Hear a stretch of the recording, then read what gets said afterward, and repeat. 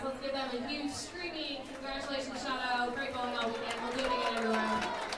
They bowled phenomenal all weekend. Coaches and teams, when you are ready, you may begin round one of the match.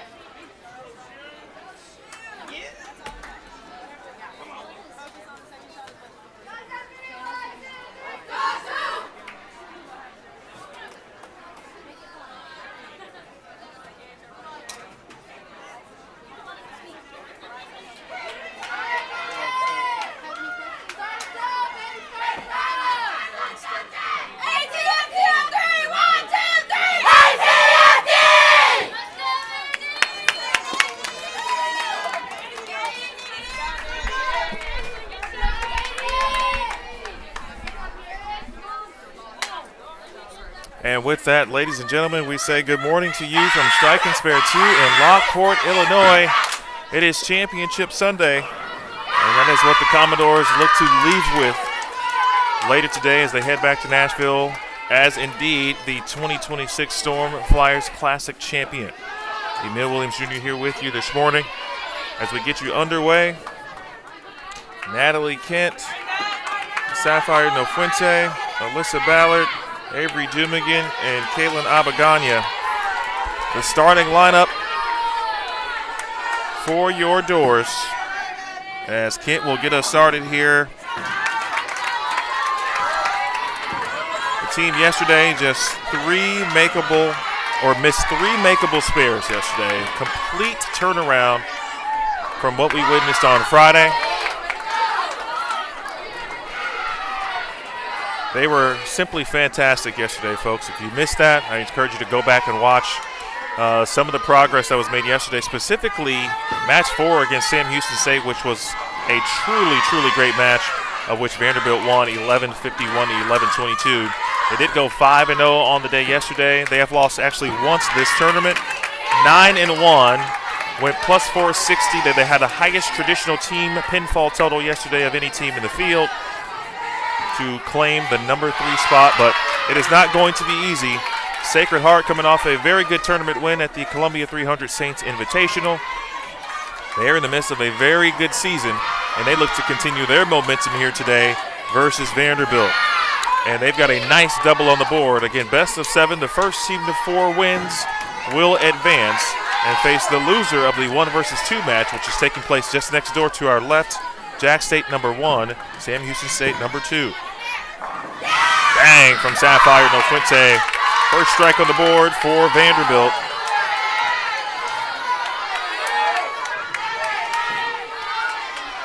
Pleased to be here with you. Of course, if you are watching on either of our platforms, whether it be YouTube and or the Vanderbilt Women's Bowling Channel, we welcome you this morning. I know it's certainly early on the West Coast, so hopefully Vandy will, whether it takes 4 games or 7 games, they continue to advance, and more individuals, more parents, friends will get on up and see what the Vanderbilt Commodores are all about. Big double there, Alyssa Ballard, who was phenomenal yesterday.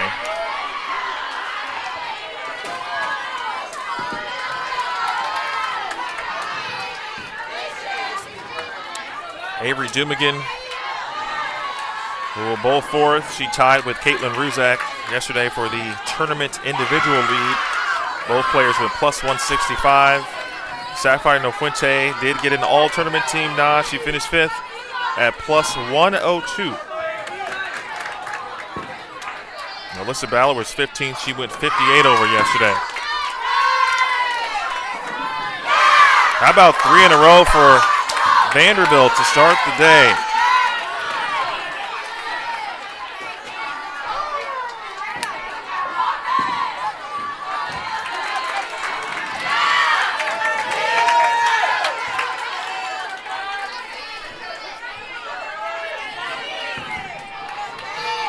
Spare 3-bagger for Vanderbilt, double 8 spare strike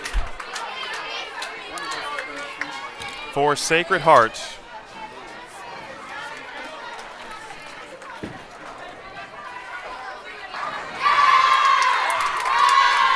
To our right, Arkansas State and Maryville. They are in the 5 versus 6 matchup. Arkansas State nearly made a big run to get from 10th to 4th. They almost got there. Sacred Heart not messing around. Sacred Heart shot 99-52. They went 107 over yesterday in traditional team competition. Again, some of the tricks to this pattern, 37 feet, 30 mils. Drop brush stops at 35. It's buffed that extra 2 feet. There is plenty of hook. And so on the fresh, yesterday, it was important for Vanderbilt to utilize surface to kind of blend and slow down, really control the break point. But you still would get a little bit of that on the fresh just because it's the fresh. And you got to allow the pattern to blend a little bit. That's a huge spare. Not that you want to be shooting the 3, 6, 9, 10 out the gates.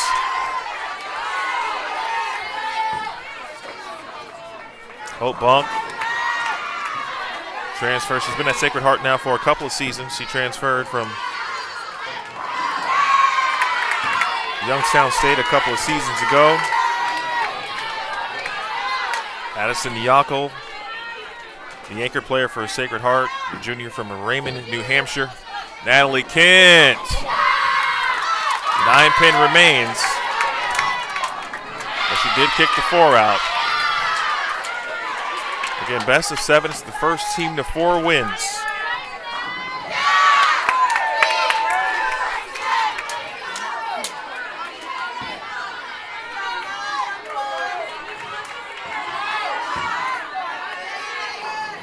Grace Maycack from West Terre Haute, Indiana, the sophomore. Of course, Indiana not too far. In fact, about 45 minutes away, realistically, from the Indiana border from where we are currently.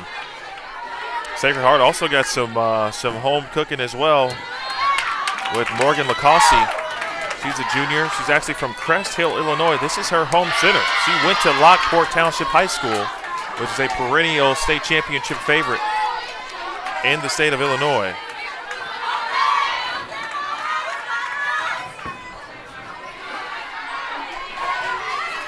After the spare from Kent, max score now for Vanderbilt, 225.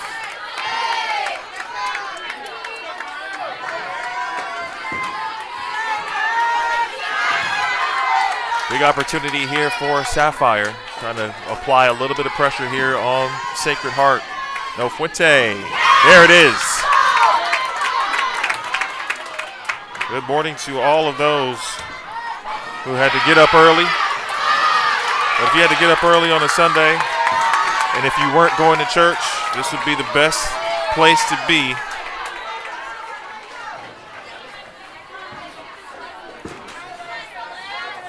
As you enter, and if you watch on YouTube, certainly hit the thumbs up. Big shout out again to the Vanderbilt Athletics Department. Both teams clean. Well bowled first game again from both squads.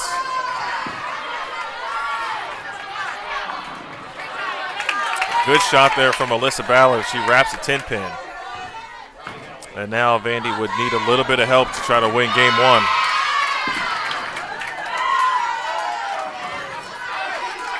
That was almost a little bit of help there.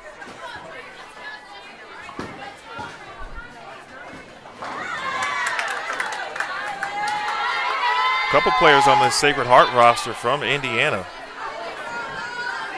Head coach Becky Craigling, assisted by Rich Jacobson.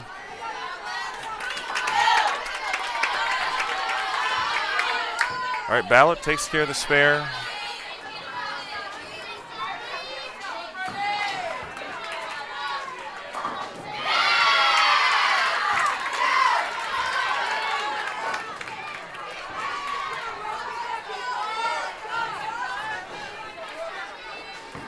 .235 still remains out there. Know what that means. Time to put on the glasses.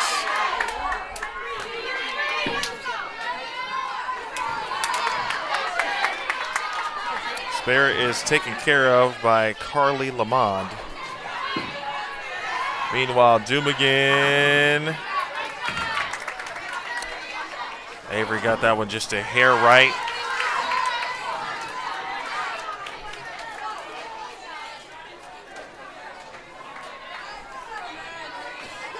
Still a path for the Commodores. If Sacred Heart opens in the 10th frame, there's a possibility. 9 out here would be 224 for Sacred Heart.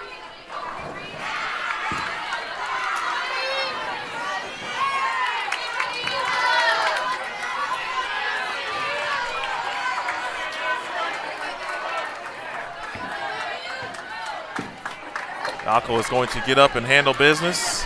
And 2-pin.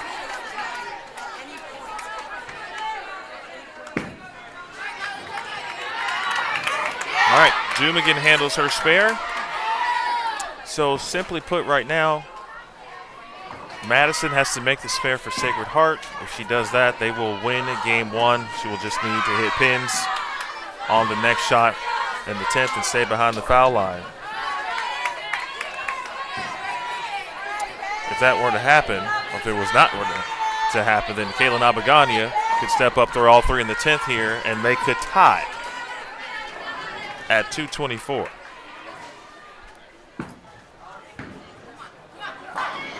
Great shot.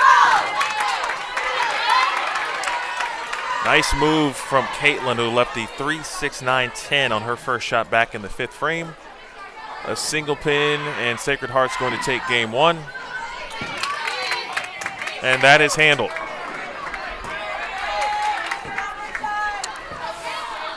Well, that was well bowled game from both teams.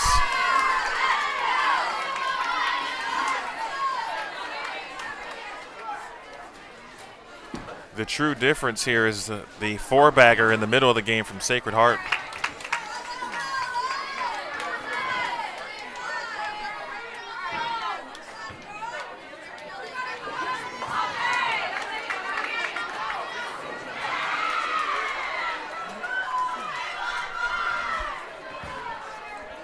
So in this best of 7, Sacred Heart will get to the lead early.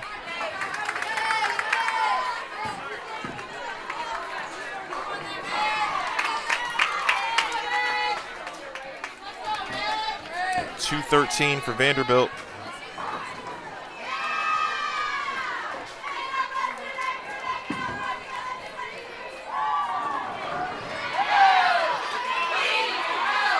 Fill shot opportunity.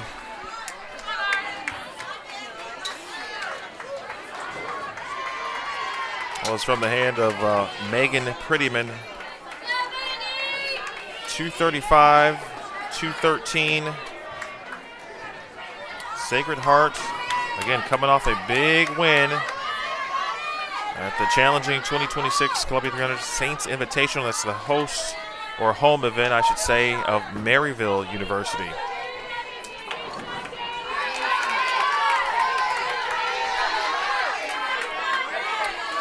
Other matches around us, looks like Jack State defeated Sam Houston State to go to in the early game 1 victory. All right, so trouble early for Sacred Heart. It was a good opportunity because there weren't many of those for Vanderbilt to get out to a lead early against Sacred Heart. Natalie Kent can get it started, and she does.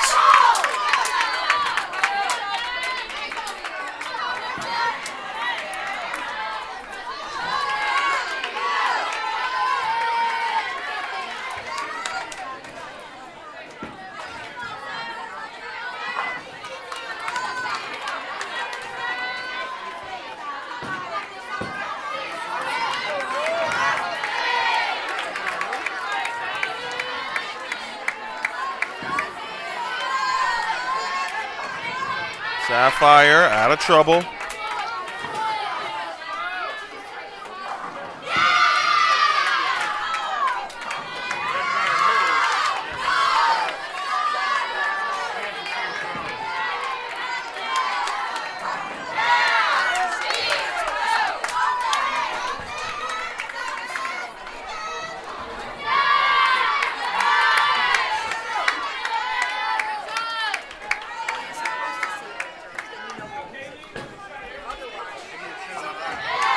Hope Bunk.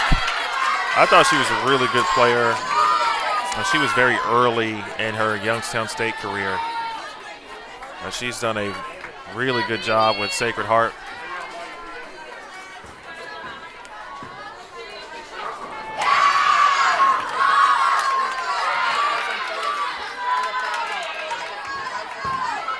So Alyssa Ballard after the spare, she is next. In the lineup for Vandy, Natalie Kent, Sapphire Nfuente, Alyssa Ballard, Avery Dumigan, and Caitlin Abaganya.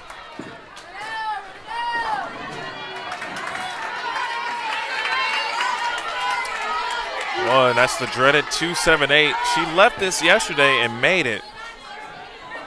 But there were some pins that kind of moved a little bit, so I think, boy, the 2 and the 7 are supremely spaced.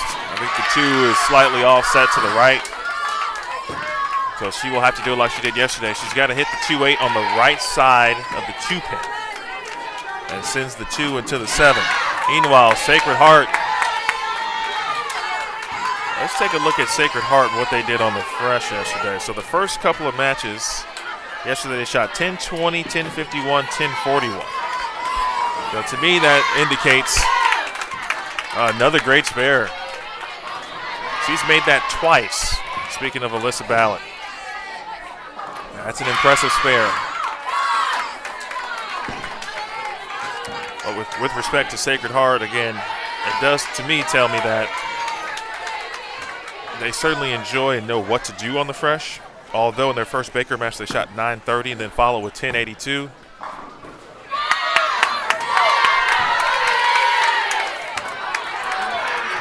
Just like that, well, the Pioneers with a very fast 3-bagger.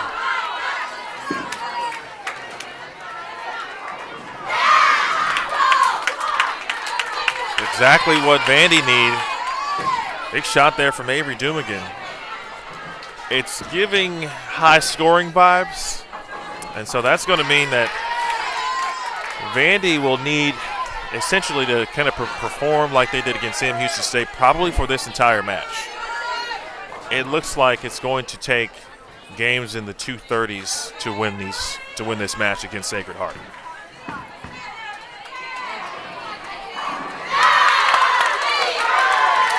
Because right now, this is a primed and focused team for the Pioneers. Abaganya, high flush. Sacred Heart 14th in the NTCA Power Index ranking. They came into this one this weekend with 50 wins against 33 losses. This weekend they are 7-3. Again, Vanderbilt 9-1. Jacksonville State, the only team to go undefeated at 10-0.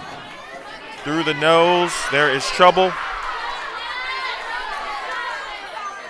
Again, an opportunity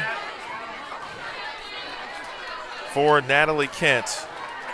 Madison Bloom, the lefty. And now a couple of splits in her 2 shots this game. Kent.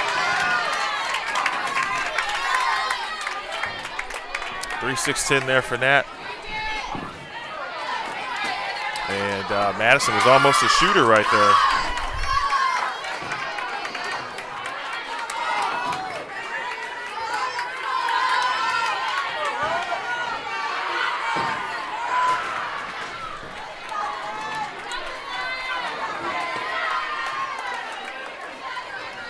Again, the winner of this match will face the loser of the Jacksonville State, Sam Houston State match. Good spare, starting to do a little bit of the math here. 244 is the max for Sacred Heart. At this moment, the max score is 244 for Vanderbilt. And now back-to-back splits, 2-8-10 from Hope Bunk. This all of a sudden feels like a must-win game for Vanderbilt. El Fuente. There it is.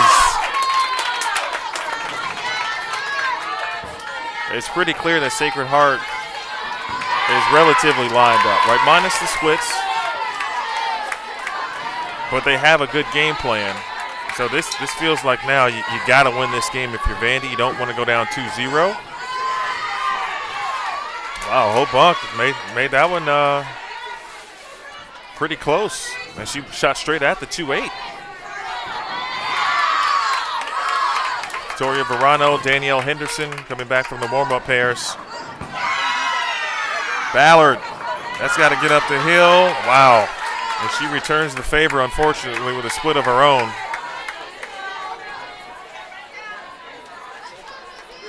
So it's a 2-10 situation now for Alyssa Ballard. Ballard, who finished 15th individually.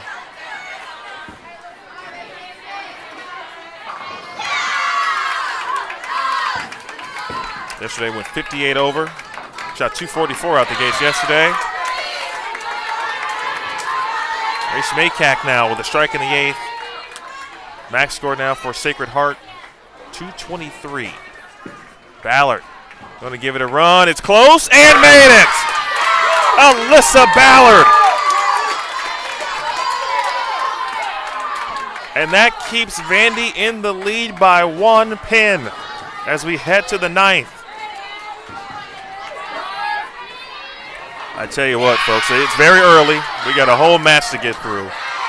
But every now and then, right, there's moments that get sprinkled. And if Vandy wins this match, you can look back to that moment. 8th frame, game 2, and what feels like a must-win game here. Lamont. And now it is simply shot for shot. Dumigan in the 9th. It's her turn. She strikes. Vandy maintains a 1-pin lead. And there it is.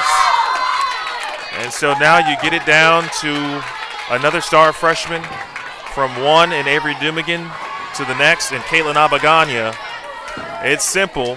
Vanderbilt cannot be shut out. They control their destiny for game 2. The question will be simply, will Madison strike here? Whatever Madison does, Abagania will have to match it.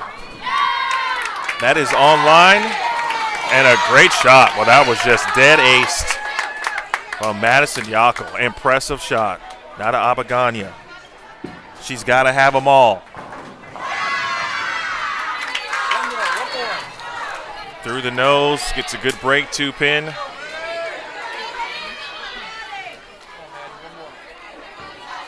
That's going to do it.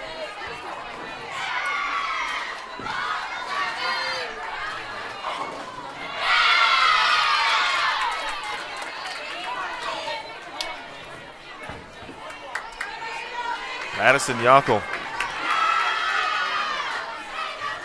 It's very rare that a team can overcome 3 splits in a game, but that's what Sacred Heart has done here. They overcome 3 splits. 8 strikes surrounding those 3 splits, and it's enough to edge Vanderbilt.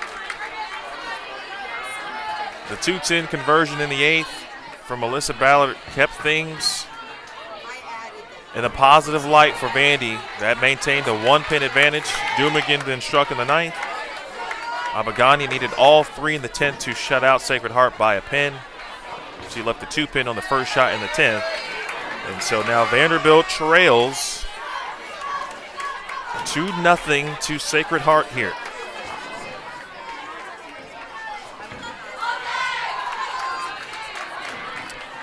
This is what athletes are made of. This is what it's about. When you get down to it, it's back-to-back clean games, too, for Vanderbilt.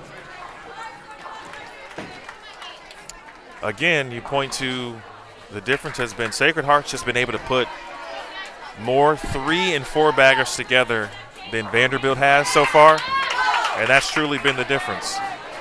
Vanderbilt has not missed a spare yet in 2 games. And they shot 213, 204.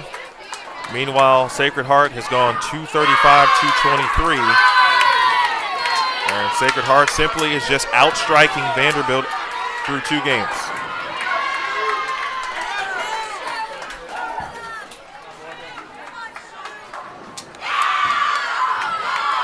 Now it feels like a truly in the must-win scenario here.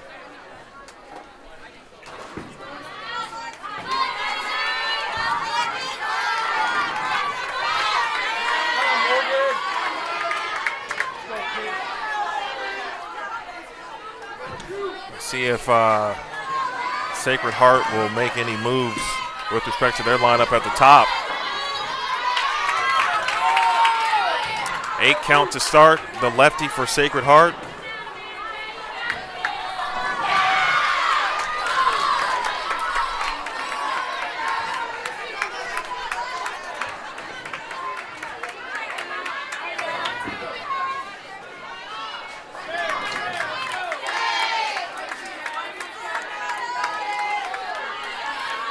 Well, Scout, I appreciate it.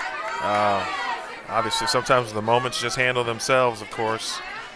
With that said, though, F1 is cool. Maybe I'll spend more time watching a little F1.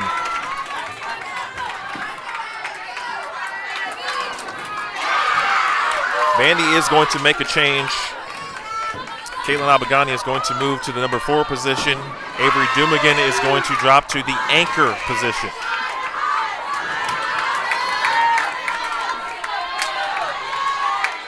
Again, winner will face the loser of the 1 versus 2. No Fuente. And I believe the loser of this match would then face the winner of the Arkansas State Maryville match. And essentially what will become possible battle for 3rd still and or 5th.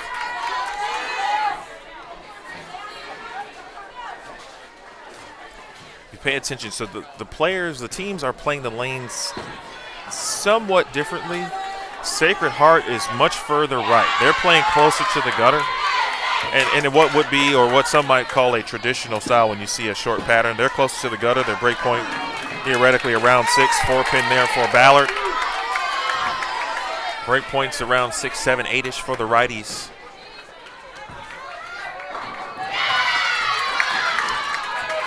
This looks like a group that certainly is very good when they can keep their angles in front of them. And they are taking it to Vandy right now. Again, 235, 223, the first couple of scores for Sacred Heart. And they're back on the right lane where they shot 235.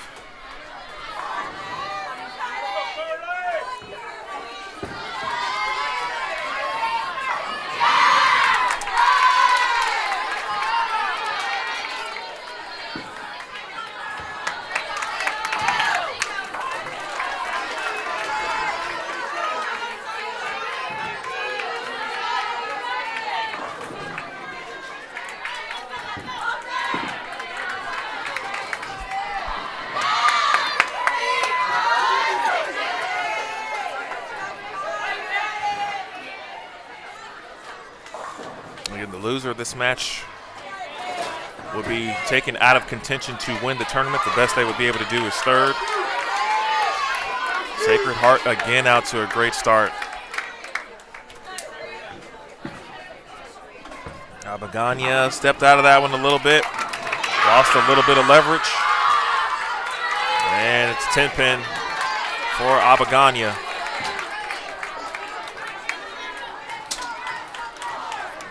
You know, it's the same pattern out there, but of course each day they play differently.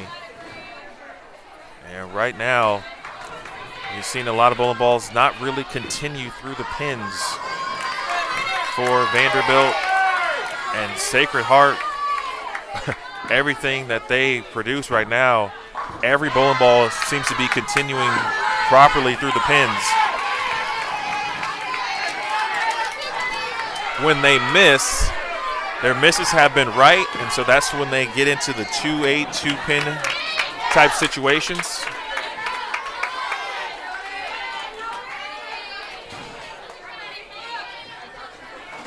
But you don't want to be the team kind of relying on the opponent to give you a couple of breaks to miss. Vandy's got to find a way to put together a three-bagger. And to be quite honest with you, they got to find a way to put 4 in a row together, because that's been the difference. Sacred Heart's able to put 4 in a row together most of the time, and Vandy hasn't been able to do that. A lot of single pins. Again, Vandy is still perfect. They have not missed a makeable spare yet. That normally would get you some victories. That is not the case so far this morning. Can Dumigan get us started here? She's now in the anchor roll. We'll take it. Just that hint of slower ball speed for Avery Dumigan allowed that ball to get around the corner.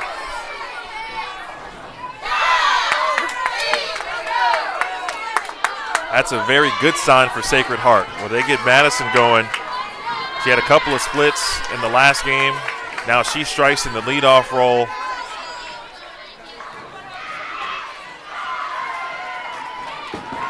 .268 right now is the max score for Sacred Heart.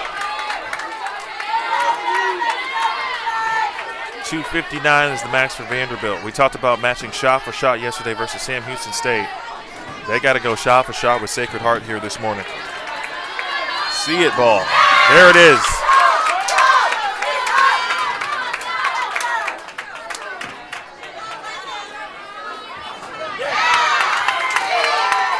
Hope Bunk delivers yet again.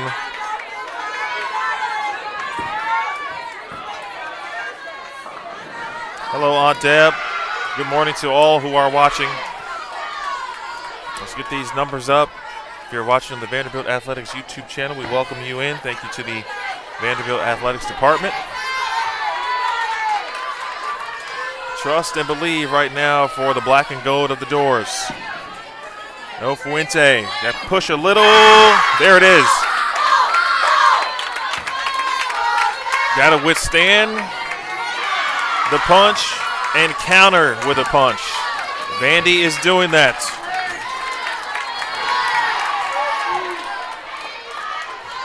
Big shot here for Alyssa Ballard. Her last 3 frames, 2-7-8 spare, 2-8 split spare, and she left a 4-pin in frame 3.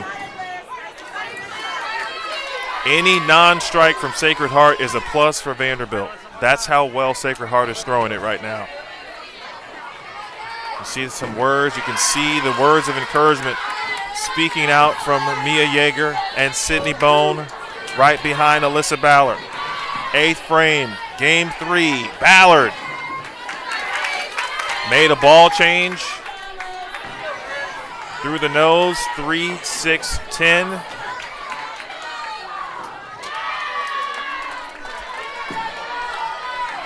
.28, converted.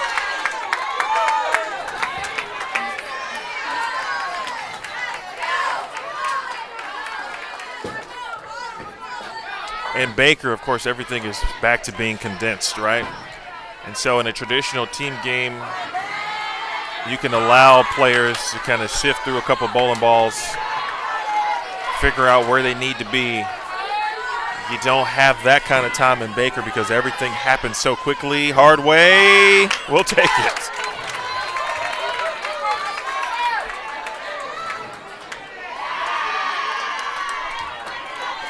Carly Lamond for Sacred Heart. Week 10, no messenger. Makes their max 235. Here it is again. Vanderbilt with Abagani up in the 9th, can step up and strikes in the 9th and the 10th. and they can win by 1.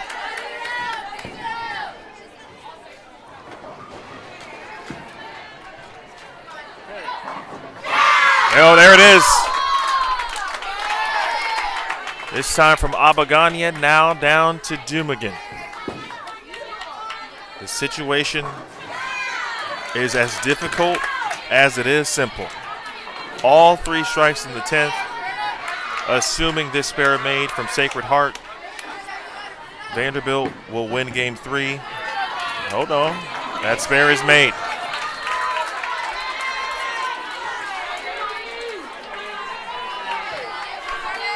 Avery Dumigan, who tied for first, the individual champion with Caitlin Ruzak of Arkansas State. She can throw all 3 in the 10th. Vandy to win game 3. First shot. Got to push. And a 10-pin.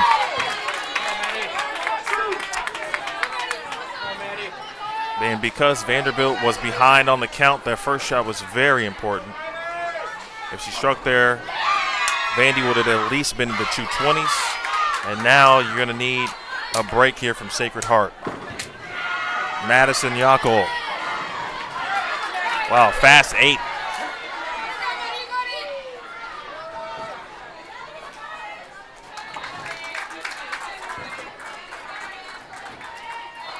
The thing to remember, folks, as good as these players are, and Avery, Caitlin, they have been through just about everything you could do at the youth level. That these subtle experiences, they are different. And they are growing and learning in the roles each and every time out. They have doubled. They've thrown 3 in the 10th many times for themselves. And I got to tell you, I've been where they've been. And when you feel like you got the weight of the team resting on your shoulders, it makes you want it that much more. I got to tell you, folks, first of all, Madison's got to make this, and she missed it. Yackel missed the spare. And now, hold on a second. This field shot now is of utter importance.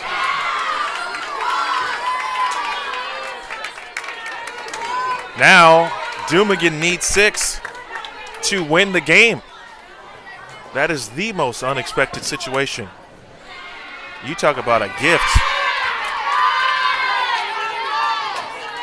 But they were about to send Victoria Verano in for a field shot. Now Dumigan needs 6 to win. 5's a tie. And she got 7. And Vanderbilt steals game 3. Highway robbery. But when the gift is presented, you don't give it back. It's just like Christmas. Somebody gets you a gift, you may not like it, but you're not giving it back. You might sell it later. You might give it away, maybe. You might re-gift it, but you ain't giving it back. Vandy, ladies and gentlemen, is on the board in perhaps the most improbable way. And could this be the moment? Vandy with a little bit of momentum.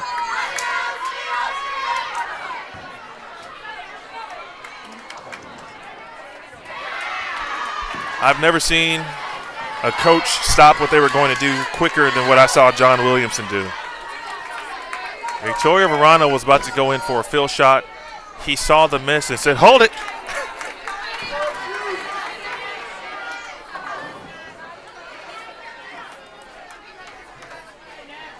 And now Sacred Heart's going to move Madison from the anchor role to the leadoff role.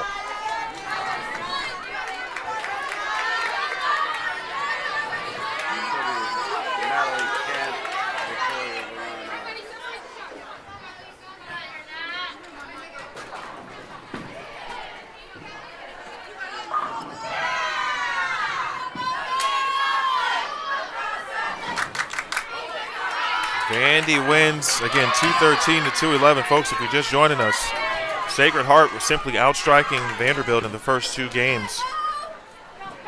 And Sacred Heart with an opportunity to close out Vanderbilt in game 3 Madison Yako missed a 4-7, missed them both, which then put Avery Dumigan in a situation after making a spare. Dumigan could have struck out and won the game outright. She left a 10-pin, and because of the Yako miss from Sacred Heart, Dumigan simply needed 6 on the fill. That did not allow Victoria Verano to get a fill shot, but I have been informed by Coach Williamson, Victoria Verano is entering the lineup.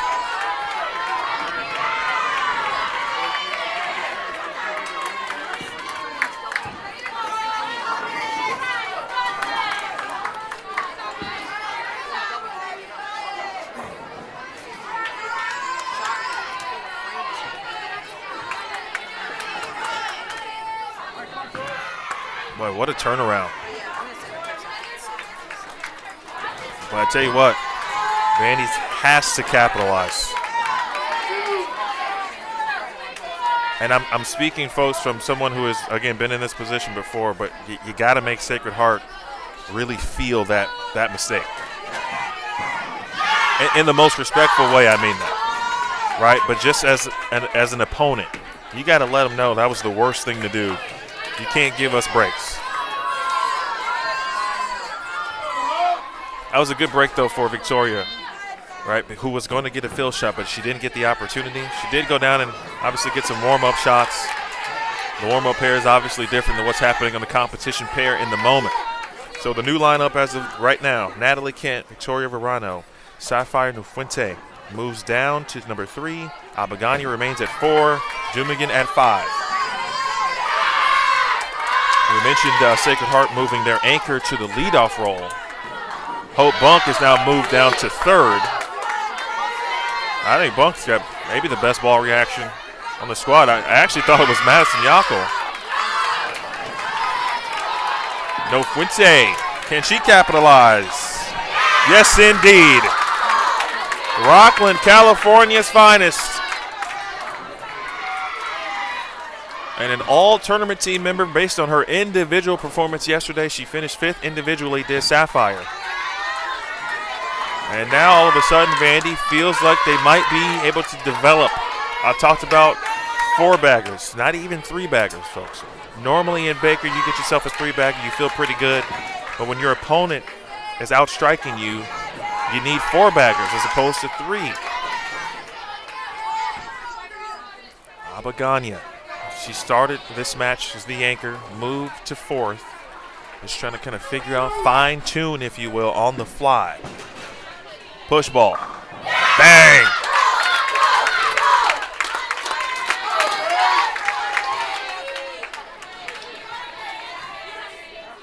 Great shot, perhaps the best of the match there for Abagania. Vanderbilt, the number 2 ranked team in the country in both the coaches poll and the NTCA Power Index ranking. Boy, Carly Lamont has been fantastic for Sacred Heart. I think she's maybe missed once, and that was a 2-8 that she converted. Each of these games have been close. If I would have told you on Friday that Vanderbilt would miss no single pins, they'd be clean through 3 Baker games, but yet they'd only have 1 win, you may not have believed me. Here's the first 4-bagger for Vanderbilt. Okay, again, keep that in mind. First 4-bagger for Vanderbilt, the team that has had the most strikes, truly, and I know that sounds rudimentary to say, but that's just what it's come down to. I have to tell you again why 4-baggers are clutch, right? Because Vanderbilt now still has the lead against Sacred Heart, who literally has not stopped striking.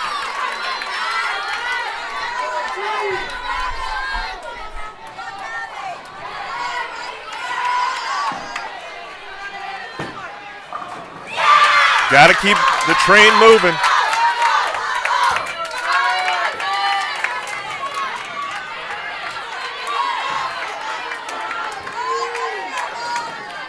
That was Grace Maycack, who moved down to the 4th spot. Carly Lamont for Sacred Heart is now bowling anchor.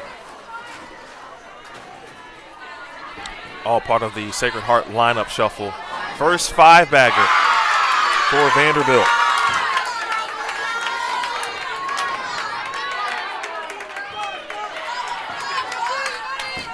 We got good people from Ames, Iowa watching right now. Good morning to the Bennetts. Morano. That's a good shot for Victoria. And again, all things considered, had a fill shot, or did not get that fill shot. Had a couple of warm-up shots. The shot in the second frame went Brooklyn. This one hits the pocket.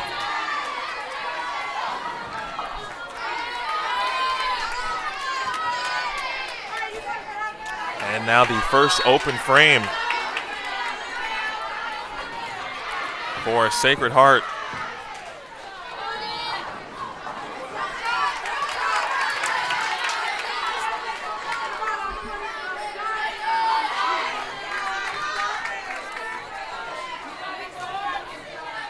Morano.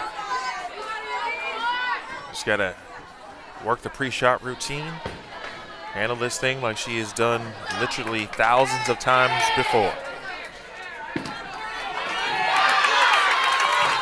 And she showed a lot of senior leadership as the Doors broke the huddle this morning. It was her voice I heard a lot of. And I heard clearly talking about making sure they focus, certainly on the second shot as well. And they talked about, essentially, that is an ode to keep focus on spare shooting, which was excellent yesterday, and so far excellent again here this morning. No Fuente gets the 7 and the 10 to fall, and for the first time in this match, Vanderbilt with some clear momentum. They trail 2-1. They got a gift in the 10th frame in Game 3.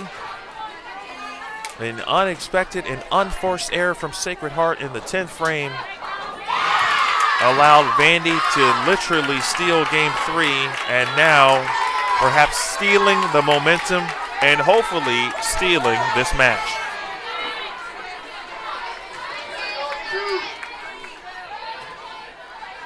A win is a win, but I got to tell you, 260 would feel real good right now. Striking the ninth would help that cause, and there it is.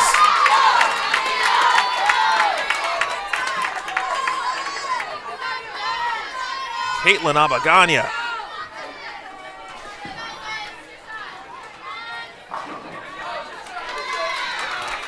Another good shot there from Hope Bunk.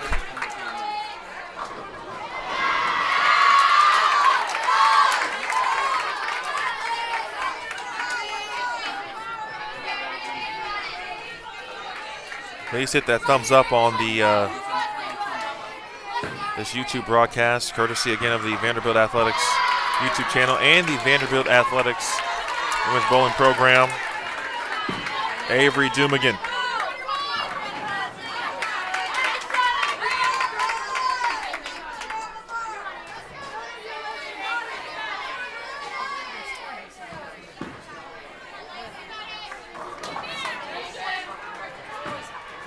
This one is mathematically over. Vanderbilt has won Game 4, and the match now is tied at 2 games apiece.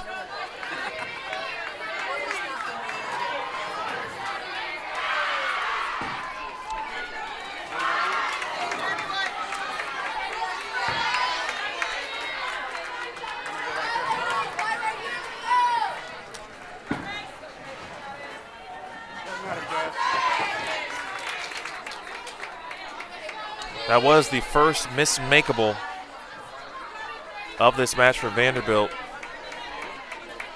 I'll tell you why that one slightly hurt, and it wasn't about percentages. But Coach Barnes was looking for another bowling ball for Avery to try on the fill. So when you do have opens in the 10th frame, it does not allow for that player in that particular moment to try a different piece of equipment.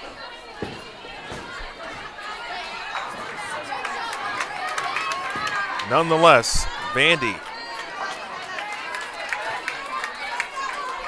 will take game number 4. They have won the last 2 games. 236, their highest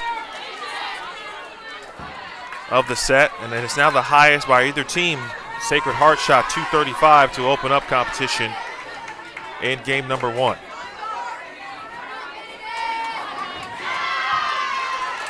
the good news also is that Vanderbilt has now won a game on both lanes. Sometimes it can come down to which lane is the better of the two. But they've done nothing to suggest that what they see on the lanes is different than kind of what's happening or what they thought with respect to practice this morning. They seem pretty lined up on both lanes. Now you anticipate transition. You know it's going to happen.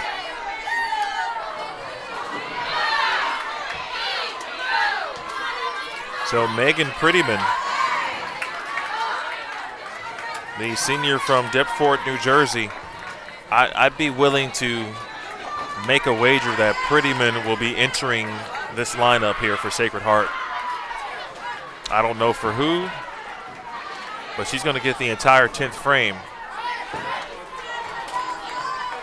Sometimes the beauty of losing early is you can set aside a full frame for a player that you may want to come in. They'll get 3 shots perhaps as opposed to just 2 or 1.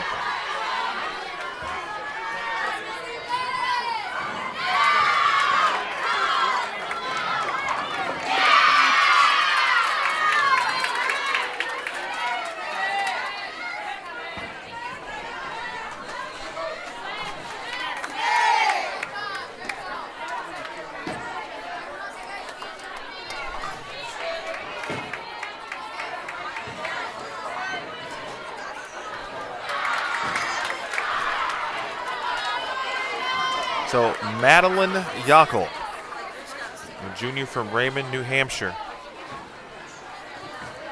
It'll be interesting to see what happens here. So Madeline began as the anchor. Everything looked great for 2 games. Then Madeline missed the 4-7, which allowed Vanderbilt then to step up and get 6 on the field to win game 3.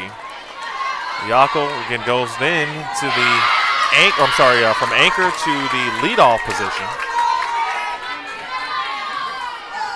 And now Madeline, who I called Madison earlier, I wrote that wrong. My apologies to the Yockel family who may be watching.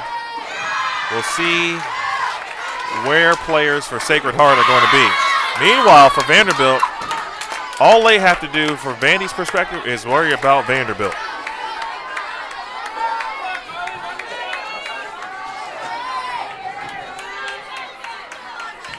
Big shot for Natalie Kent. Again, you cannot allow Sacred Heart to feel like, again, they're in this match. You gotta turn the knife a little bit. I gotta tell you, folks, as a competitor, simply put, there were no friends on the approach. I was that kind of competitor.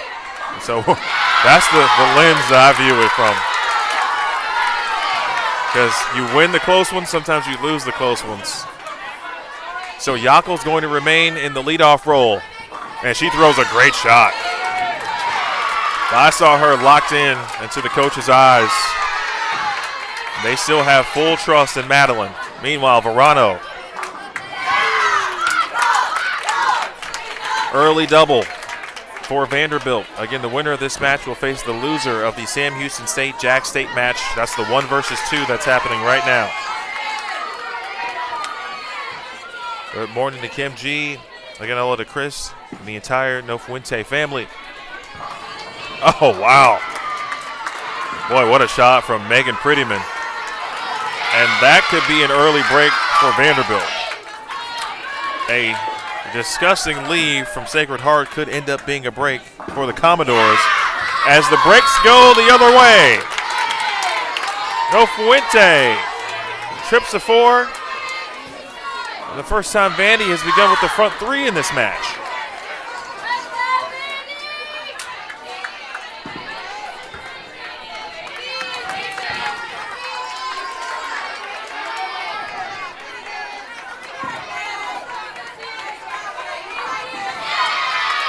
Can Abagania keep this train rolling? We have now got a tie match.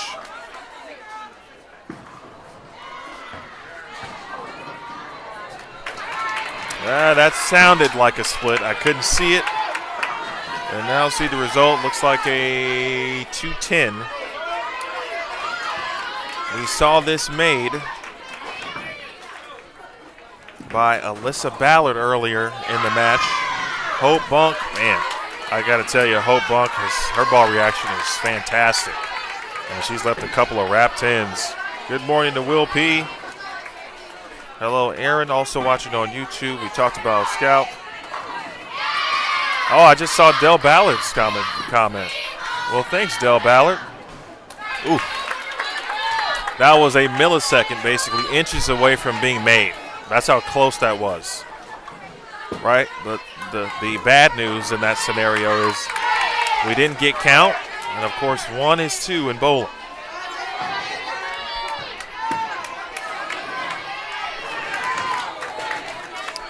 And Sacred Heart gifts another break for Vanderbilt, and now can they reset? Speaking of the Commodores.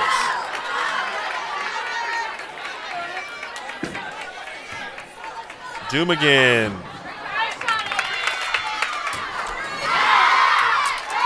hard to tell from here, but Avery's bowling ball right now looks a little lazy down lane. And you don't know if that's something that she's doing just at release. Maybe she's just missing it at the bottom, or it's the bowling ball itself. And I also don't know if she made a ball change. But it's something to keep an eye on at this point.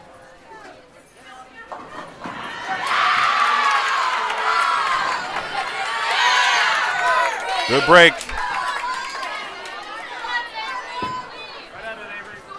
Grace has been phenomenal. Carly Lamont had moved to that anchor roll, that 4-5 for Sacred Heart. The way they've had it the last couple of games has looked really good.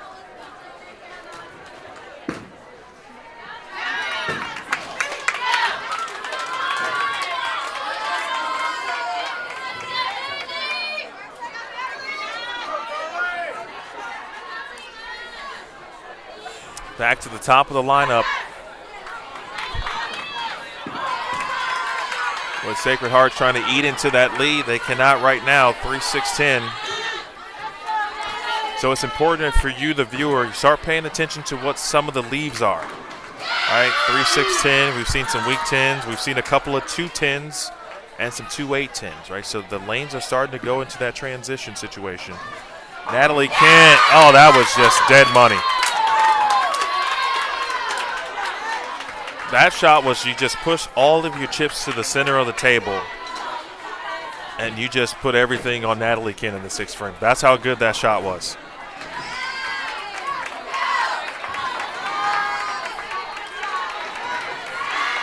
Vanderbilt looking to take a 3-2 lead after falling behind 0-2 to Sacred Heart to open up this match. It's spared by Lamond. I've come away pretty impressed, though, with the effort here from Sacred Heart, especially the way they started. Madeline Yockel, Carly Lamond, Grace Maycack, been fantastic. Morano, makeable spare. They go back to the top of the lineup, speaking of the Pioneers.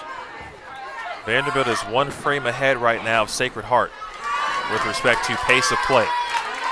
Yockel, who's been playing closer to the gutter, 6 until the 10. I believe Yockel and Hope Bunk's ball reactions, along with Carly Lamont, have been the best.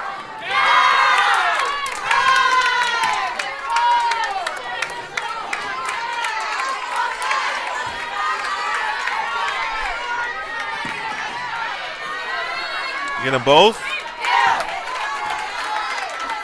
There have been 1 mismakeable spare and 2 opens overall from Vanderbilt now through what is essentially 4.5 games.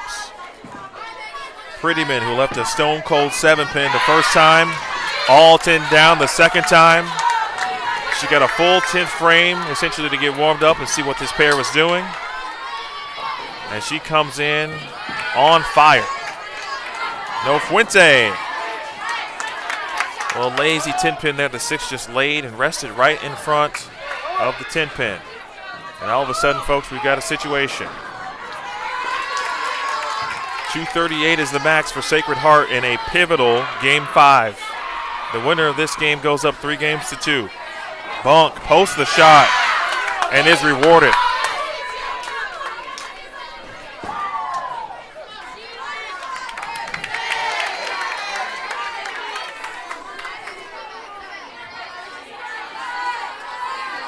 No Fuente, there was a look for her spare ball because she hasn't had to use it almost the entire match. I think that was just her second miss with respect to non-strikes. Vanderbilt started with the front three. Abagana left the 2-10. Meanwhile, you see the open frame for Sacred Heart in the third. They have battled back with a three-bagger. No Fuente takes care of the spare. But Vanderbilt right now trailing in this game. Their max is now 223. Grace Maycack, who has been excellent in her role. Grace sporting number 9, the sophomore from West Terre Haute, Indiana. Looking to keep Sacred Heart in front this game. And week 10.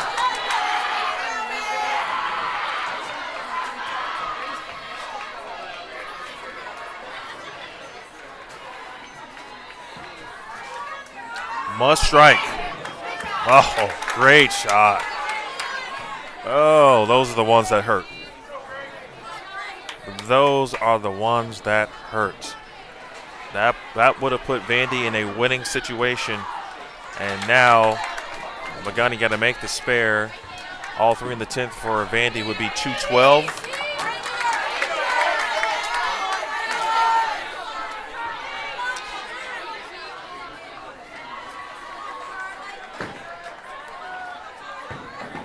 A lot of possibilities here, but first and foremost, got to make the spare. So here's the deal. Carly Lamond, and step up.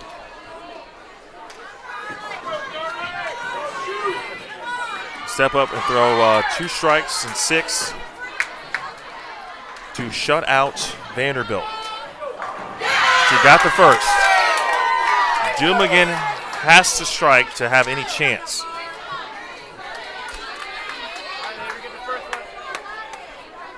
Must strike here from Avery Dumigan.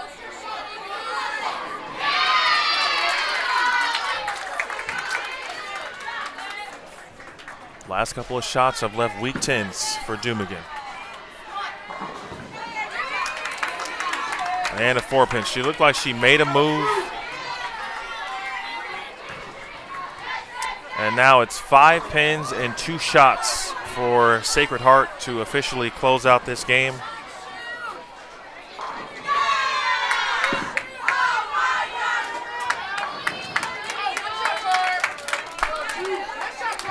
Had Avery struck on the first shot in the 10th, Lamond would have had to strike to shut him out. Of course, she leaves a 10-pin there. If Avery had struck, she would have had another opportunity to strike, and that would have been a winning situation for Vanderbilt. Now the Doors find themselves once again trailing.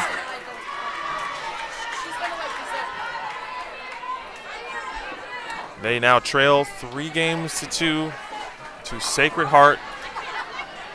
The match to our right is already complete. Maryville and Arkansas State over there.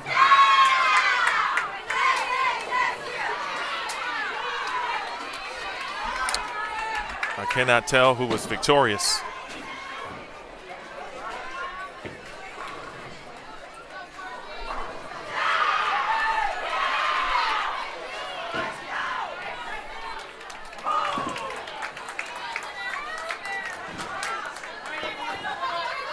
Lamond tries something there, which was a good idea on her part.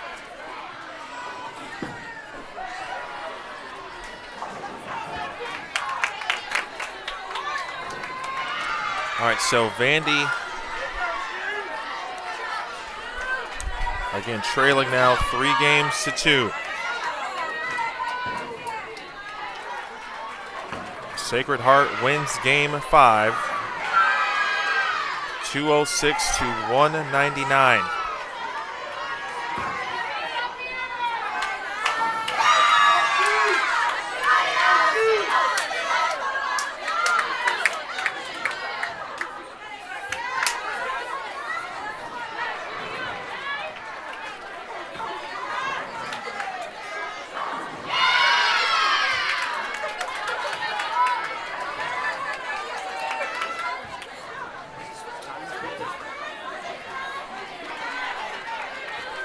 Again, it's the first team to win 4 games.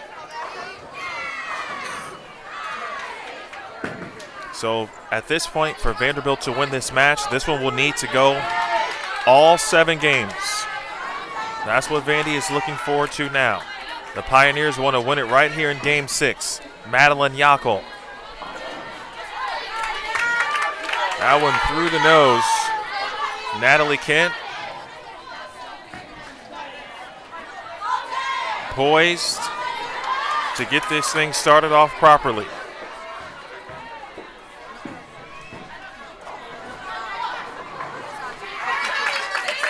Looked like a good shot, 10-pin. It just got word that it was Maryville who defeated Arkansas State. So Maryville awaits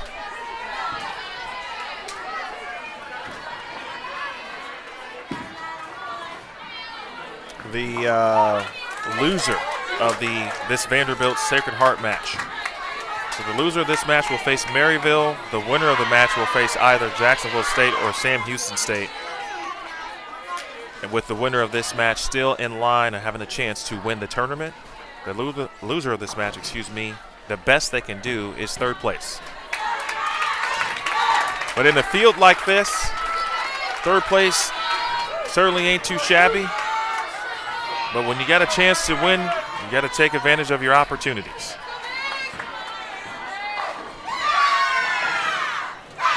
Bert Gwynn checking in saying, "Let's go Doors" on Facebook.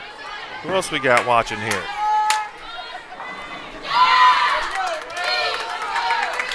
Coaching staff told me that Megan Prettyman generally bowls pretty well against Vanderbilt, and since she's been in the lineups, that's exactly what she's done. She came in during Game 5, left a 7-pin, has now struck the last 2 times, speaking of Prettyman, for Sacred Heart. Verano.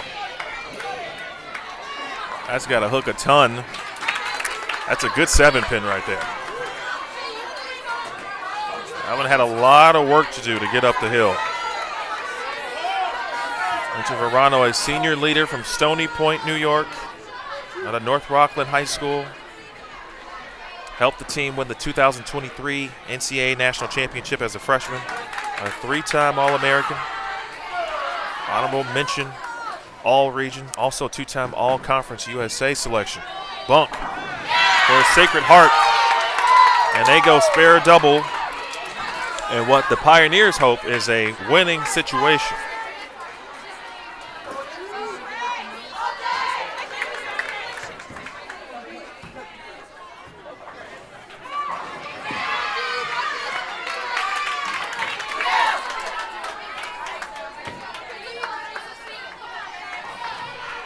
Spare handled by Verano.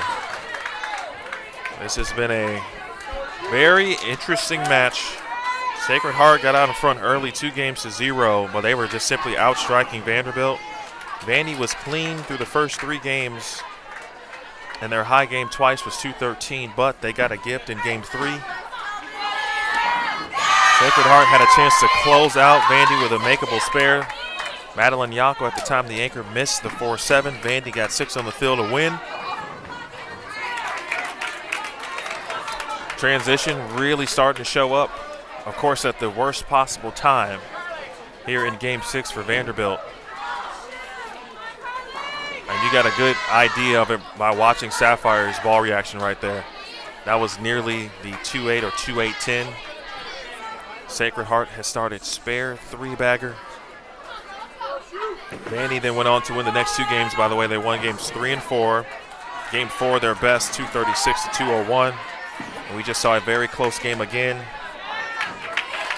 206-199 in favor of Sacred Heart. Now, Carly Lamont. I got a good view of that one. I think she just kind of got forward with it early, kind of dropped it a little bit at the release. 2-4-10. This could be the small break, the opening that Vanderbilt needs. They won't get very many. They got to take advantage of it right here, right now. For the Doors, 3-6-10.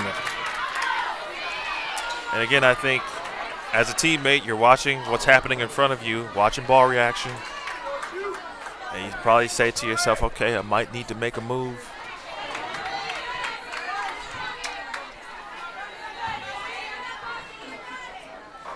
Two, 4, 10.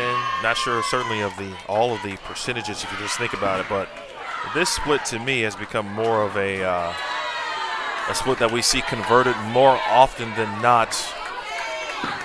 And it's going to be online for Lamont, and she does it.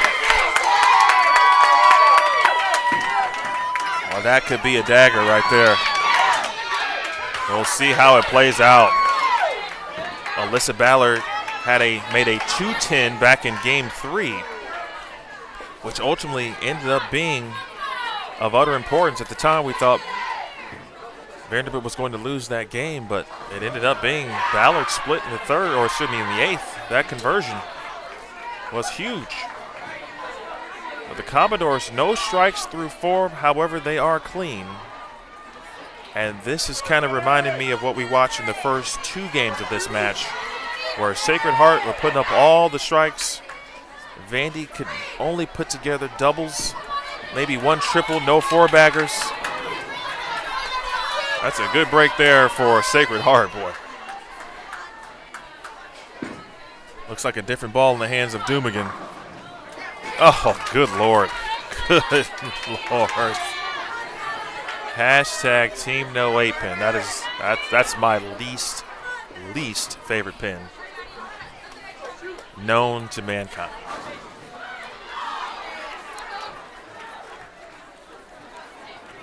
And simply put, folks, if you think about it in a situation, and as a Chicago Bears fan, and if you follow the NFL, you know about the Bears season. They've had a gazillion come from behind victories. They have been a second half team. Speaking of the Chicago Bears, that is what Vanderbilt will have to do. They will need to be a second half team to win this game.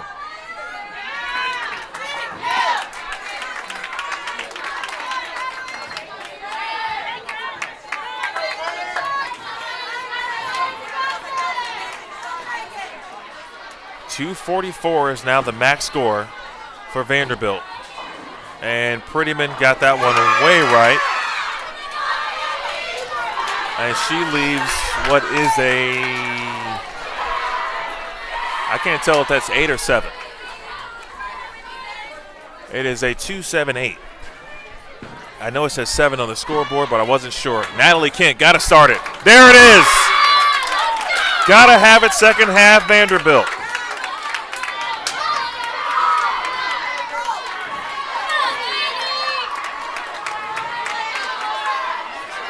Ice got to be in the veins.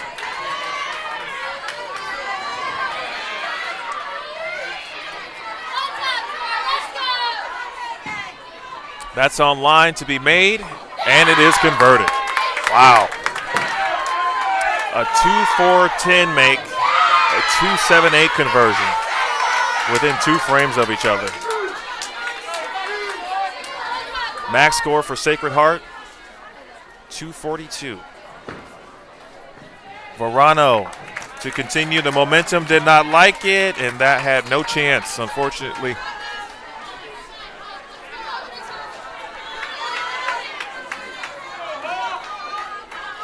And this is not the easiest of spares either. A 1-3-9, Hope Bunk.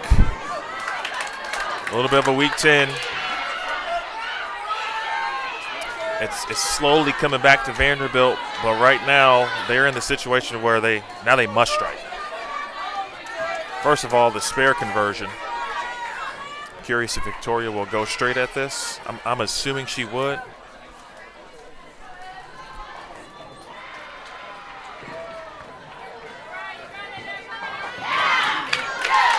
Good spare. Still couldn't tell if she hooked at it or not. I think she hooked at it. 224 is now the max for Vanderbilt.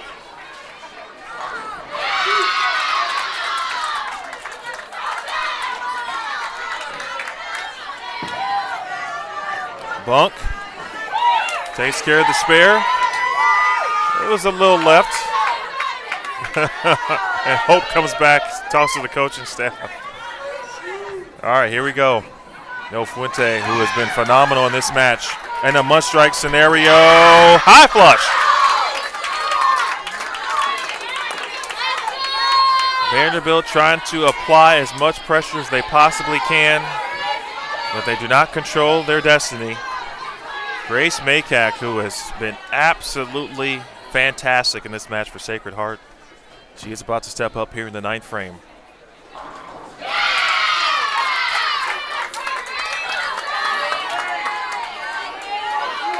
If she does not strike, Vanderbilt will have a chance to step up and win the game in frames 9 and 10.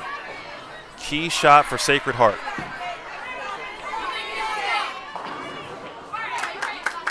Close to a split, but most importantly, it's a non-strike. Abaganya gotta have it. There it is. The 6th pin was late to get the message, but it fell to the right side. And now Avery Dumigan, who just left an 8-pin. Again, freshman to freshman. And truly, when you add Sapphire into that, sophomore, freshman, they have been excellent for the doors.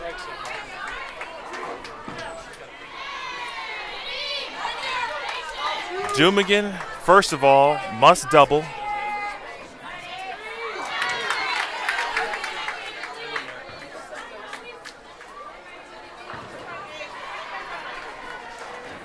Double and 7. And Vanderbilt will take this to game 7.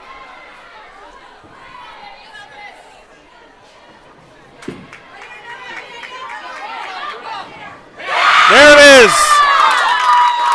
First one had a long way to crawl. That one came back from downtown Chicago. We are live from Lockport, Illinois, about 45 minutes from downtown Chicago. Now Lamond, she has to double here to keep it in a situation. Now the best they can do is 209.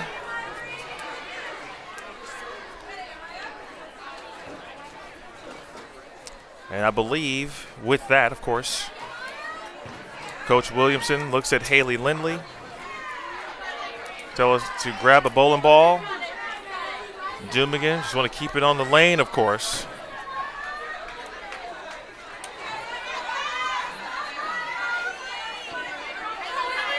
We've seen weirder things happen in bowling.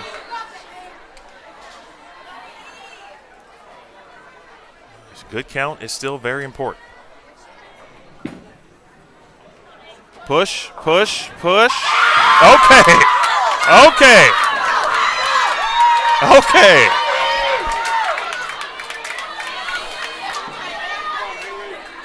Wow, what a match this has been.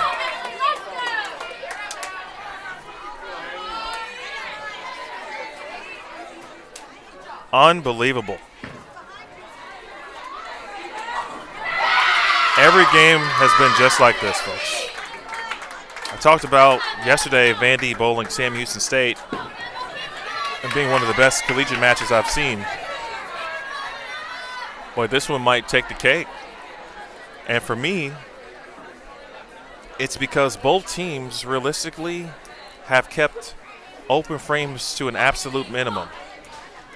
You saw the split conversions from Sacred Heart to keep them in that game. They had the lead up until the 9th frame. Vanderbilt has been so good at spare shooting yesterday and today that has certainly carried over. Their makeable misses this particular match, I think, is still at 2.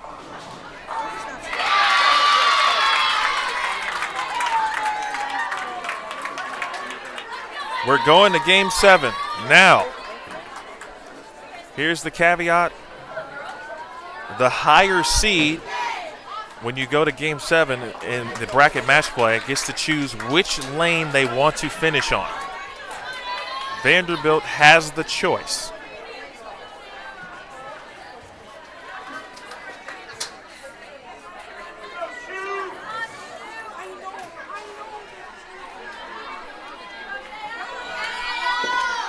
223, 198. We're going to game 7. We're tied at 3. Winner advances to face either Jacksonville State or Sam Houston State. It will effectively be the loser of the 1-2 match. The loser of this match, Sacred Heart Vanderbilt, will face Maryville, who defeated Arkansas State in a battle trying to get to 3rd place ultimately. Madeline Yackel. And her ball's starting to hook from that spot on this lane.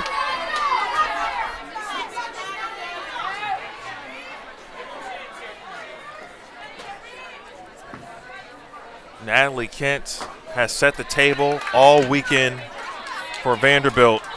And she does it again. Natalie Kent with the full fam in attendance.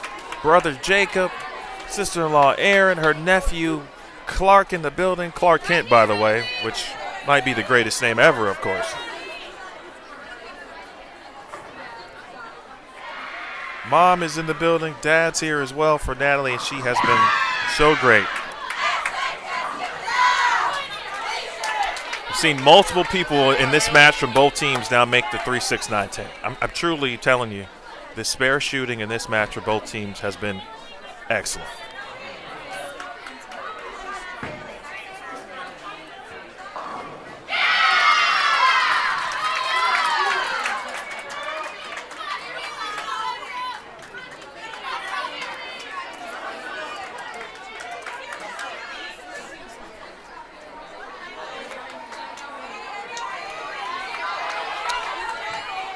Wow, yesterday or Friday when I told you every time I see Haley Lindley come into a contest, she is great. Her phone has rang. She has picked it up. She's answering right now. Lindley off the bench. Oh, my goodness. Haley Lindley does it again. Off the bench, the junior from Greenwood, South Carolina, answers the call every single time.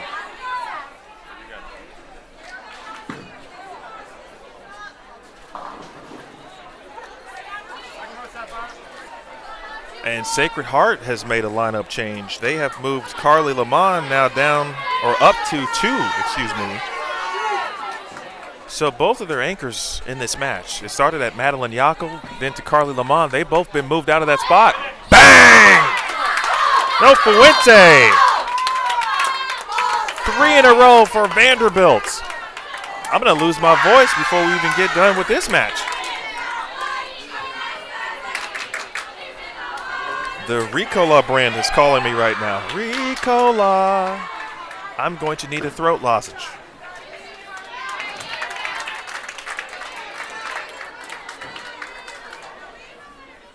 (9:40 a.m. Central Time, folks. We got started early. It's Super Bowl Sunday, but the real Super Bowl is right here at Strike and Spare 2. Game 7. Number 3, Vanderbilt. Number 4, Sacred Heart. Abagania looking to keep the train rolling. Did not like it. Oh, she got a break.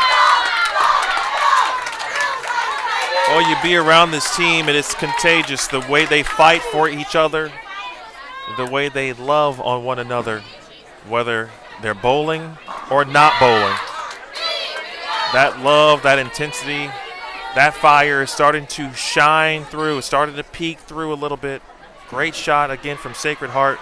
Megan Prettyman has come in and provided, again, a very good spark for the Pioneers.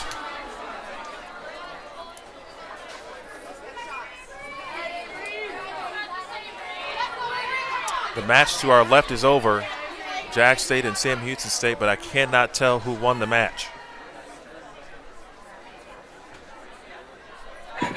Vanderbilt. Doom again. Oh, get out of there, 9.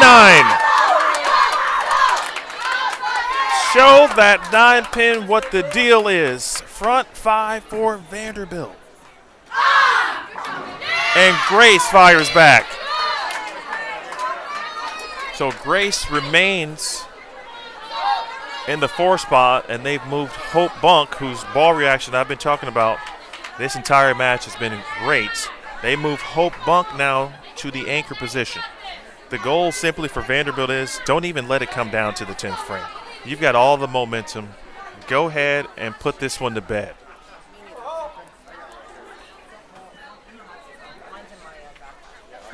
Kent, the lone match going. 10-pin.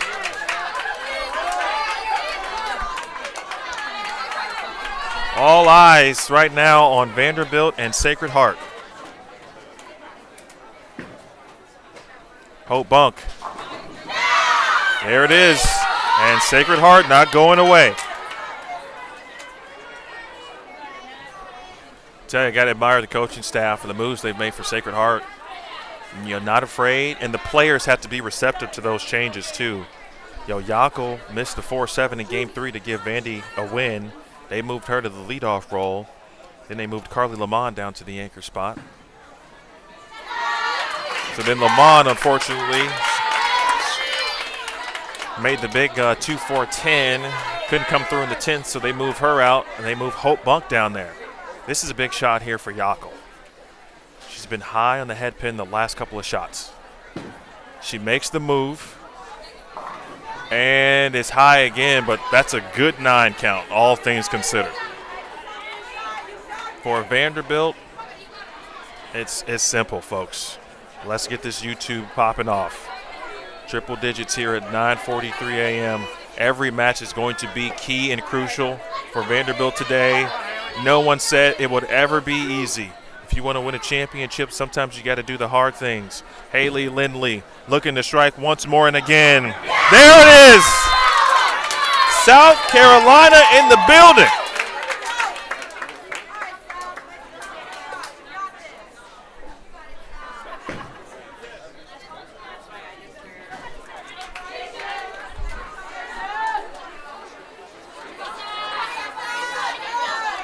Yako takes care of the spare.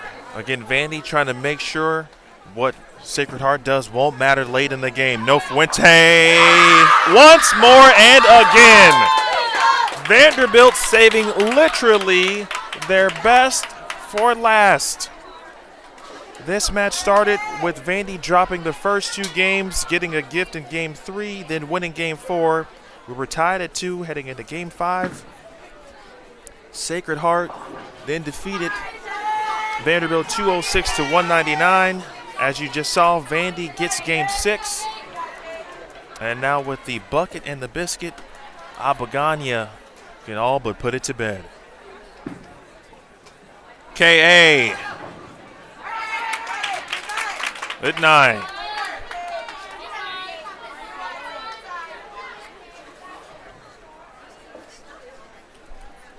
With a spare here, Sacred Heart would still be looking at 231 max.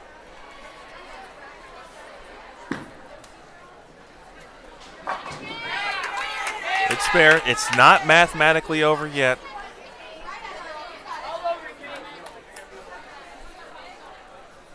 But it could be right here. Abagania handles the spare. And now Dumigan. Good count. Keep it on the lane, of course. Stay behind the foul line. And Vanderbilt, you're talking about coming from behind, trailing 0-2 to start the match. Unbelievable. Megan Prettyman. And with that non-strike,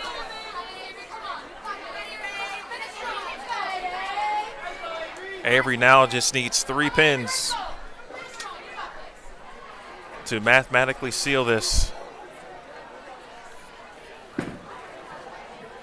Dumigan, bang, and there it is.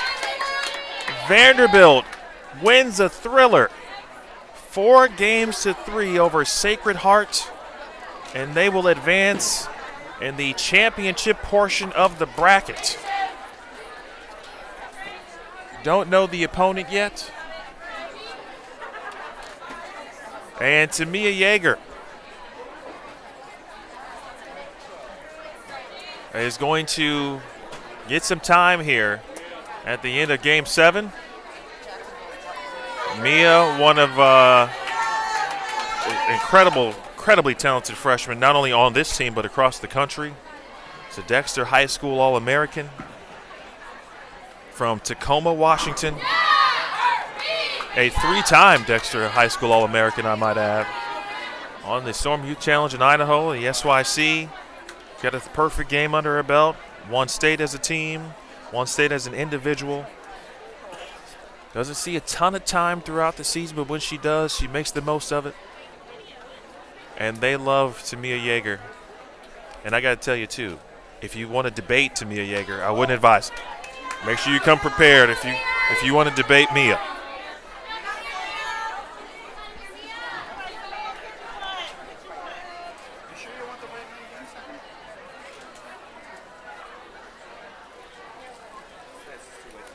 They're about to go crazy if Mia strikes here. Oh, it was close. Oh, Yeager loves to travel. Something for Renee to keep an eye on. Shout out to Renee, part of our the women's bowling staff here. Mia can sing the entire Hamilton soundtrack from beginning to end. Should make for an interesting long road trip if we ever get to that point. Nicely done, Mia. 248. I told you folks it was going to take high scores to win this match. That's just the way the atmosphere set up shop, and you got to give credit to Sacred Heart. They got out in front early, 235, 223. Vandy was clean through the first two games, but only could shoot 213, 204. Again, the gift, you go back to game 3. That missed 4-7 from Sacred Heart in the 10th frame would have won them the game. That gave Vandy life. They went on to win games 3 and 4. And then, of course, we get to game 7, and they saved their best for last. Sacred Heart is now going to face Maryville, and they will still have their eyes on third place. Vanderbilt now will face – who will we face?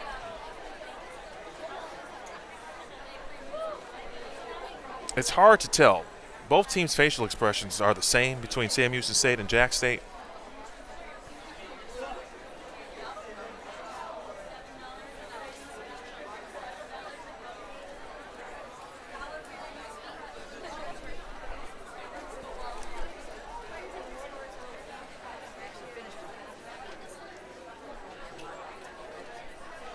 So Vanderbilt will face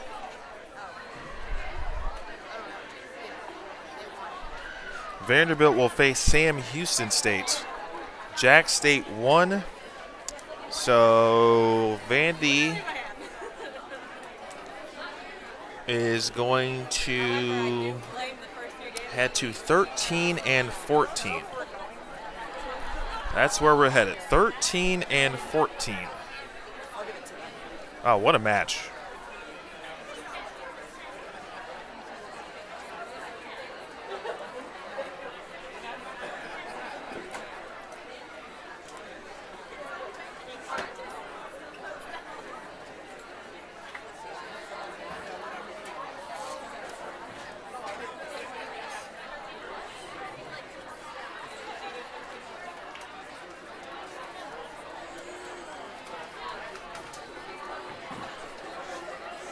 With the win from Jack State, they have advanced automatically to the championship match.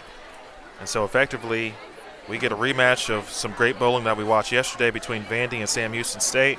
And the winner will face Jacksonville State for the championship.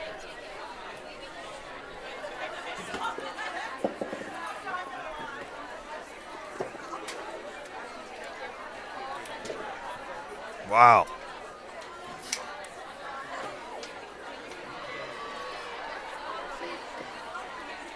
Just unbelievable. See Kathy Lizzie in the building, rooting on her niece, Alyssa. Sean Friendly watching. Of course, Kathy will then have, next season, will have dual allegiances. Her daughter, Olivia, Alyssa's cousin, will head to Wichita State.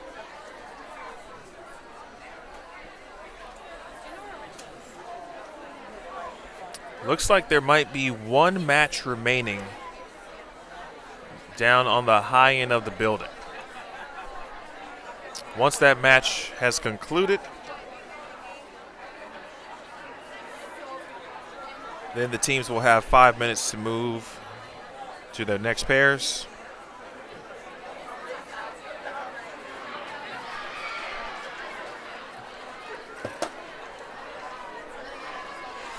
Don't go anywhere, folks.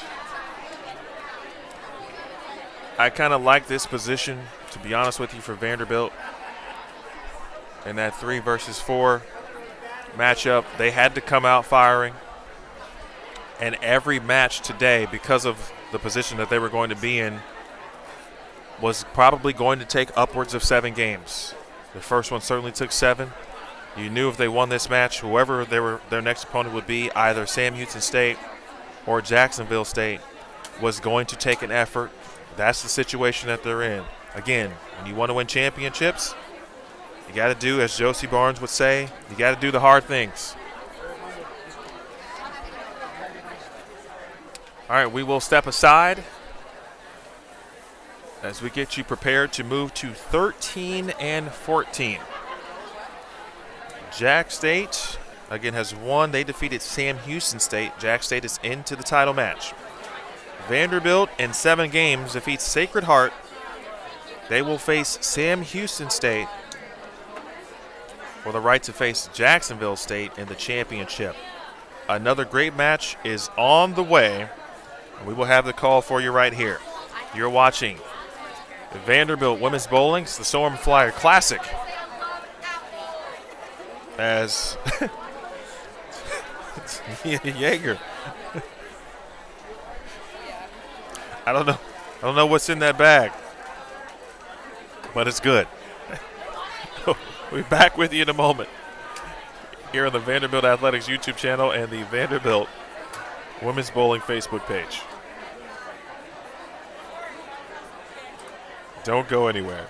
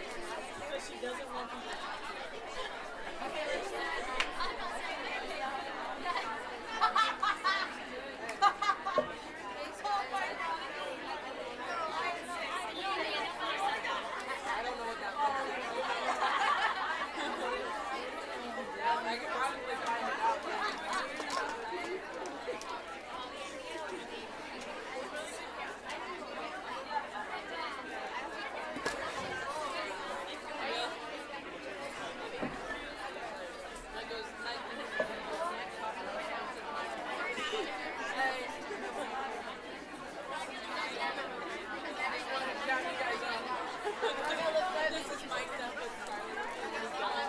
a reminder, coaches and teams, you are allowed to alter service of your bowling balls during practice time. Also a reminder, higher seed is lane choice. We're going to get your lanes turned out for 10 minutes of practice.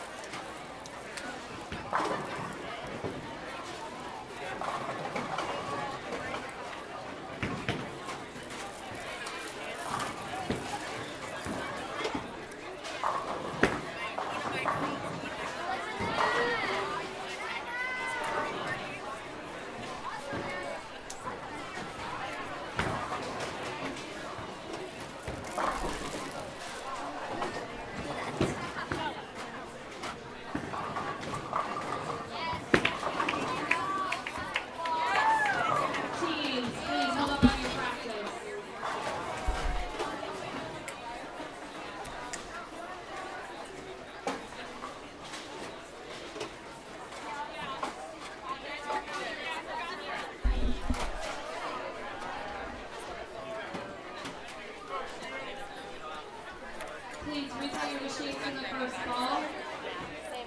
And you may begin round 2. Remember, higher seed choosing plans.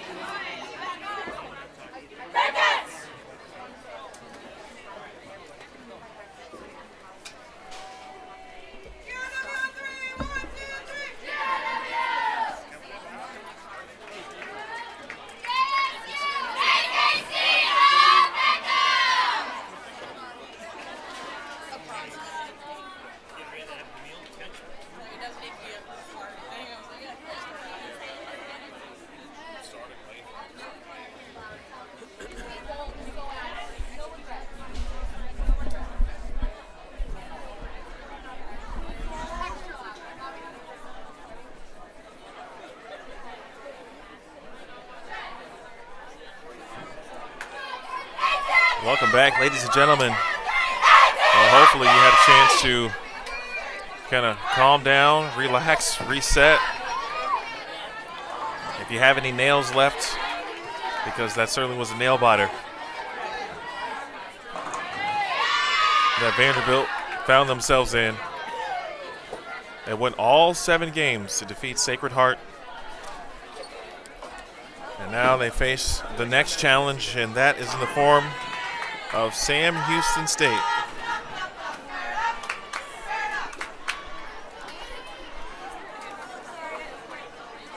This is the team, if you watched yesterday, these teams bowled in match 4 during yesterday's traditional format, and Vanderbilt defeated Sam Houston State 1151 to 1122.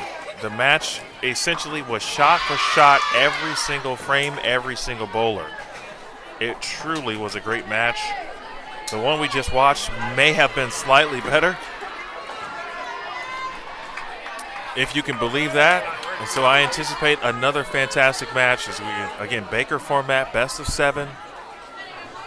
The Doors just put themselves through a grueling 7-game scenario. The winner of this match will face Jacksonville State for the tournament championship. Maya Green, who was really good yesterday against Vandy for Sam Houston State, she's going to get the party started.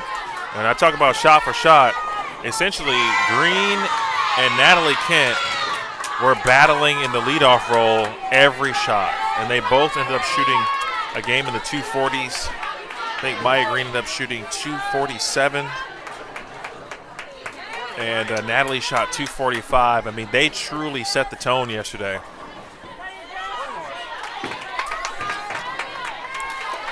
All right, so we'll see what a new pair has to bring, right? We're not on the fresh. There's already been games bowled on this pair. I assume that the Doors kind of start where they finished up.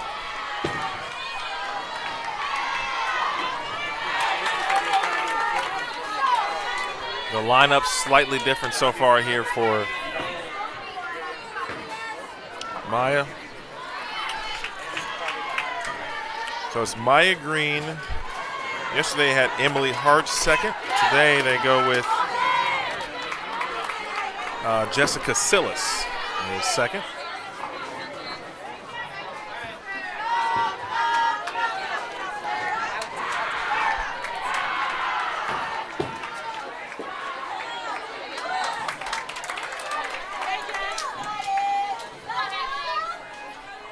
Haley Lindley, who made her debut in Game 7, no less. That match saw a few players, not just obviously the 5 that ended it, but Alyssa Ballard started that match, was replaced by Victoria Verano. Midway through the match, she was looking for a little bit better ball reaction. And then Lindley came in Game 7 and doubled. He threw 2 strikes and now 3.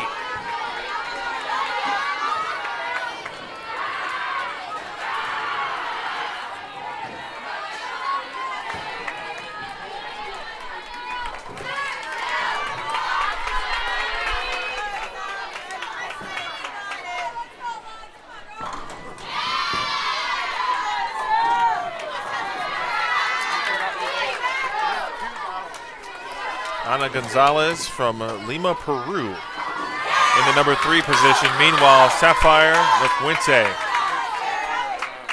I don't know how many times the number of strikes, I don't know what the number is now.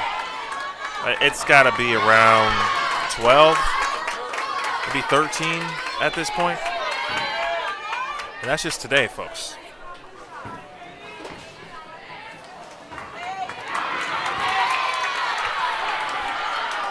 I would anticipate this match to go 7. But then obviously if Vandy can get it done much earlier, they'd certainly love and prefer to do that. Oh, love on the 7. Different ball in the hands now of Caitlin Abagania. Abagania began in the anchor position in the opening match. Then about, I believe it was after Game 2. Yeah, for Game 3, Vandy made the move, and Dumigan, who was 4th at the time, moved down to anchor. Abagania moved from 5th to 4th.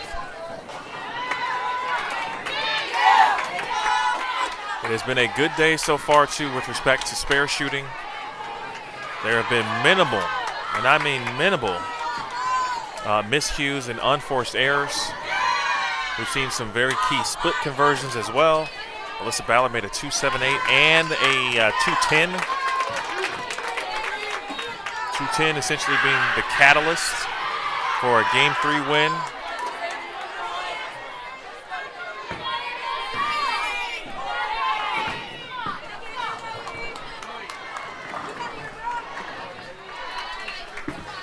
Anchor down, ladies and gentlemen. All 10 down for Avery Dumigan. Well, we've got a proud Commodore cheering section, obviously full of parents, friends, spectators. You know, the Chicagoland area brings out a lot of really good people, a lot of ties to many of these programs in the building, and that includes Vanderbilt.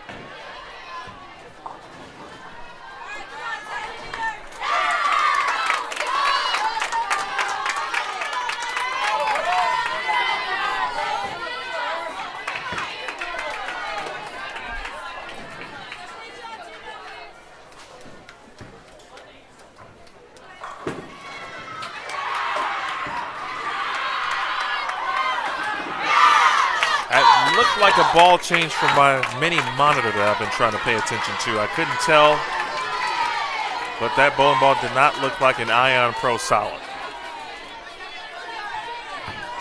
So we know Abagani has made a ball change. It looked like Natalie Kent also has made one, which would be about the time we started to see some ball changes when we think about traditional play from yesterday. Sarntone with the open frame, so 2 opens for Sam Houston State.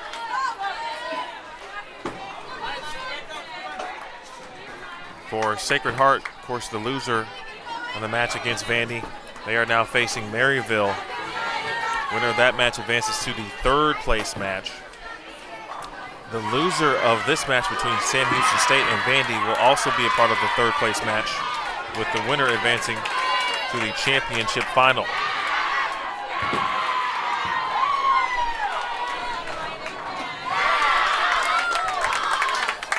Bailey missed a head pin right there. I'm going to assume that maybe she just kind of lost that one at the bottom of the swing.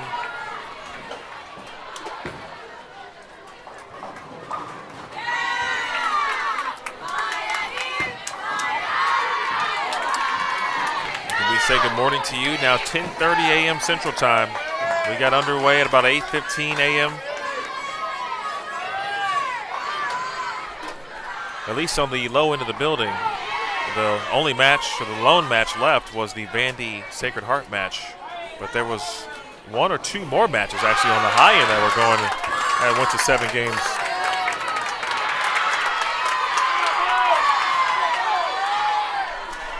Not the easiest of spares here.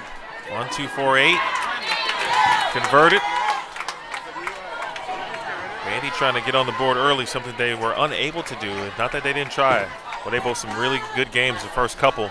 Just couldn't put together enough strikes in the early portion. The longer a match goes, you know, the breaks and generally the ball reaction typically starts to even out. Fuente, who should be about on strike 13, looking at maybe 14. She'll remain at 13 at the moment. She too now making a ball change as well, I believe.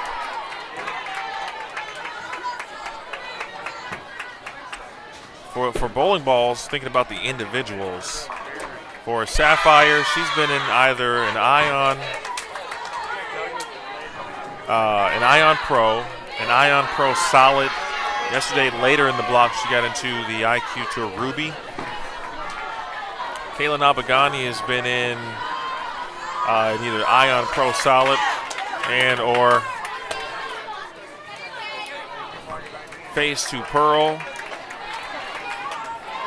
I think Avery was throwing like a hammer raw at some point too. I saw that ball X and out.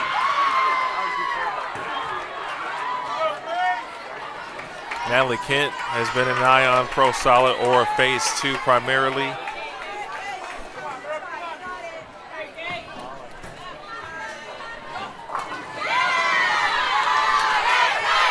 Great viewership across the respective platforms.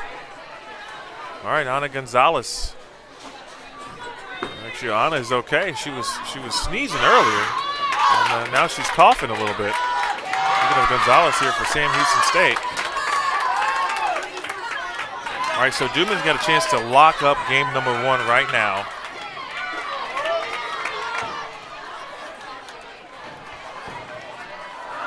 Marking the 10th frame, and Vanderbilt's going to take game number 1. The best Sam Houston State can do is 205.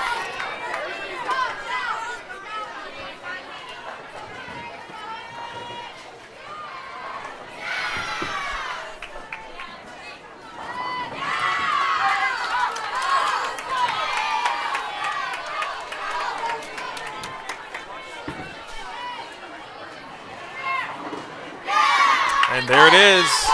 Vandy will take game 1.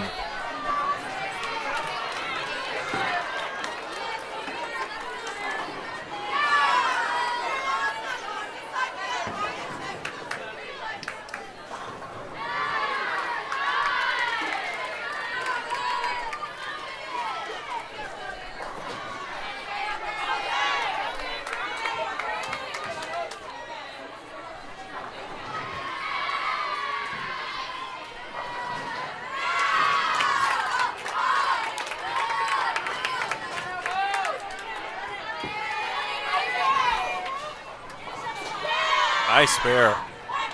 Brianna Chewins.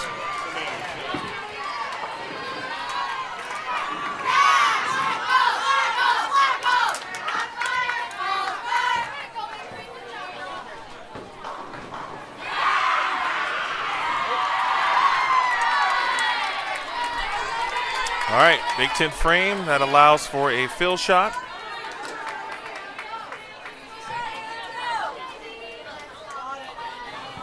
We'll see Danielle Henderson get a fill opportunity.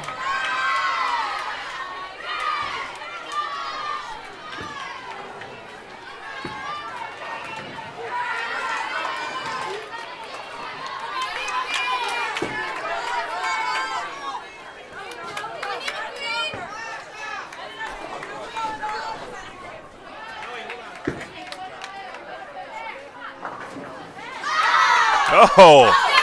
Look at D. Hen sending messengers. 2:34.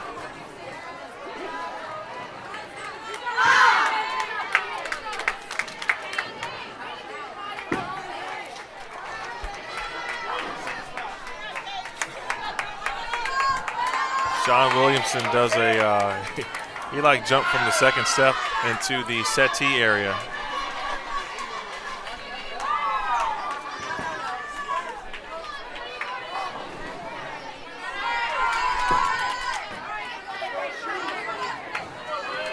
Tauntaun trying to get lined up. You know, yesterday in the match against Vanderbilt, her ball reaction just wasn't the best. Just wasn't finishing. Just kind of was tailing off at the end of the pattern. And, you know, if her ball reaction was just a little bit better, you know, to be honest, A, a couple things could have happened. Sam Houston State could have come back and won the game. B, shoot, it could have been 1,200 to 1,200.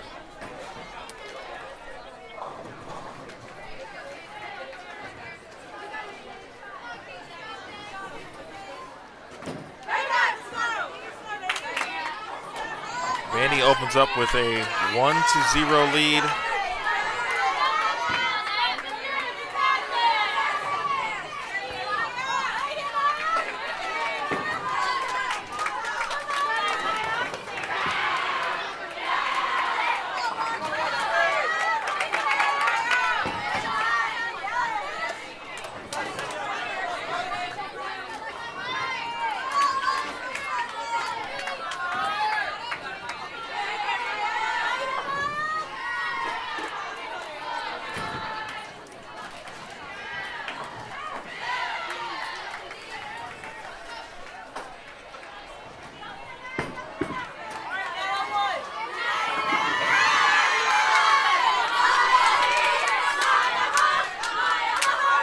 Big shout out to all the grandparents watching.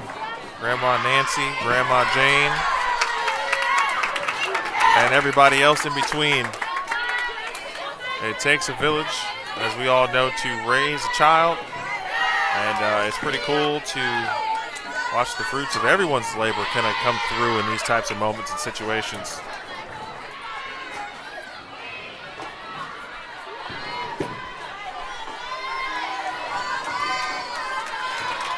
After the early strike from Sam Houston State.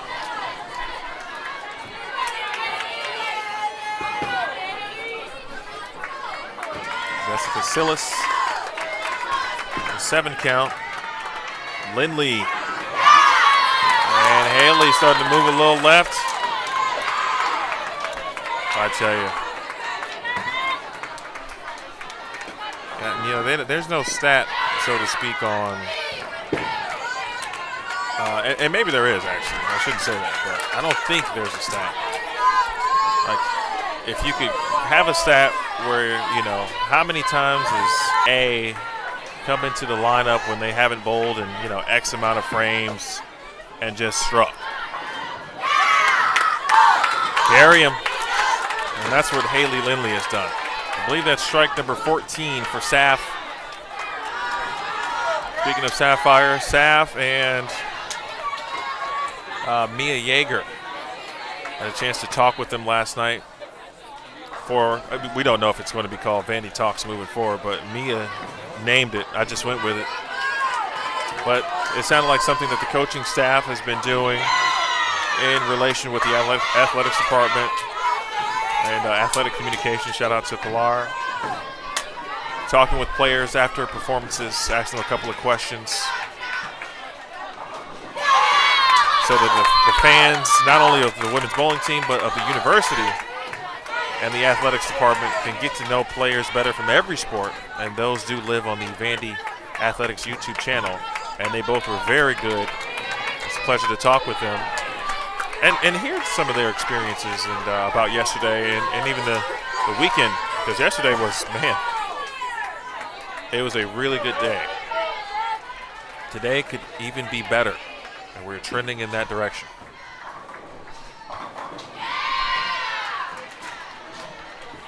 Schewens.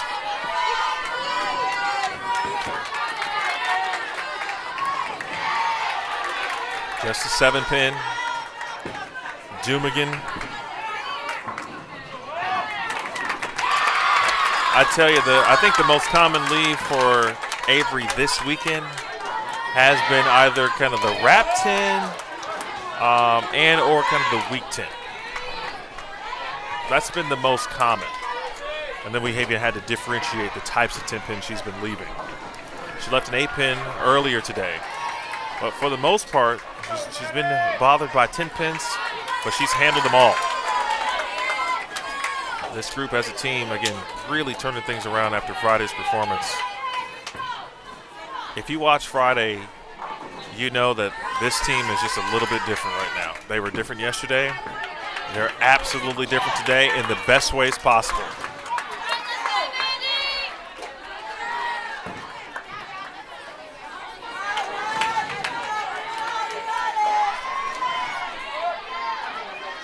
Good start and good info from our good sources here.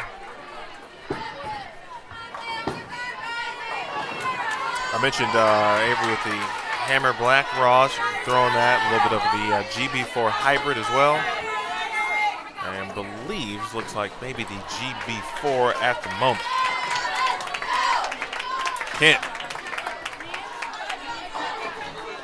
Well, that one saw it down lane and got moving quickly. That's either, could be like a 3 and 2 left possibly for Natalie Kent. She did throw this ball kind of later in the block yesterday. Boy, Sarntong, sometimes you just get on a pattern. You have a week or a weekend, and the ball reaction is just not there for you.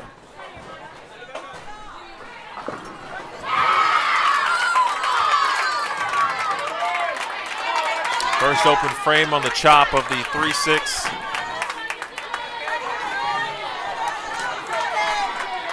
Still a lead.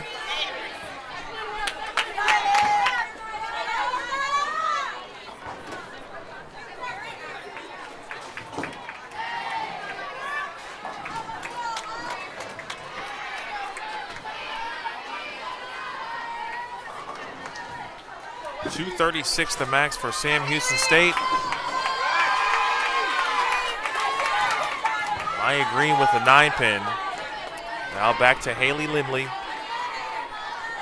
Max score now 246 for Vanderbilt.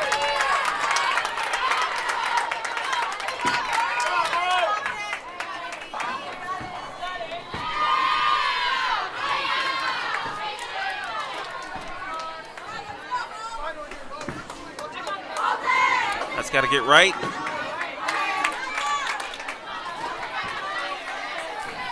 Didn't quite get right of the head pin, and of course, just like bowling, the player in front of you chops a 3-6, you will now have to shoot said 3-6.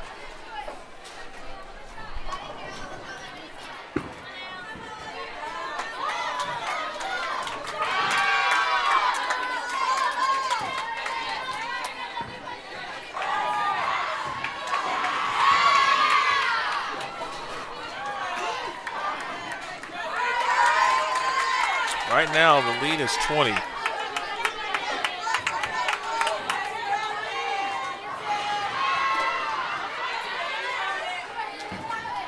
For Vanderbilt.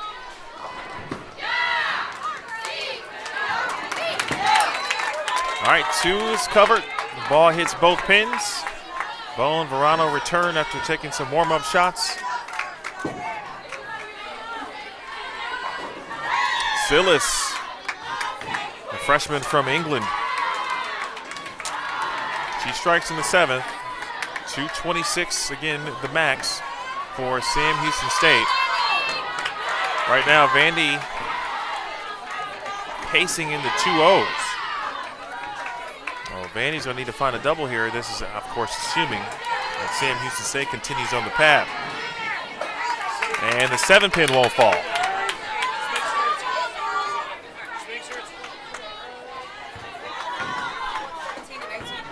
That should be 9. And that score will be changed.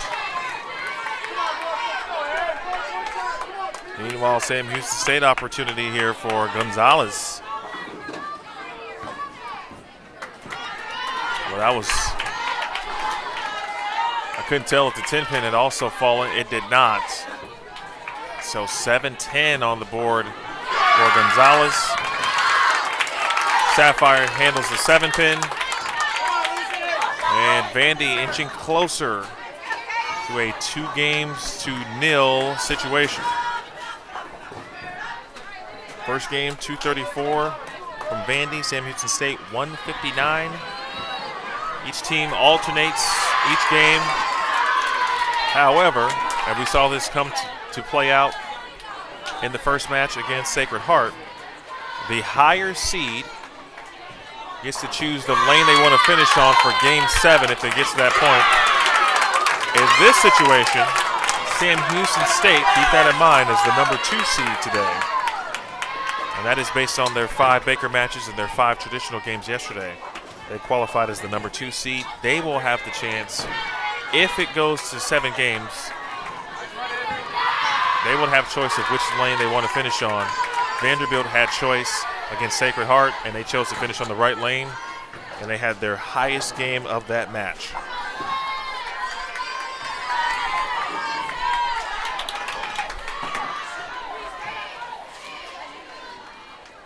Now buck 84 is the max. Dumigan, there it is.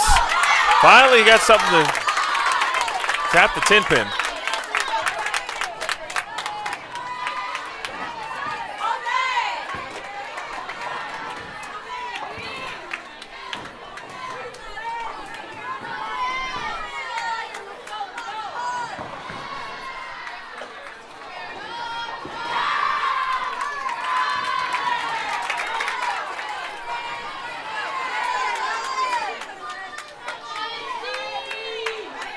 All right, Danielle is going to get now what could be presumably, well, if she strikes, obviously she gets another shot. Either way, she'll have some opportunities.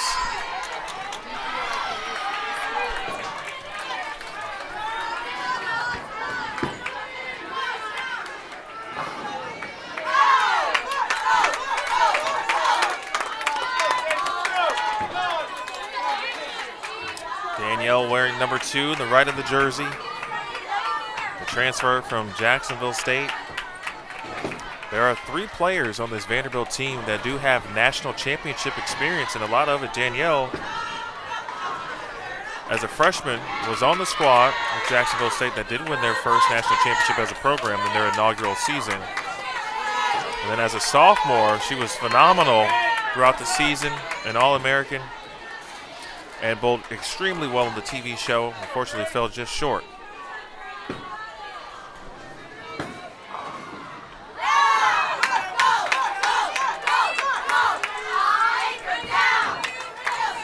2:25. Vanderbilt 234, 225.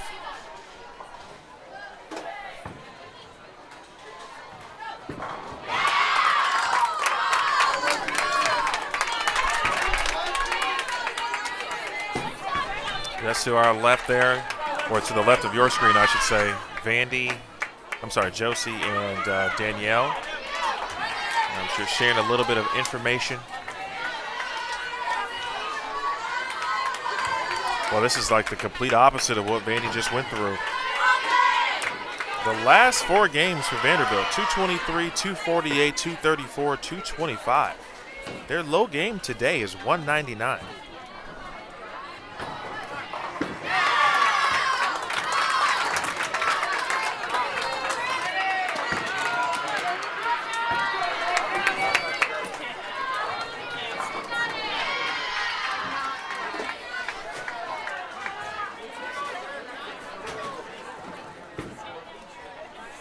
.174. Now you know Sam Houston State will have a run left in them. And you anticipate it to happen right now. Coach Brad Hagan, he's been around the block, folks. He knows what this feels like. He's been through with multiple teams. He knows kind of this is that game, just like it was for Vanderbilt. Game 3 so pivotal, especially when you go down 2-0.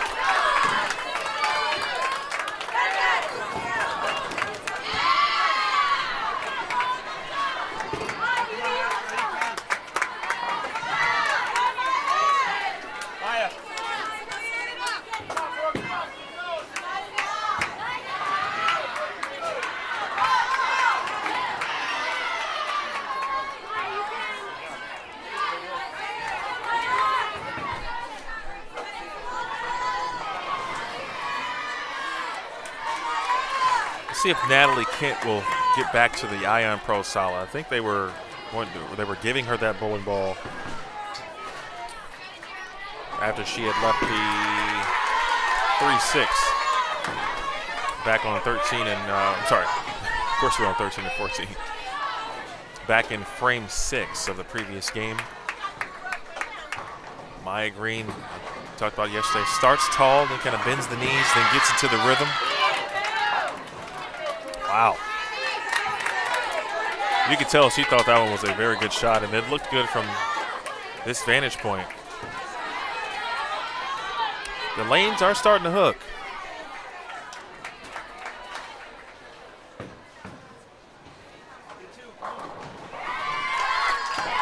Newark, New York's finest. All right, back in the bowling ball. Good shot. I'd love to figure out what the final number is going to be or see that final number. The amount of 10 pins that Vanderbilt has left, it feels astronomical. It's probably not that high, but it just feels like an absurdly large number.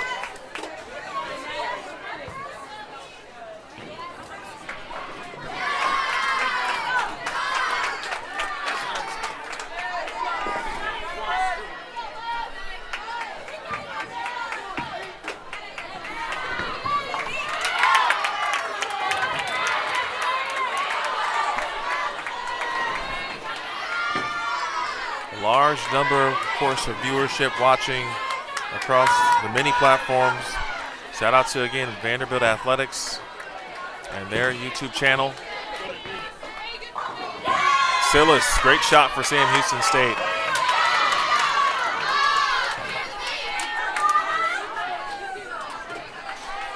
Sam Houston in bracket play on the season averages 198.5. For Vanderbilt, that's 8th, by the way, in the country. With respect to bracket play, it's actually 10th, I beg your pardon. Their average is 8th, though. No love on the 10. Thought about a messenger. Vanderbilt, their bracket average is 205.7. That is good for 3rd nationally. When you add all of their Baker rankings, their traditional rankings, the bracket rankings, that gets them to 2nd overall in the country. Of course, Jacksonville State leads in all three of those categories: Baker, traditional, and bracket play. All 213, 214, and Jacksonville State is actually better in bracket play, which makes sense. That's why they've won their fair share of tournaments this season. They average 217 a game, speaking of Jack State. That's who Vandy is hoping to face in the championship match.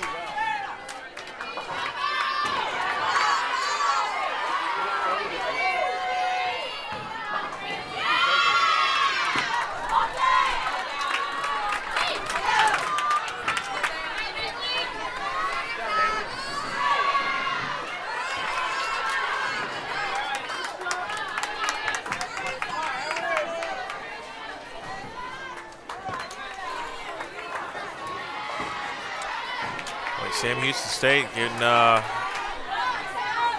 are kind of getting to that point. Vandy, this is where they start to kind of take advantage. They certainly can. Sab did not like that one. Oh, she deserves a break. I think it's clear that Sapphire loves bowling here at Strike and Spare 2. If you missed it yesterday, I talked about the games with respect to last season's event. By the way, Vanderbilt has already eclipsed their finish from a season ago at this tournament. They finished 6th last year. They have already eclipsed that. So Sapphire last year in 3 games, she came into the last 3 games in traditional format, shot 213, 275, and 289, okay? Then this year, she comes out the gate shooting 237, 256, shot 159 in game 3, 226, and then finished with 224. Abaganya. And pretty cool for Caitlin too, because earlier in the match against Sam Houston State, she could tell she was very close. Right, she was close.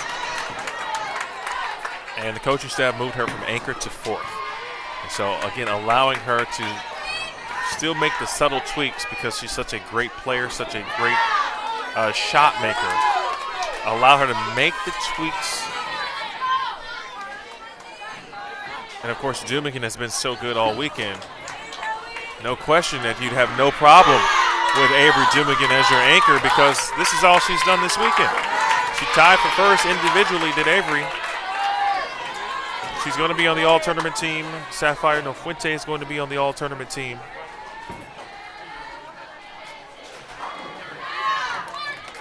And Vandy right now 2 wins away from possibly bowling for the championship here at the Flyer Classic.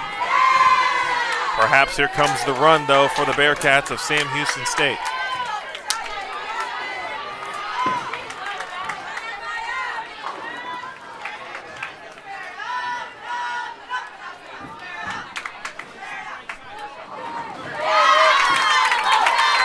How about Natalie Kent making it 4 in a row?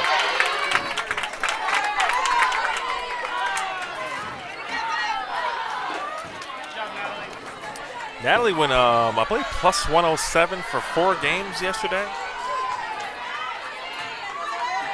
Haley Lindley got to start.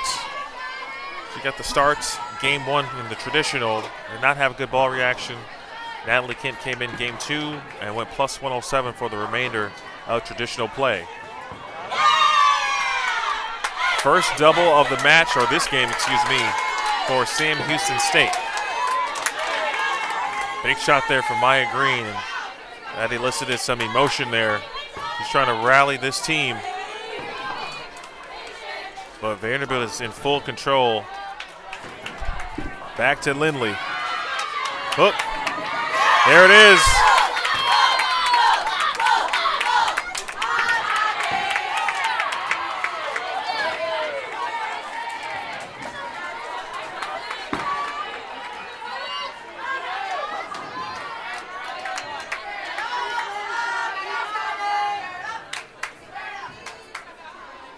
Haley Lindley on the season, 49.4% within the striking percentage category. Again, 49.4.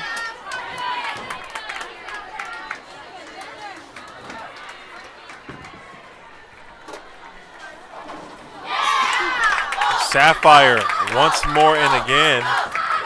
Again, Sapp's strike percentage on the year, 55.7.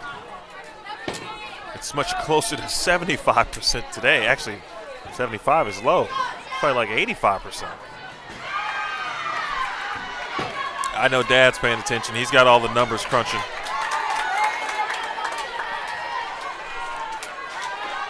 Right now, what's about to be indisputable is Vanderbilt has got to continue what they do here, and they're going to go up 3-0. Can do it right here. Abaganya. Bang!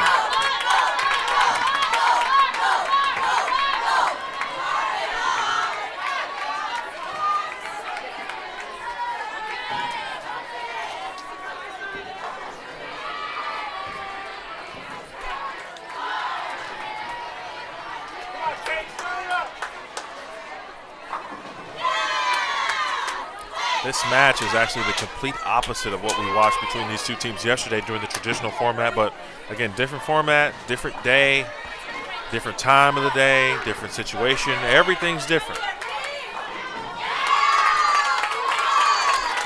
You know, I watched Arkansas State defeat Vanderbilt in New Orleans, and Arkansas State had a similar path that Vanderbilt has to face today. Bang from Avery Dumigan. Arkansas State and New Orleans were the 3 or 4. They had to win that match. Then they had to win the match of the loser against the 1-2.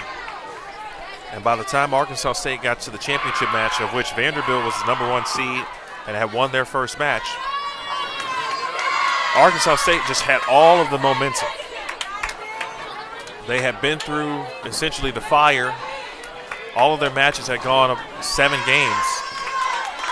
And when I walked in here today, I thought back to that New Orleans tournament, and I said, maybe this is actually the best spot for Vandy to be in today.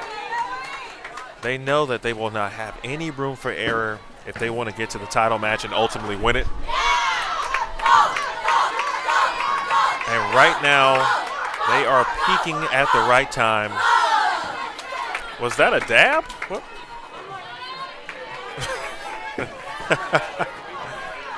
The cheers of these young women always make me smile.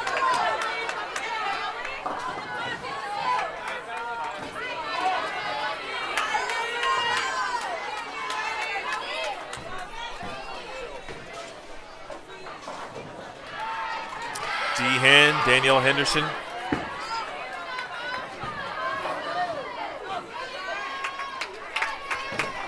All right, 275.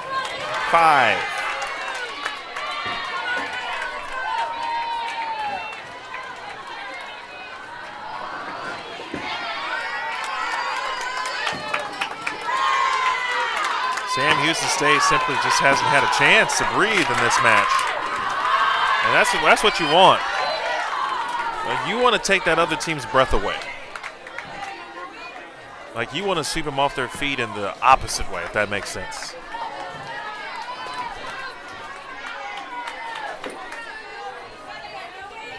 $275 for Danielle. And Vanderbilt, she got the last couple of shots. Victoria and Sydney going down to get some shots in the warm-up pair. This is a Big 10th frame here. Big finish A for Sam Houston State. A big finish for Zoe Sarntong.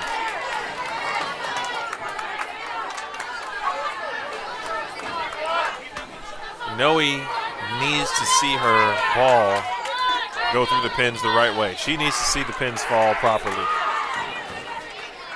Sam Houston State, you should anticipate them to have their best game of this match coming up right now.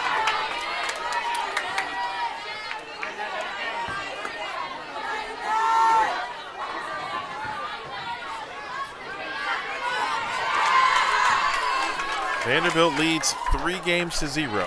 One more win, and we're headed to the title match to face Jacksonville State.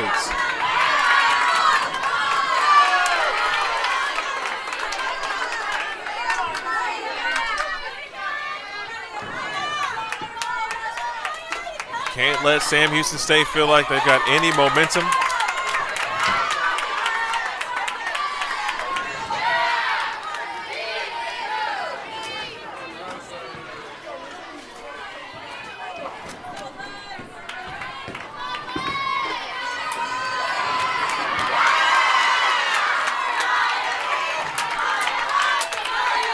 There's Maya Green getting things started.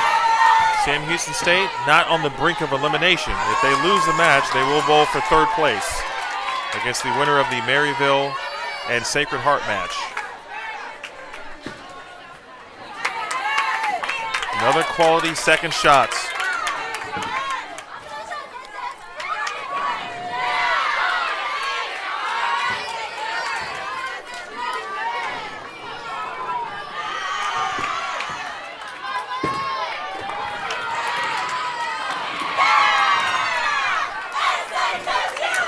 And again, folks, this is something you should expect. You should expect this from Sam Houston State.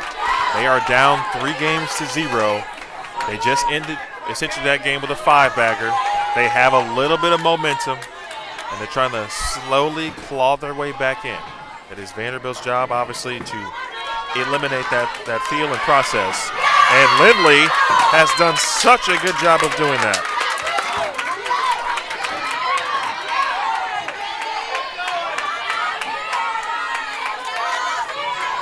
The last 2 days for Vanderbilt women's bowling, they clearly look like a top 3 team in the nation. If you watch them, though, on Friday, they looked indecisive, they looked unsure, and they looked tense. Saturday, and certainly today, relaxed, execution was better. Oh! Now that's what momentum looks like in real time. That's what an 89% strike percentage looks like in real time. From Sapphire No Fuente, number 24. Number 24 in your hearts, number 24 in your programs.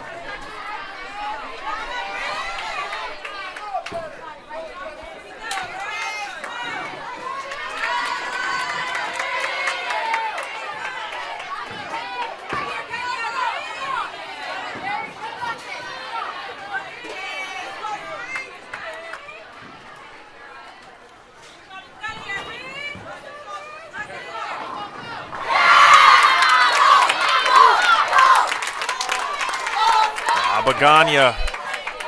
We talked about Caitlin. She's left Coach Izzy 5-less. Meanwhile, Sam Houston State 10-pin from Chewins.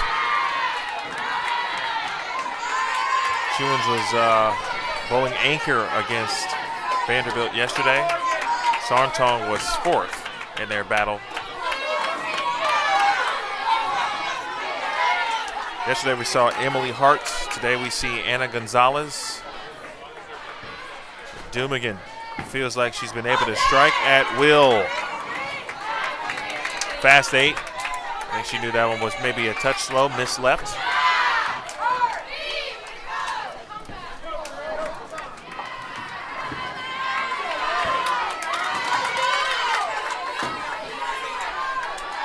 Championship match is going to be on 19 and 20.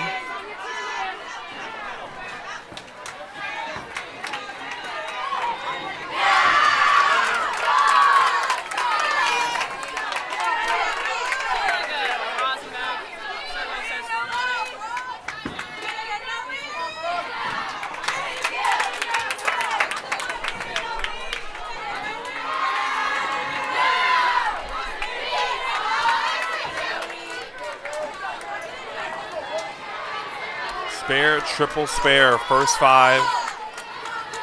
Sam Houston State looking to go front 3 spare strike. Sarntong. And she delivers that.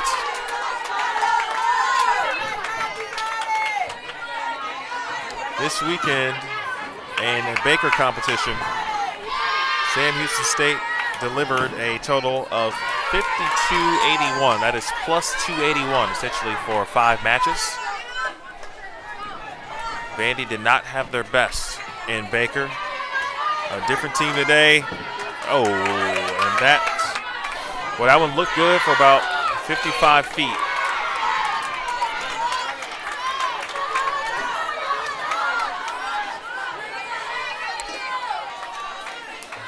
The Commodores have been very good today at making splits.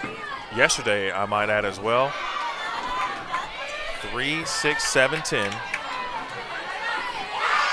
Speaking of splits, how about that one from Maryville over there as they battle Sacred Heart?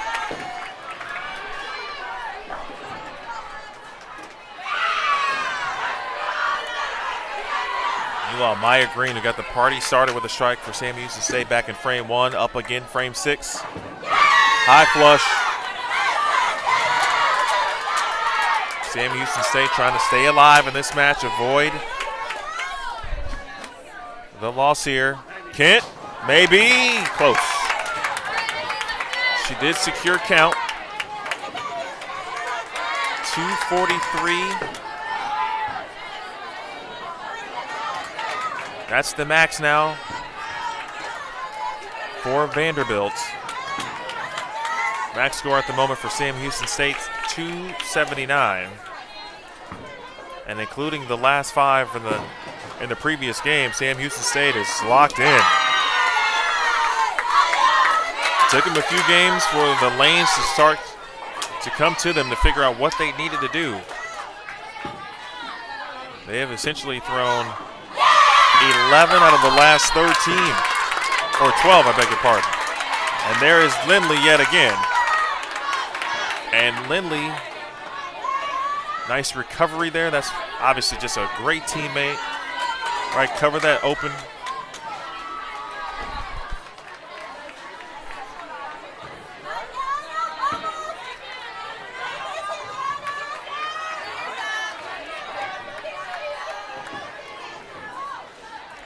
Anna Gonzalez trying to continue this party.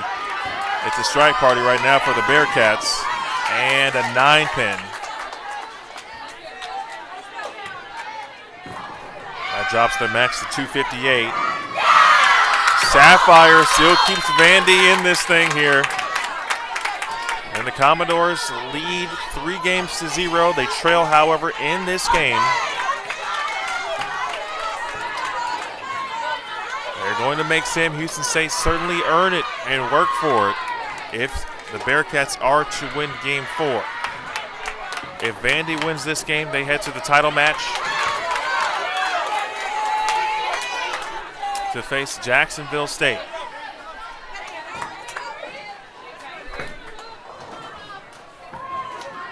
Abagania didn't like it.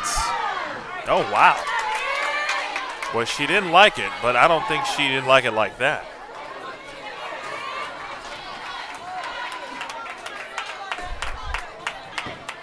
I would have to ask the Abagania family, when was the last time Caitlin left an 8-10? That's just got to be a bad rack, right? Something was off about that shot.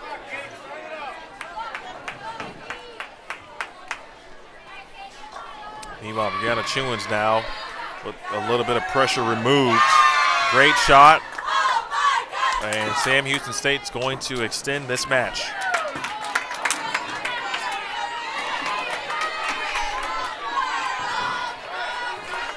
Bearcats are going to get on the board.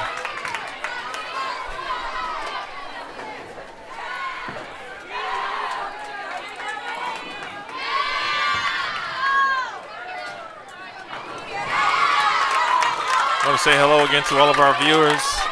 Big shout out to the Griffith family, the Griff side, or the Griffey side of things, excuse me. The family of Coach Barnes.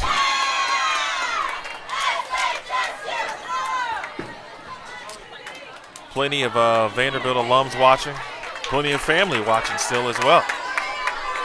From all across the board. So Vandy will drop this game, but have the lead still, 3 games to 1. As the teams will flip lanes here in just a second.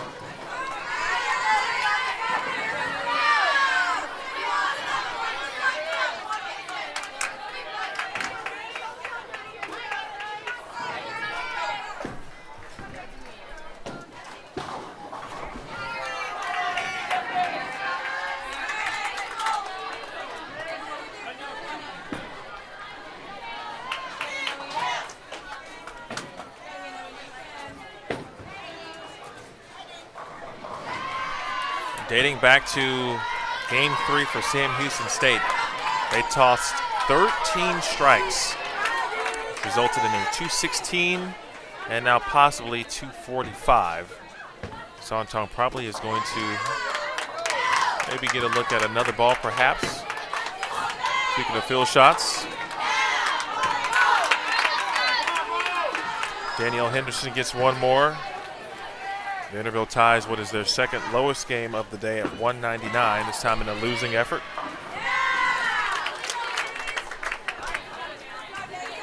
.245.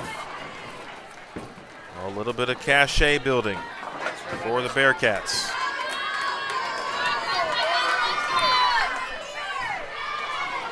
No sweep here, says the Bearcats.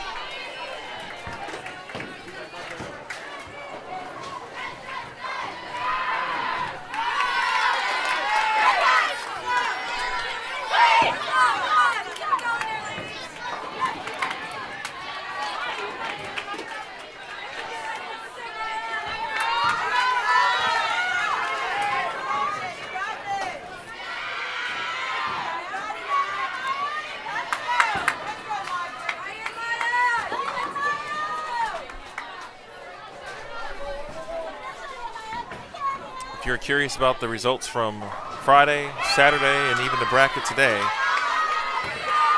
you can visit bit.ly at Vandy Flyer Classic. We made that on Friday. We copy and paste.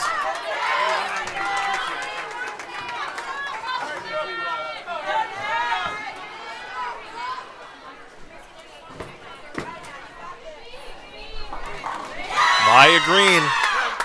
Hey, she can strike. Yeah, she shot .247 against Vanderbilt yesterday. That's actually the wrong person you want to get animated and fired up. She throws it really good. Green, the sophomore from San Antonio, Texas. See if Kent will make the adjustments. Oh my. 248. All right, this is how it starts. Got a team who has kind of flipped the momentum. The opponents, ball reaction starts to kind of get questionable. In this case, Sam Houston State looks pretty locked in.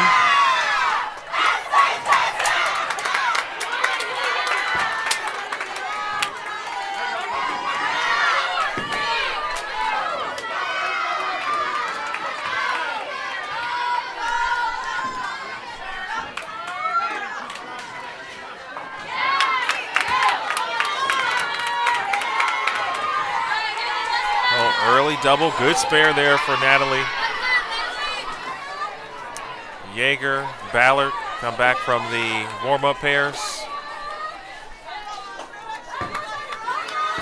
Green, Silas with strikes on the board for Sam Houston State. Gonzalez trying to make it 3 in a row.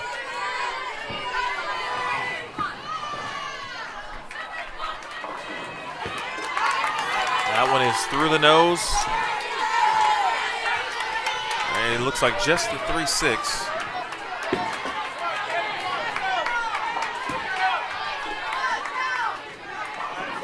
Lindley, that one was dead perfect. South Carolina's own.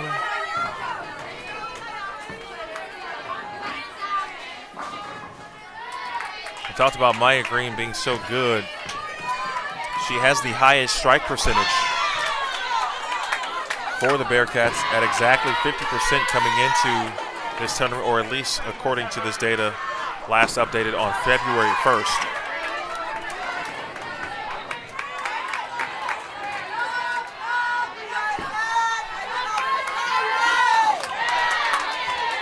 No Fuente trying to respond with a Vandy double. There it is.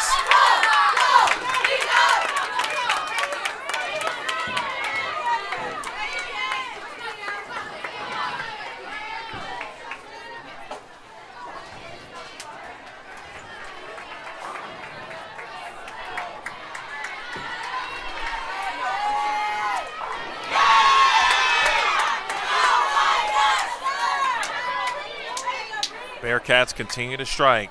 Abagania just looking at good shots and trying to match. There it is. 3 excellent shots consecutively from Lindley, Nofuente, and now Abagania.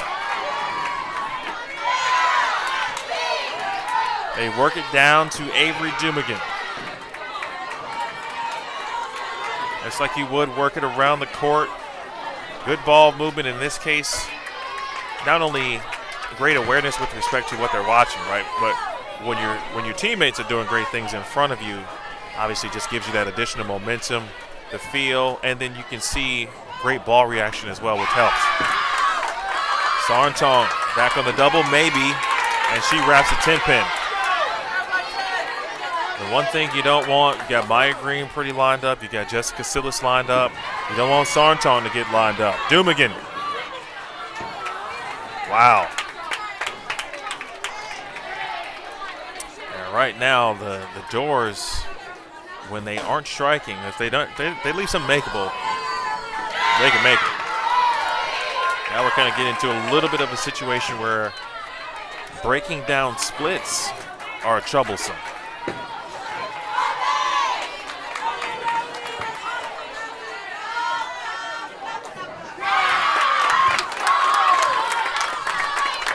The old 7-9, which very difficult to make. Trying to secure one.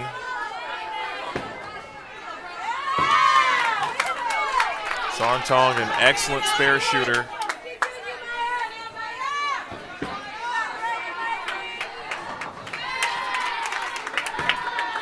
All right, Avery secures the count. Sarntong, by the way, on the year, 96% on single pin conversions.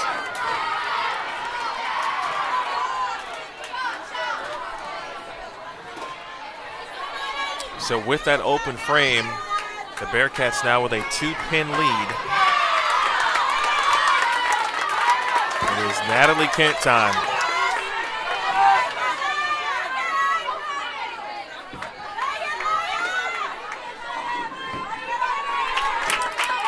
All right, she started to see a lot of hook. I mentioned Green at 50% on the strike count. That's her percentage for the season to this point. She struck a ton yesterday. Still striking now. And the match that we got yesterday against these two teams is now developing into that same matchup as the Bearcats eye to take this thing now to 6 games, possibly.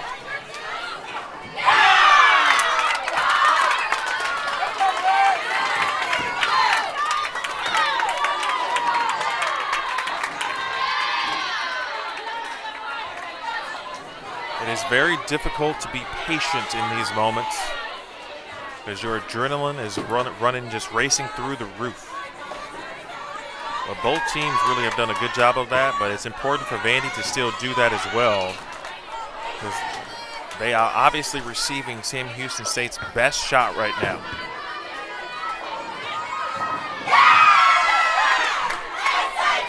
It's all about counterattack. Just like Vandy absorbed Sacred Heart's best punch early in their match this morning, Vanderbilt got out in front, won the first couple of rounds, establishing the jab. Great shot, Lindley split the 8-9, but now it's Sam Houston State who have countered with their own jab, a couple of right crosses, a left hook. And we are working toward, from Sam Houston's perspective, certainly what could be an even match at some point. But Vandy with a 3-1 lead, trying to punch their way out of this. Gonzalez, who left a 8 count back in frame 3. Wow, that one came back. It made the trip, hopped on the flight. I didn't know Fuente. Unofficially, I believe strikes her at 20 times, make it 21.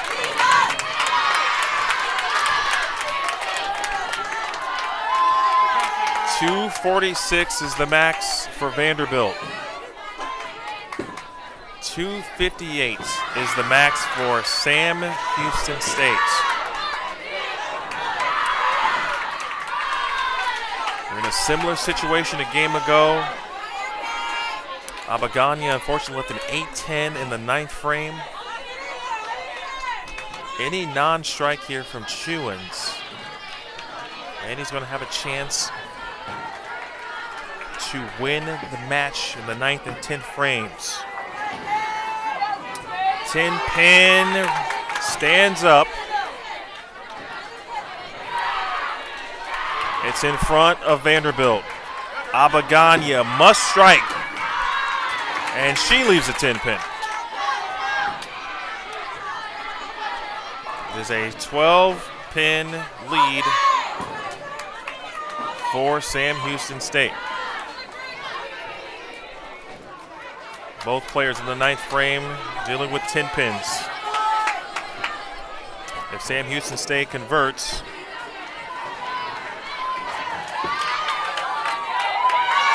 they remain in control. Abagania looking to match. She does. Best Vandy can do is shoot 225. There are a couple of paths to victory still, but it's going to need some help. Now, a non-strike in this situation from Sarntong will affect the count, so it's imperative for Sam Houston State that she does strike here or at least get 9. If she gets 9, that keeps them in front. 9 spare strike would be a winner for the Bearcats.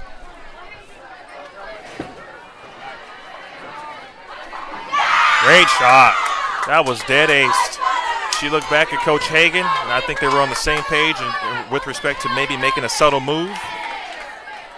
Now Dumigan has to match because this one is not over.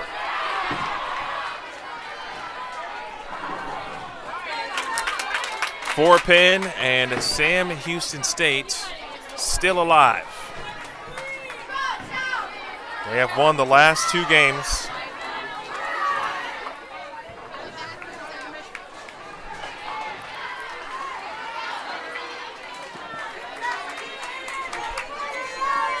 Again, no one said it would be easy.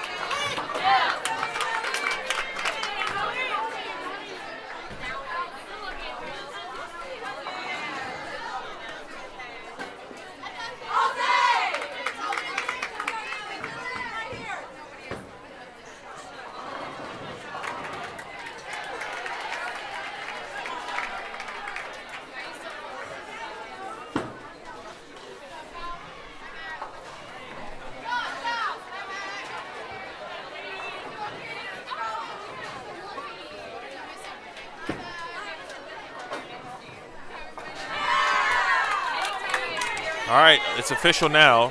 227. The last 3 games for Sam Houston State. 216 in the loss, 245 in a win, 227 in a win. It is now 3 games to 2.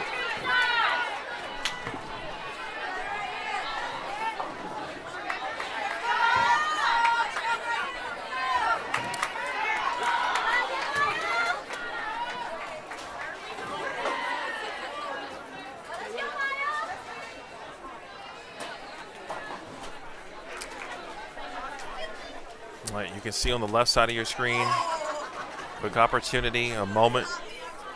Coach Barnes talking to the squad. Vandy came out with plenty of momentum, won the first 3 games. Then Sam Houston State struck on the last 5 shots. Despite a losing effort on the left lane, that just resulted in momentum. That let me know that they were pretty lined up. They showed that more in Game 5, or Game 4, excuse me, with 2:45. They win Game 5, and now we head to Game 6.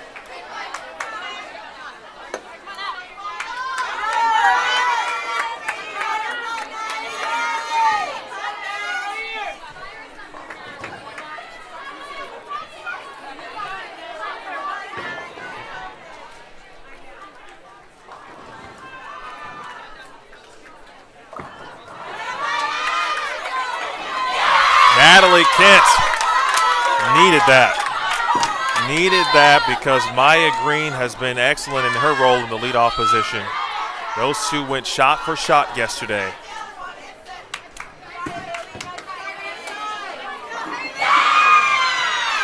I don't expect Maya Green to miss for the rest of the tournament or this match.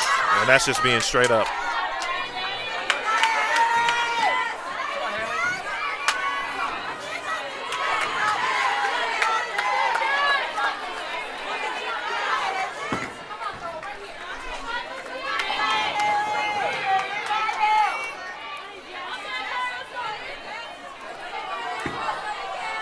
Lindley. Big four.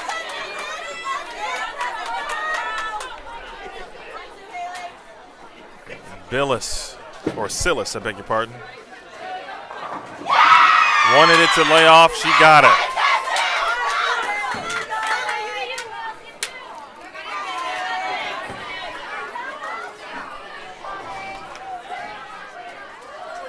The Bearcats have thrown 20 strikes dating back to the last 5 they had in Game 3.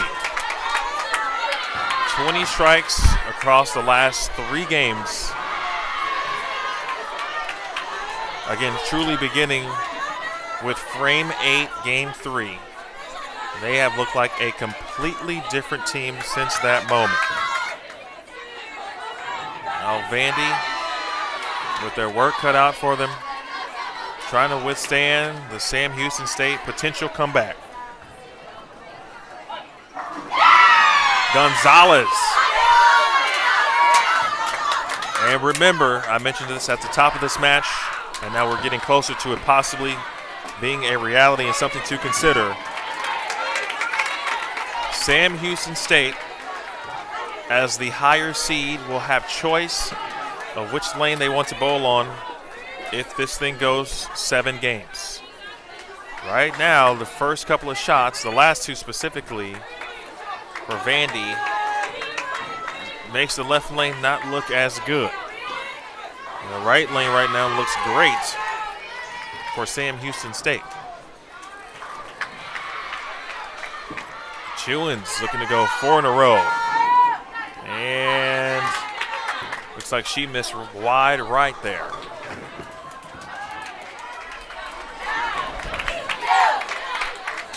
Single pin converted from Sapphire. Parents, friends, supporters, loved ones, all in the back rooting on Vanderbilt. Last time Abagani was on this lane, she left an 8-10. See it, ball. There it is. No 8-10 on that one. All 10 back, crashing through the back of the deck and the curtain. We've seen splits made a ton today. That one almost bounced. Quick huddle. Vandy knows. Listen, you go up 3-0. The last thing you want is to get to a Game 7, because then it's just anybody's ball game. And when you got momentum on your side, and in this situation, Sam Houston State gets to determine what lane they finish on, they ultimately would have an advantage.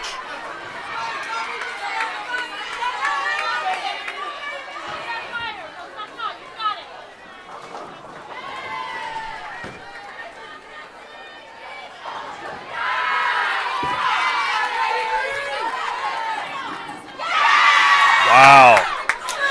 7-pin goes late for Sarntong. Dumigan got a hook, carries.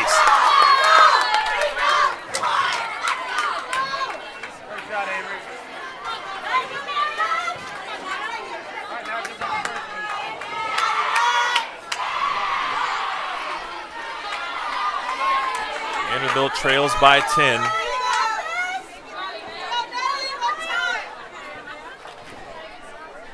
So who's going to go first between Maya Green and Natalie Kent? I tell you, you live for these moments as an athlete.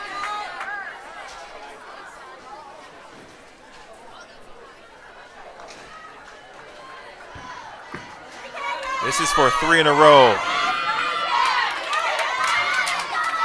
7-10 thought about it. 7-pin fell late. Now to Green,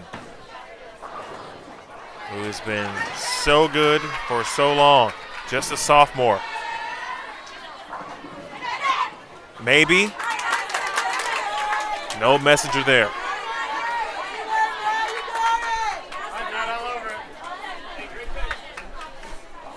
It is an 11-pin game at this moment.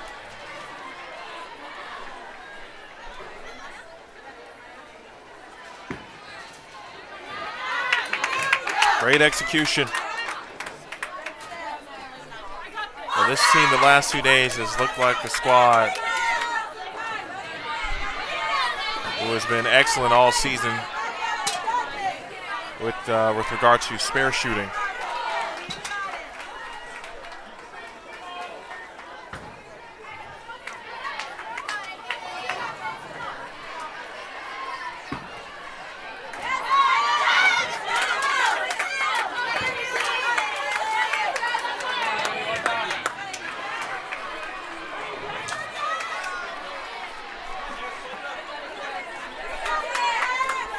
Big moment again for Haley Lindley. She came into the lineup in the number 2 spot in Game 7 against Sacred Heart and struck in both frames 2 and 7. Now to Silas for Sam Houston State. Great shot. She is dead lined up. 2:46 now the max for Sam Houston State. Lindley, big forward in the second, makes the move. There it is. Had to make a move, she made it. Max score for Vanderbilt at the moment, 235. If Sam Houston State wins this game, we're going to Game 7. It would be the second consecutive match for Vanderbilt that will have gone all 7 games.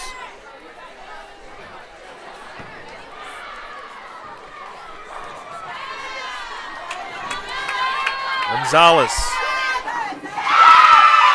7-pin goes. No Fuente to answer. 4-pin. If Sam Houston State does win this game, I have to imagine that they're going to stay on the right lane. There's nothing right now about the left lane that would make me want to go bowl on it if I was going to be in their position.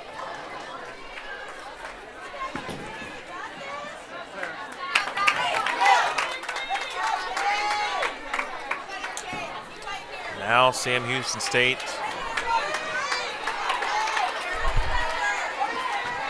in the spot, the enviable position to lock up a match in the next couple of shots, or excuse me, lock up this game. And there it is. Maybe Brianna got away with one there.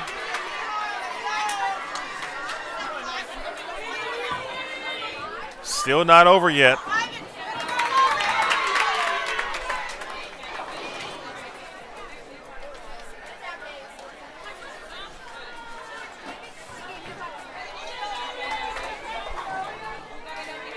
And with that non-strike from Caitlin Abagani in the 9th frame, now it is indeed over. Unless something truly crazy happens, but Sarntong has to keep it on the lane. A high count open would still be more than enough.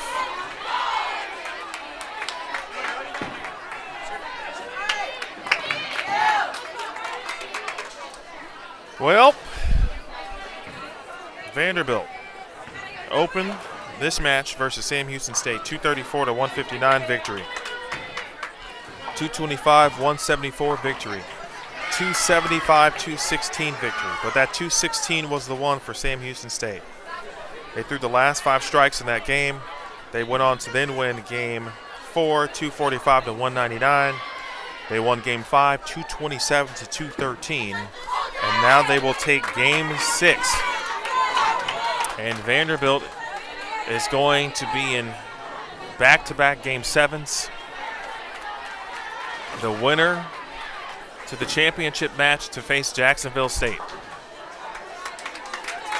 And that's why, folks, you never leave it to chance.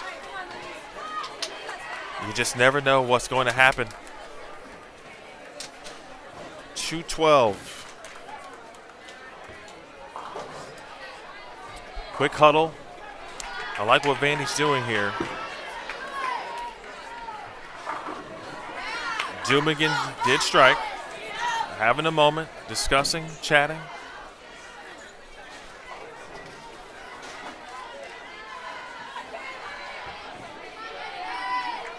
We can do hard things. Game 7, difficult. In the match against Sacred Heart. Well, Vandy was kind of the opposite, where they were trailing early. Even the match up this morning at 2-2. Sacred Heart won game 5, Vandy won game 6, and of course Vanderbilt won game 7. This time, Vandy, with all the momentum, they get out in front, lead 3-0. Sacred Heart has won the last 3 games. Boy, I thought I saw Maya Green moving toward the left lane, and I was about to be shocked. But Coach Hagan said, no, we're staying here. All right, so the last 3 games on the right lane for Sam Houston State, 174, 245, 212.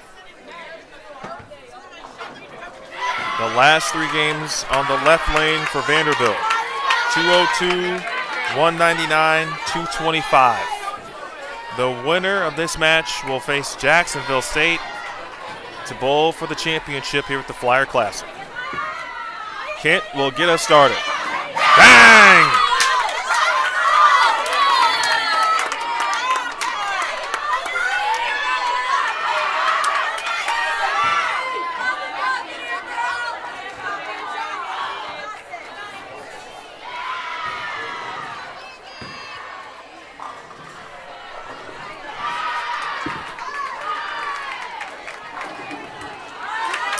First non-strike for Maya Green in a very long time.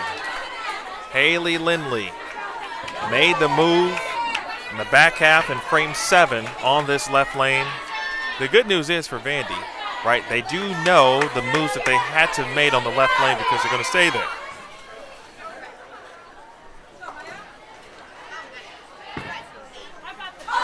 See it, ball. Good shot, 10-pin.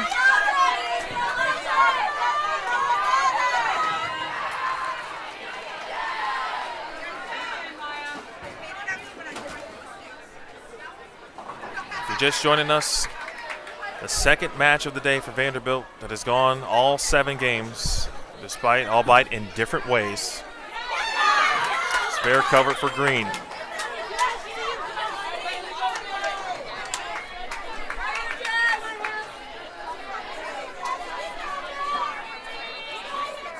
It has been Maya Green, Jessica Silas, Ana Gonzalez, Brianna Chewins, and Noe Sarntong, I beg your pardon. That's been the 5 for Sam Houston State. Stay on the lane. Open frame for Vanderbilt.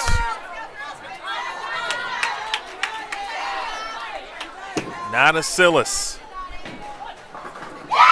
Early double for Sam Houston State. Lineup for Vanderbilt, Natalie Kent, Haley Lindley, Sapphire Nafuente, Caitlin Abaganya, and Avery Dumigan. This is Saf. She's been money all day. And the wiggle on the 7. The light mixer does not carry.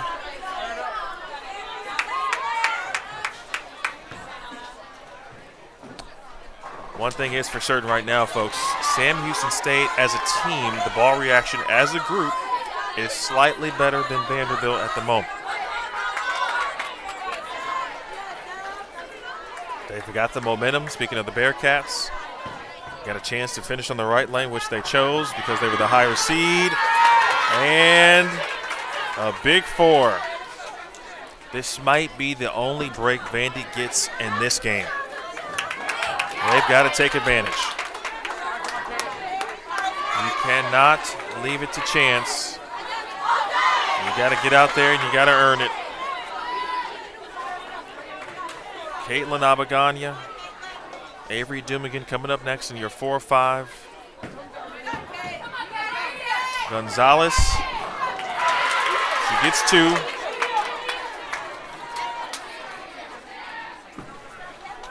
Abagania, she dropped those shoulders immediately.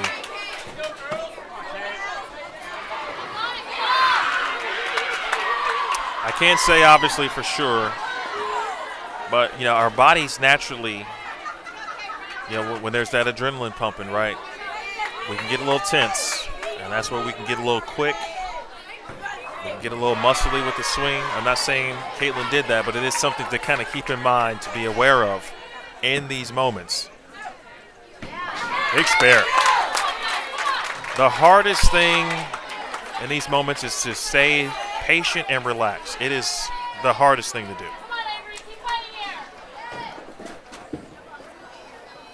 Chewins.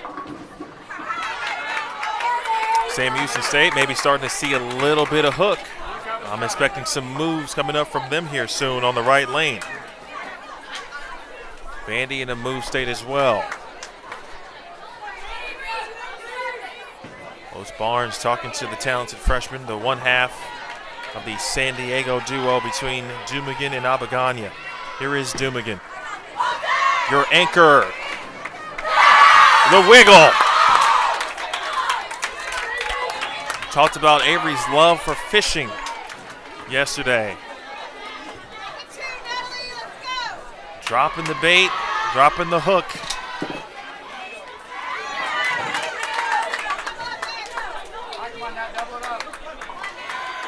Right now, we have a tie ball game.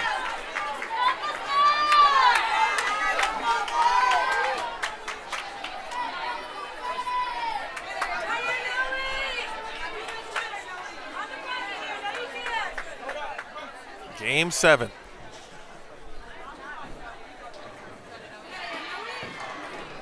Looks like a delay with respect to a 180 call on lane 13.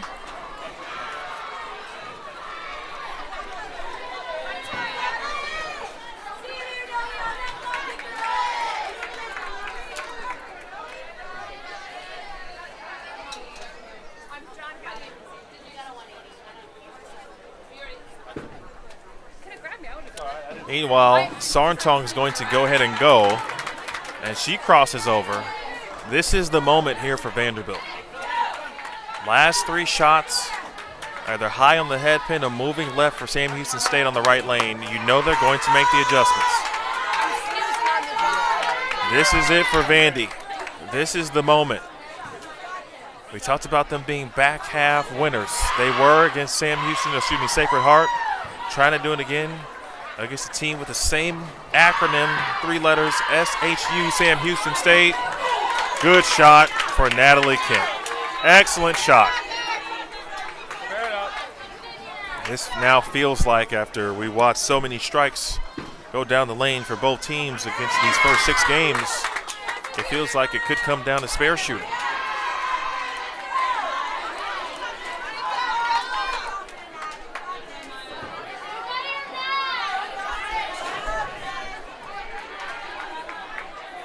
Deep breath, visualize, execute.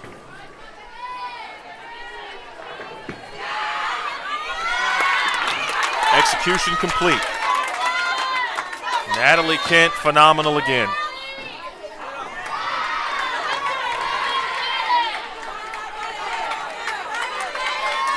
I would anticipate maybe a mini move here for Maya Green, although she left the 10 pin in the first frame. but I'm basing that the way the team, of course, went in frames 3, 4, and 5.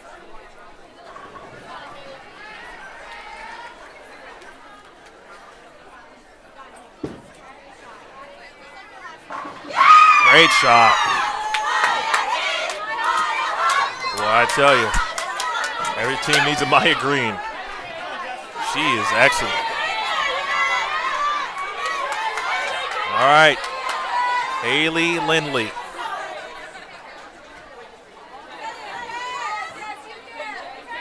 After the Bearcats have reclaimed the lead, that's got a hook. And the ode 2-7-8. I think she moved a little further left. Now this is, of course, obviously a must-make here. Vanderbilt might need a little bit of a break of some kind from Sam Houston State.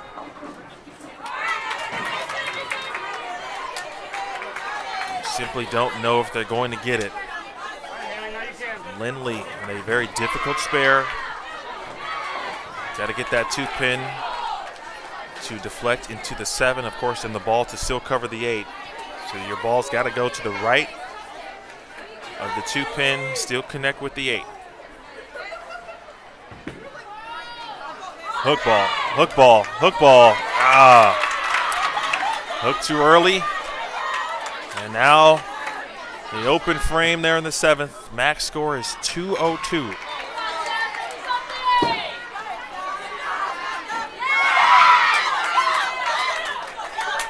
Winner moves to the championship match versus Jacksonville State. Vandy in a must-strike situation. Ball change to the Ruby. No Fuente. Bang! I got to tell you, it takes a lot of courage. And I saw her and Josie talking about it. I saw her grab the Ruby to go to that ball in the moment, in the situation. Takes a lot of you-know-what to do that in the Game 7. That's the trust as a player, a trust as a coach, and a trust as a team. Nada Gonzalez. The max for Sam Houston State is 214. She left the big 4 last time up. She made a clutch move. That was at least a 2-1 left or a 3-2 left. Abaganya, gotta have it here. 9th frame, see it, see it. Bang! Vanderbilt still in business.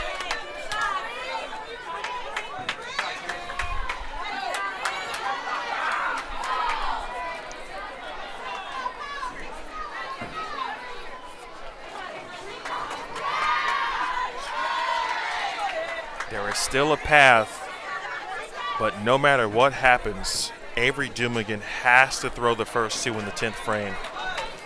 Has to throw the first 2 in the 10th frame.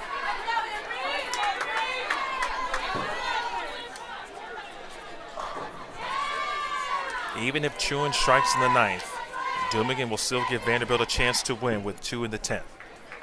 Here is Chewins. Oh, boy. Well, you talking about getting out of trouble. Oof. This is it. Now Dumigan, ball in hand. Gotta have it, gotta have it.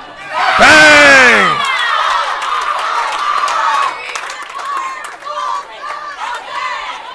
Not over yet.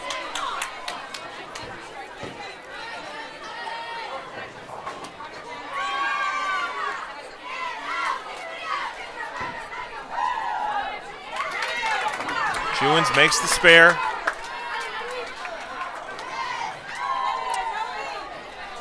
The best Sam Houston State can do is 194.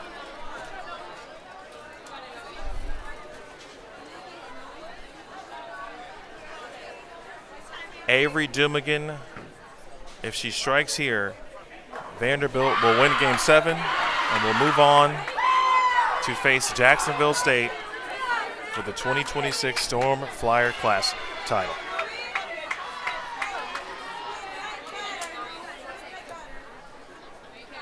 They are going to allow Noe Sarntong, the junior from Thailand, to go first. Trying to keep Sam Houston State's hopes alive. She leaves a 2-7.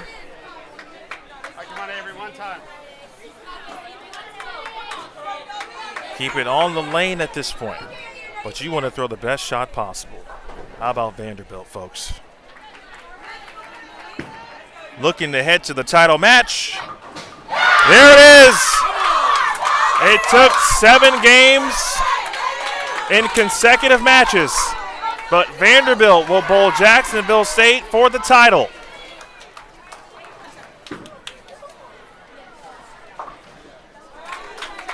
What a match. Sam Houston State gave Vanderbilt everything they could handle.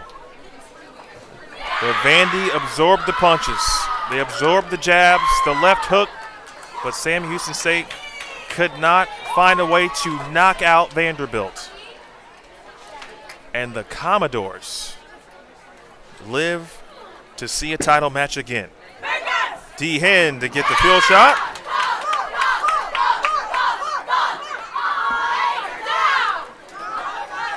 .202 in back-to-back games on the left lane. The difference is a frame or two. Game 7, a winner for .202.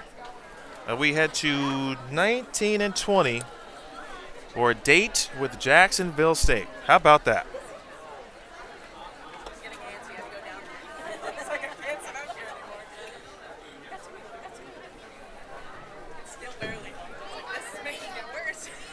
Anchor down indeed, ladies and gentlemen. Vandy wins game 7 and now face Jacksonville State, who they have had some trouble with certainly this season. Jack State, the #1 team in the nation, and of course, for context, if you know anything about Jack State, they give everybody trouble. What a moment here for Vandy.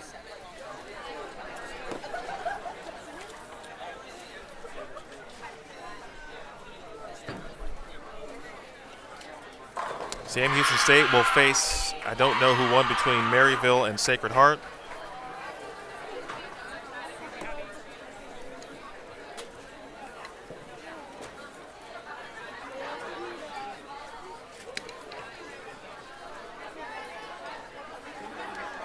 There is one more match that sounds like that is in game 7 currently.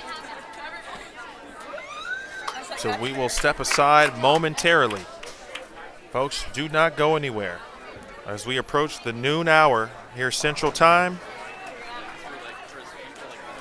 I'm starving.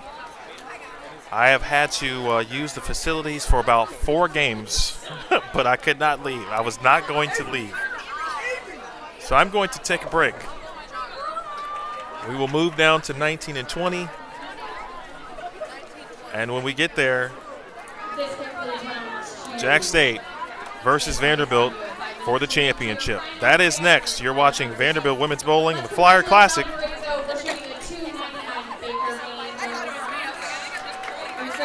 On the Vanderbilt Athletics YouTube channel and the Vanderbilt Athletics Facebook page.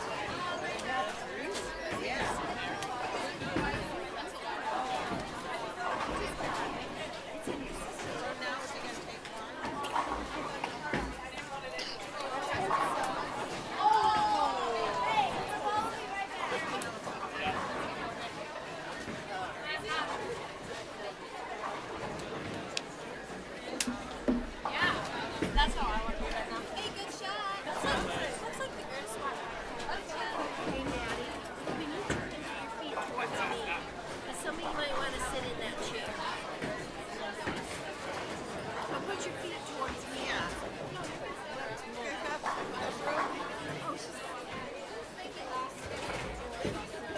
That way, Maddie, and put your screen up against there.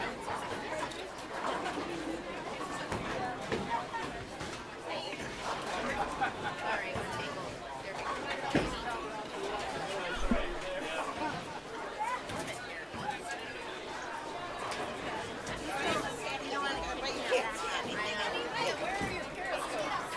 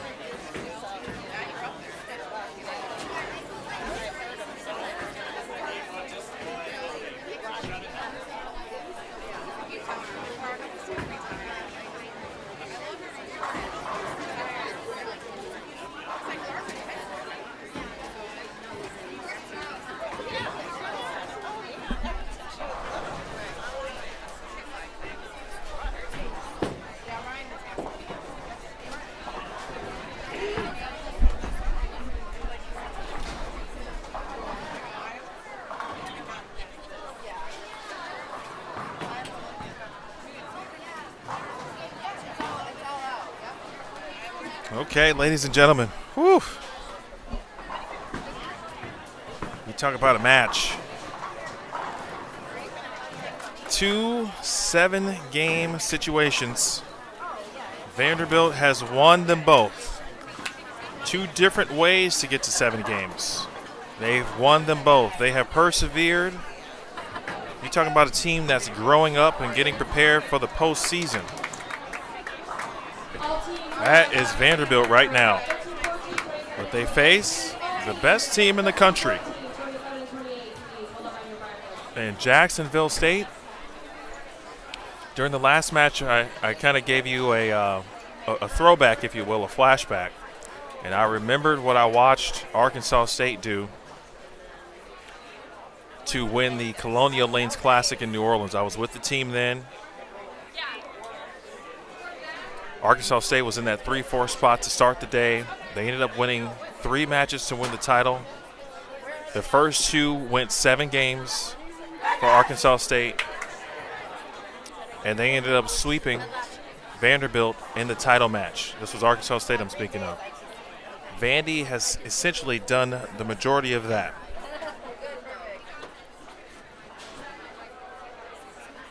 They go 7 games twice and now find themselves in the title match versus Jack State. The winner of this match wins the tournament this weekend, the 2026 Storm Flyer Classic.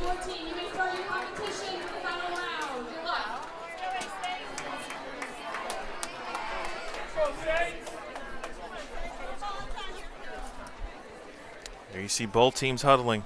Jack State on the right, Vandy on the left.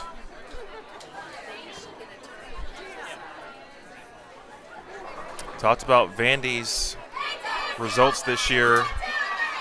Their lowest finish is 5th. Their highest finish is 2nd. They've been 2nd twice on the season. The last time out, Jacksonville State defeated Vanderbilt in the championship match of the Northeast Classic, 4-1. That was in January. That was the last time these 2 teams saw each other in a title match. And now here they are again at the Flyer Classic. I mentioned the Colonial Lanes Classic in late November. Vanderbilt finished 2nd there. They lost to Arkansas State. Here we go. Of course, a potential preview of a national championship situation, perhaps in April. And who gets us started? Natalie Kent.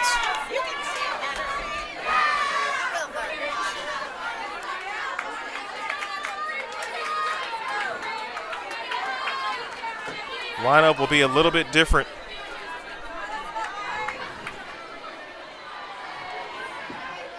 For Vandy, the lefty Emma Yoder starts the day, or starts this match, I should say, for Jack State. Vanderbilt goes Natalie Kent and now to Danielle Henderson, who got the majority of the fill shots in the previous match. She is now in the ball game.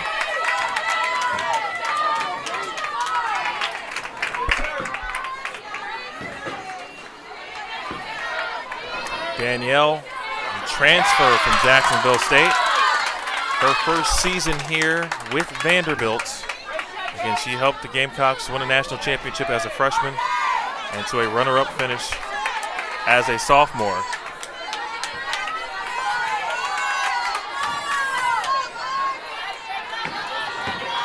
Crosses over, leaves a 6-pin. And when you haven't been in an actual competition, right, she got some fill shots. Sometimes that first spare shot can be a little tricky.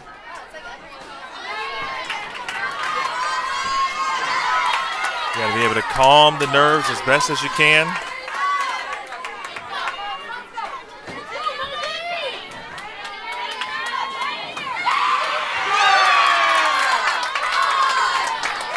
Yoder with the early open. Malia with Scavage in the number 2 spot for Jacksonville State.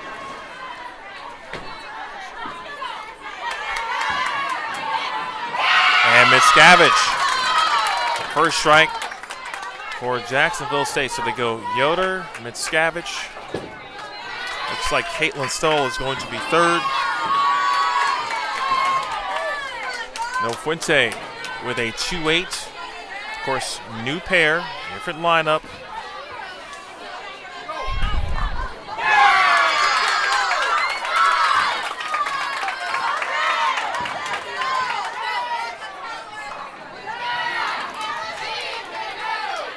I'm going to assume that either Brandolino and O'Brien will be your 4-5 combo, or possibly Kira Maxim. Caitlin Stoll.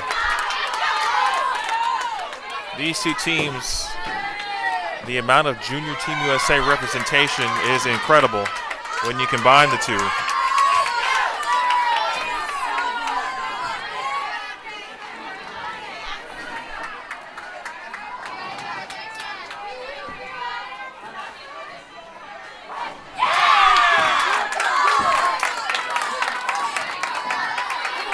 Both teams with Conference USA Performers of the Month on the squad. The Performer of the Month on the Player of the Month was Caitlin Abagani, who is stepping up next for Vanderbilt. Maxim, oh wow, sends a messenger to trip the 9. Abagania gets some love and some carry. Jack State open 3-bagger. Vanderbilt strike open, 8-spare strike.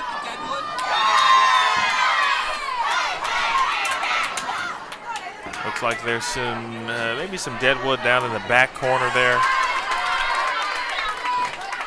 Just beyond the deck.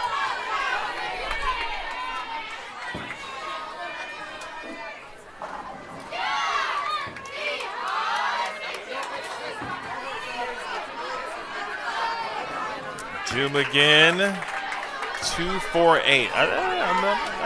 I'm not convinced or sold on this pair yet, or at least the left lane at the moment. You know, for Vandy, this is gonna sound weird, but you know there could be a little bit of nerves. It's the title match. I mean, they both so well to get here to this point, right? And their record against Jack State hasn't been very good this year. So you just try to remove all of that, and at the end of the day, you're bowling the pattern, you're bowling this pair, which looks to be a little tricky on the left lane. All right, so 1 open through 5. I think if we can get Danielle feeling comfortable, that will send a little bit of energy, actually a lot of energy, throughout the rest of the team. Again, Jacksonville State with 6 on Team USA. Caitlin Stoll, Team USA and Junior Team USA. Gianna Brandolino, also Annalise O'Brien on Team USA. Kira Maxim, Erin Klemenchik, and Malia Mickiewicz, along with Gianna Brandolino, getting spots on Junior Team USA as well. And of course for Vanderbilt, they have 5 on Junior Team USA. Danielle Henderson, Caitlin Abagania, Avery Dumigan, Sydney Bone,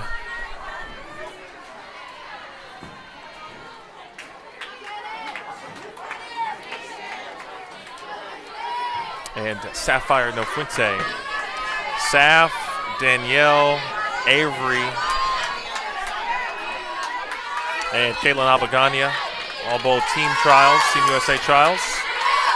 Sydney Bone earned the spot earlier with a great performance. I believe at the junior gold at the U20,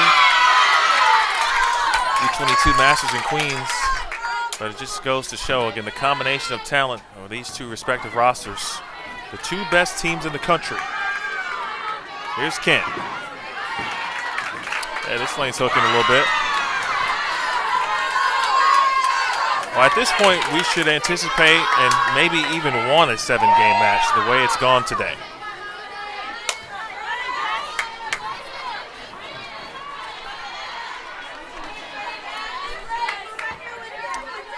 Second team we've seen with a lefty bowl in the leadoff position today. Sacred Heart had their lefty bowl in the leadoff spot.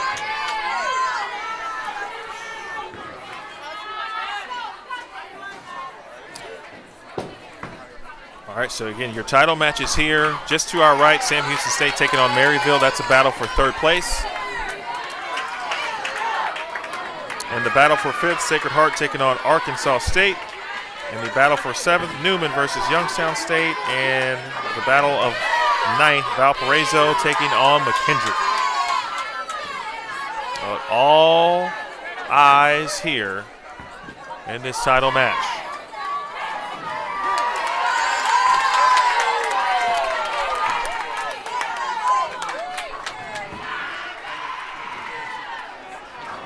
Here's Henderson. He's got to be relaxed and let it go. Bang! Good shot. She was firm and kept that one on line. I tell you, Josie Barnes has been so great for Danielle. You know, a new environment. And listen, I don't know what it's like to transfer, you know, from a team obviously who's very good. So you know you're going to see the team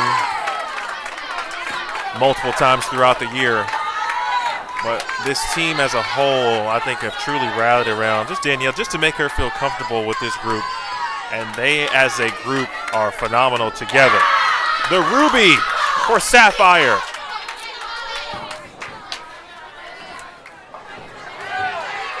The Gemstone collection is on its way from Sapphire No Fuente.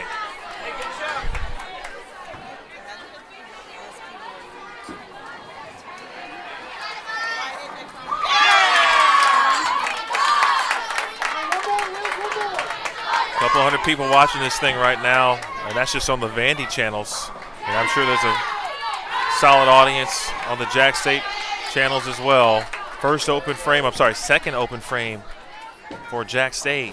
Abagania. Well, with the crossover carry, 227 is the max. Max score for Jacksonville State, 234.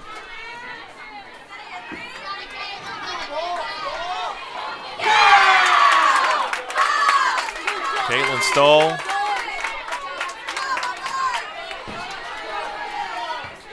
Finished as the runner-up to Elizabeth Tuber, who actually bowls for Maryville. Tuber won the U.S. Amateur Championship in January.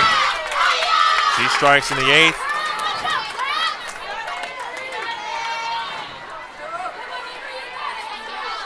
Kira Maxson about to step up in the ninth. Meanwhile, Avery Dumigan, double. Puts Vandy in the 220s. And a bucket.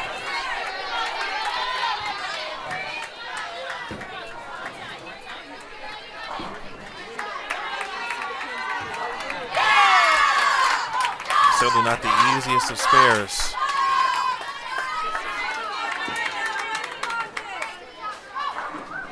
Maxim delivers for Jack State.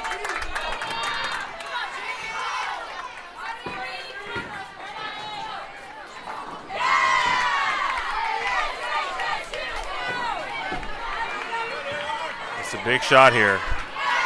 It's made. All right, so still not over yet.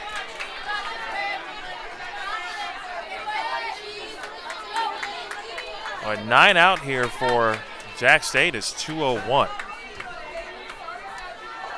And so Avery got to get at least 9 on the field. It may not matter though. And it won't. Jack State is going to take game 1.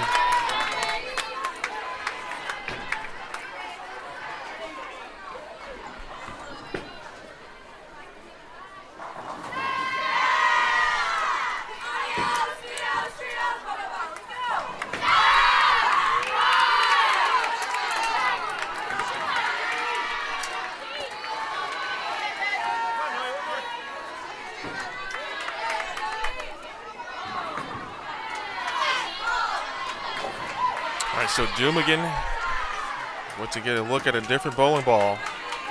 And, of course, that one overhooked, so you don't get anything. All right, so Abagania and Dumigan, they're going to make the flip. So Abagania back down to anchor. Dumigan back to 4.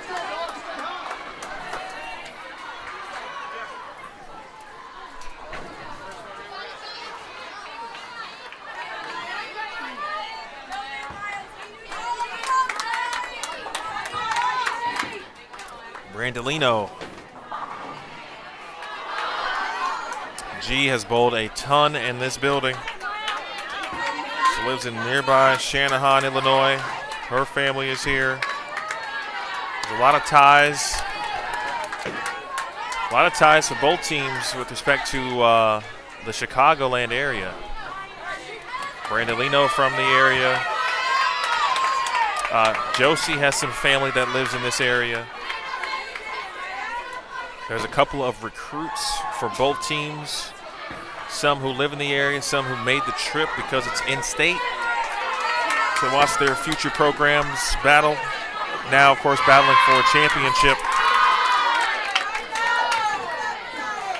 I saw Ashlyn Tevis yesterday. She is here. She was going to be here with her parents today. She's going to Jack State. Macy Jones is signed to go to Vanderbilt. She and her dad have been here all weekend. Yoder starts with a 7-pin for Jack State. Back to Natalie Kent, the table setter for the Commodores. 10-pin.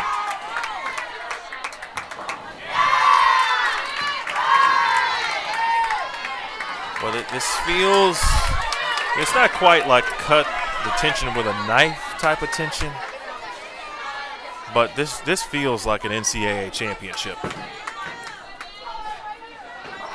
And we certainly could be getting that preview of what could be to come in April. We got a lot of college bowling left, though, in the season before we can get to that point. They still got Conference USA. Heck, we still got a couple of regular season tournaments for both teams.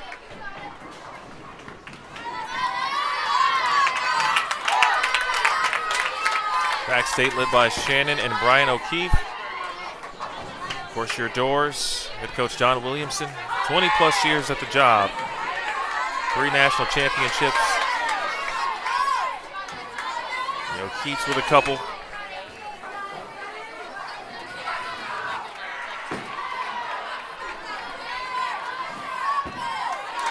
Three, in fact, for Shannon and Brian.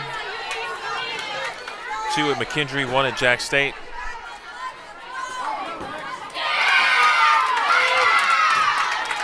Youngstown State, the reigning national champions at the Division I level. See it. Bang! D-Hen. St. Louis stand up. And Danielle has just left her coaches hanging.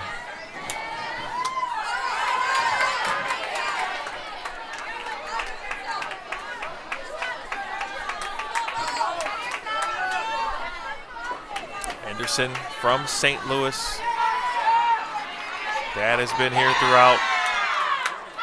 Uncle. Rogue Foppy says, come on, doors. And Sapphire. I got to tell you, she has not left many splits. This might be her first split, it feels like, of the day. Caitlin Stoll, always stoic, but generally, folks, always great. This Jack State roster.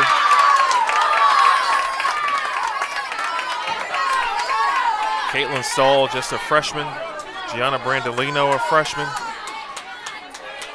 And they're playing big-time roles for Jack State. How about Sapphire? If you leave it, you make it. Boy, she's borderline MVP status today, folks. No, Fuente has not missed much. She struck a ton.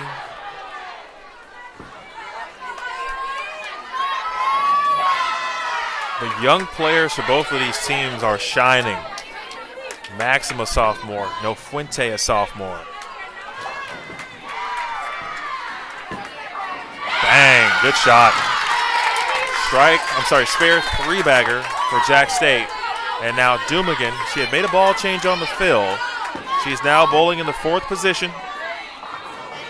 And she gets the 7 and the 9 to fall.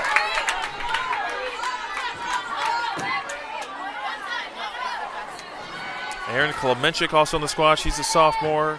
Speaking of Jack State, Malia Miscavige, also a sophomore. She's in the lineup. Newcomer Abby Leinendecker, a junior, a transfer from Louisiana Tech, added to the roster for Jack State this season. 6'10" there for Brandolino. Opportunity knocks at the door of Vanderbilt. Abagana. 7-pin. And that's a good 9 there.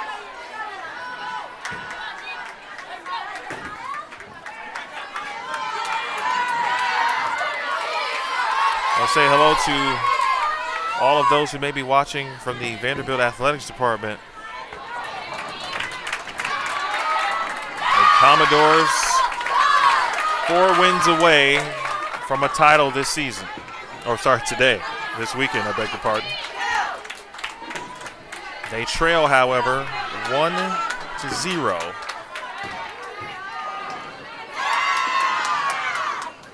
To Jack State.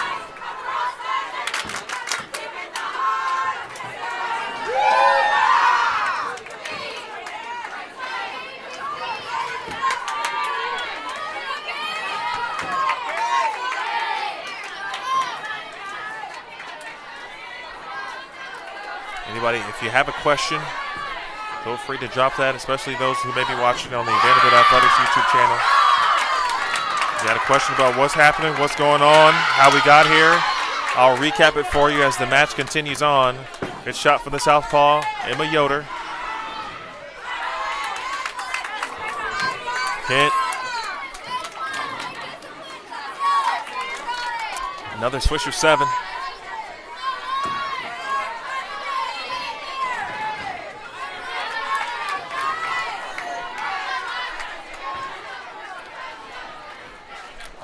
Pin lead for Jack State this game. Annalise O'Brien not in the lineup, one of the top players in the country for Jack State. Neither is Erin Klemenchik at this moment. Again, another testament to the rosters for both teams. You got star players who are not in the lineup at this moment.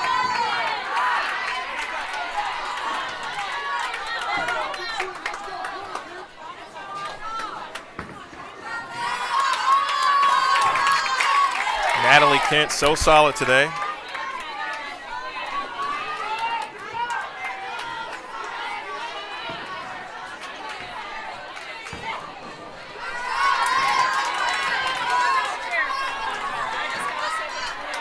One of my favorite things really has been to watch the Vanderbilt players come back and basically talk shop with Coach Barnes. Talking about moves. Lane play, of course, ball choice.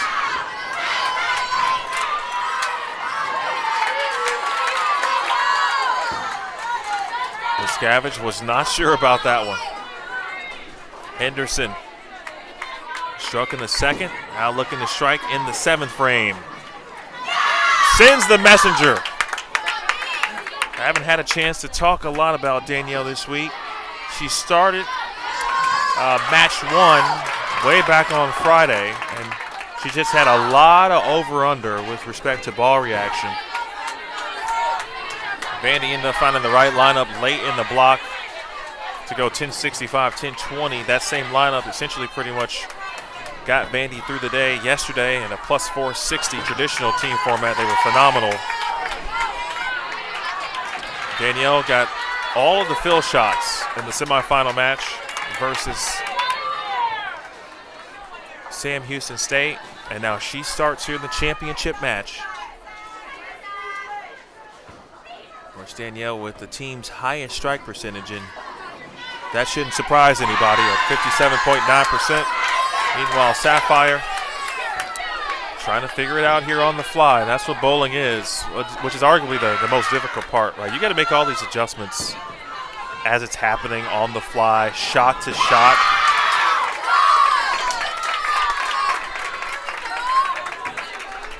Again, the last time these two teams met in a title match, Jacksonville State defeated Vanderbilt 4-1 at the Northeast Classic to kick off the second semester in January. That was in Delaware, Newcastle, Delaware, Bolorama.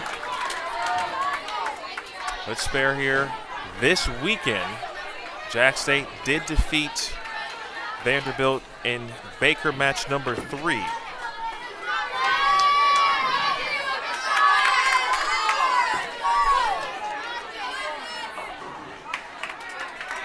Through the heart.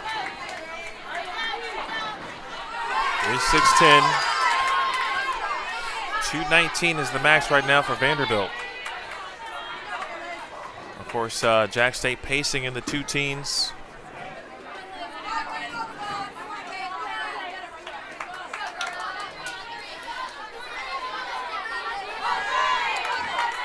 Dumigan not quite close, but close enough to just leave the single pin. 208 still on the board. And the hard way on that spare. I was just about to say, it was about to get interesting if Maxim had chopped that spare.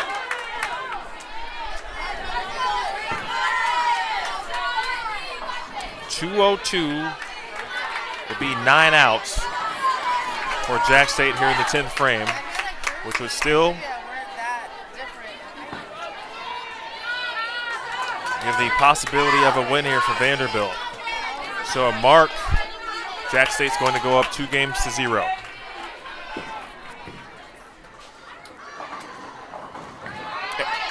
Wow. That was about a board away from being a big 4. Jack State's getting closer, though. You know, Brandolino, again, trying to make changes, make moves on the fly. Abagania could apply a little bit of pressure. She goes through the nose. 6-10, and this one is going to belong to Jack State. They're going to go up 2-0.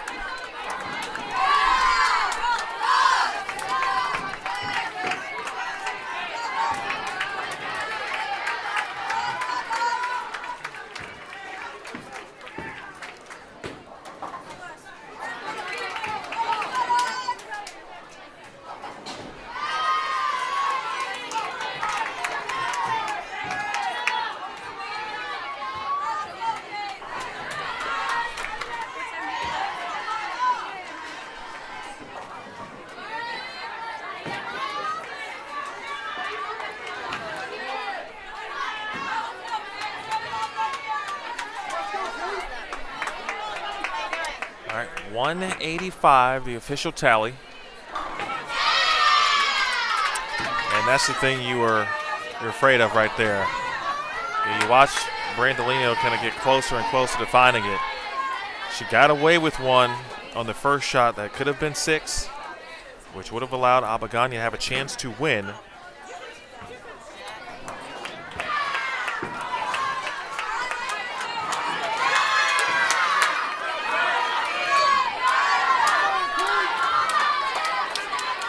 All right, Jack State has now won both games, the first 2, 1 on each lane.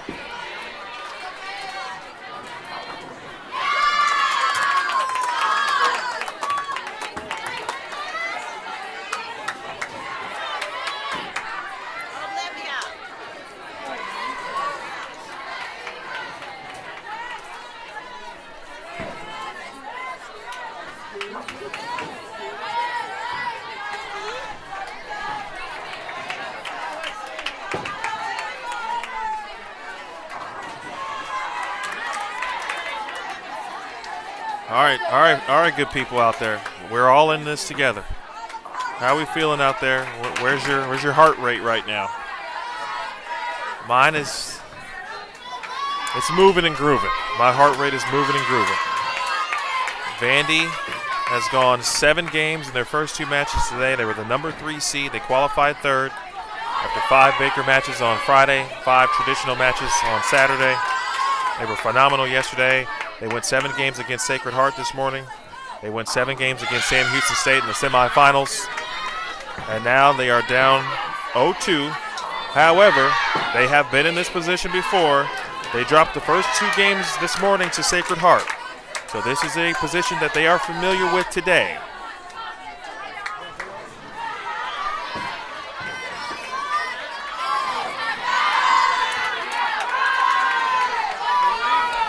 Leslie Bone chiming in.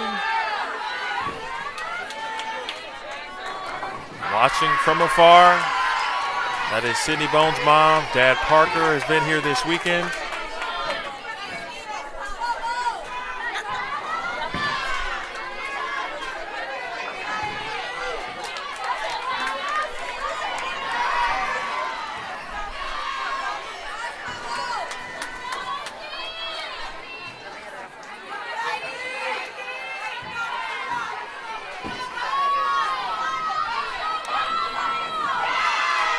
David says the intensity is awesome, and you got that right.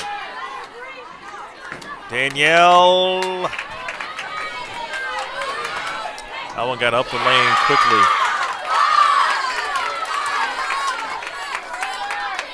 All right, another opportunity at a single pin here for Danielle.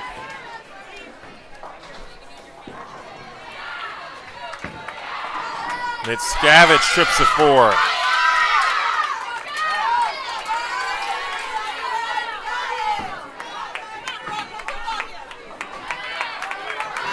Talking about strike percentages, and I mentioned Danielle at 57. Emma Yoder for Jack State. Her strike percentage is 61.4. Brandolino's is 61.2.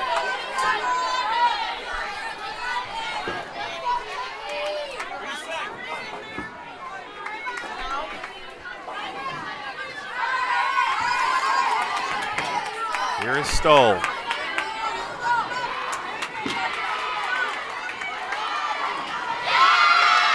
Make it 3 in a row for Jack State. What makes them so difficult is it just feels like they're never in a position where they won't strike. They always make you feel like you're climbing uphill to defeat them.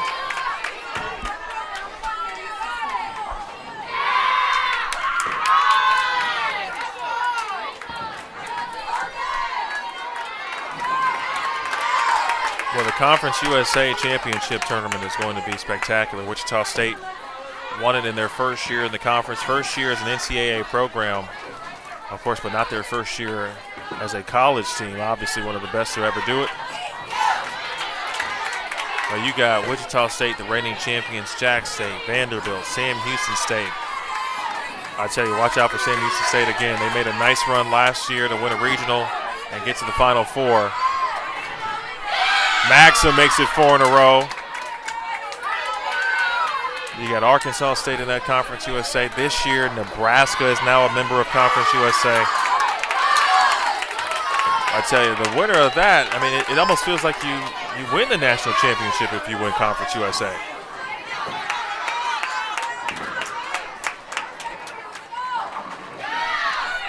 We need a spark. Do the doors. And now trouble for Dumigan.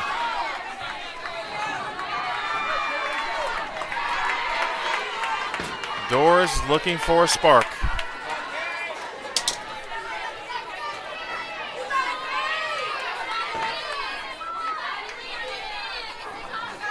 Avery has been that spark many a time this weekend. Front 5 for Jack State.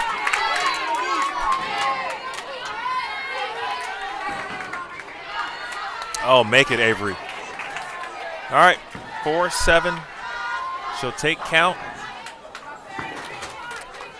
Maybe for the first time really all weekend, Avery's ball reaction is not favorable.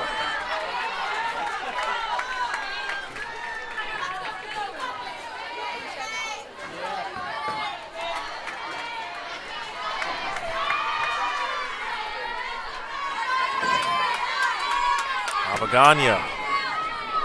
That crosses over. 5-pin here for Caitlin. Meanwhile, Emma Yoder get a good look at the lefty here.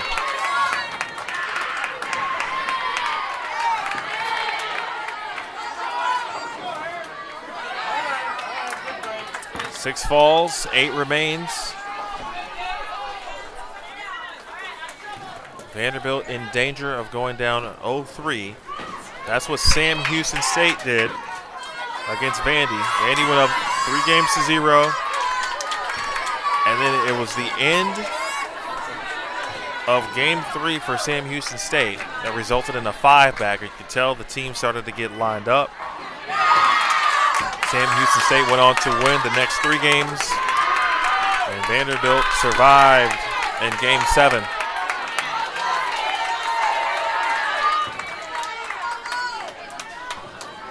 Natalie Kent trying to be the table setter that she's been all weekend long.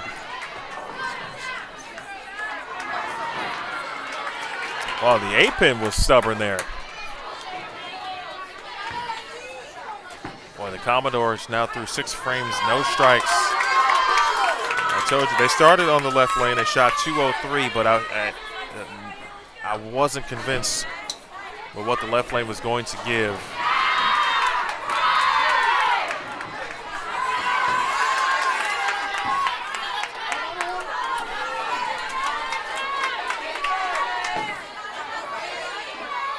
Top 2 teams in the country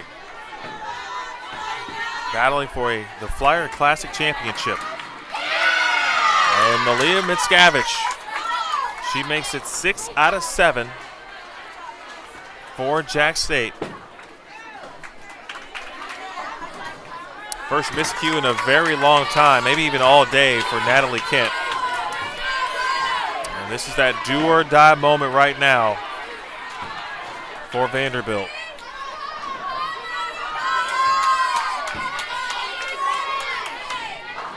212 is the max.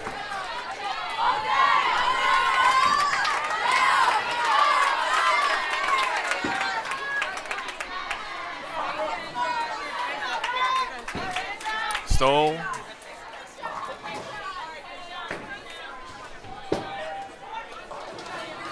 Leaves a 9-pin. You never know what could happen, but a spark here would be good. Strike from Danielle will be even better. Oof. Super washout.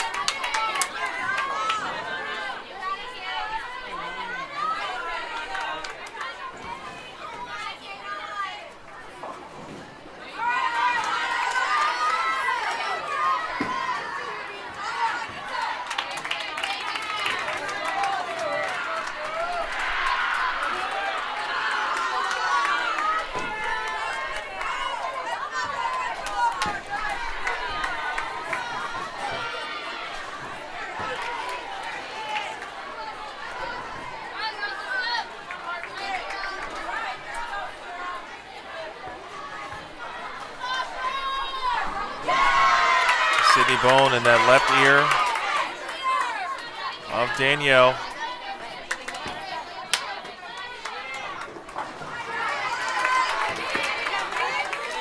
So I'm curious. I'm going to assume that Danielle's going to just try to throw a strike shot at this.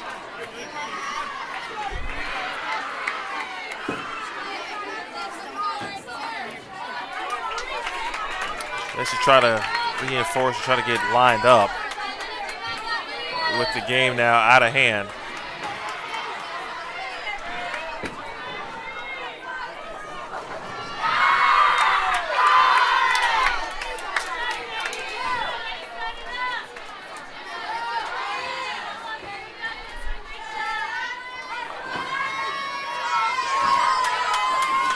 Well, let's get off the left lane.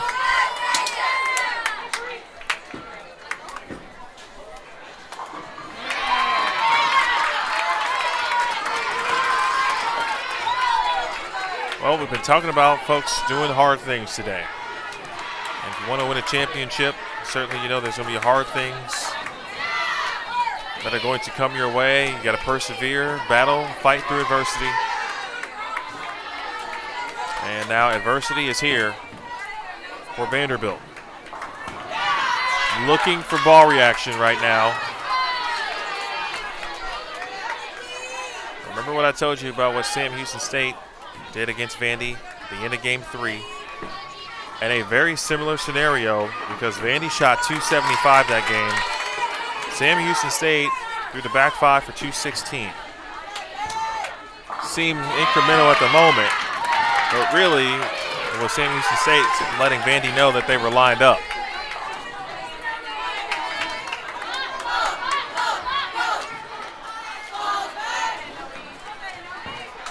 Vandy's going to need a little bit of that magic.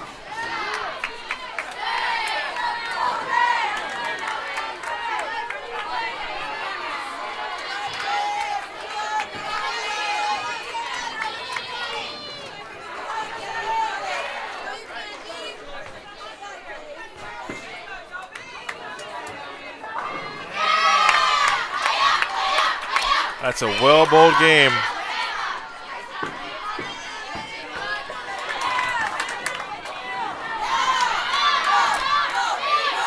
Well, let's see, if I'm Caitlin, I'd probably throw one more ball. I'd throw something different just to get a look at it. Now, obviously, they're moving away from the left lane, which looks to be a very good thing at the moment.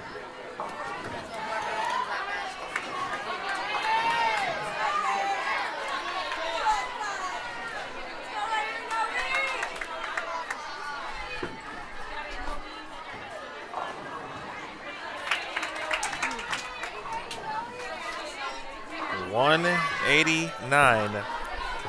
Vandy down 3-0.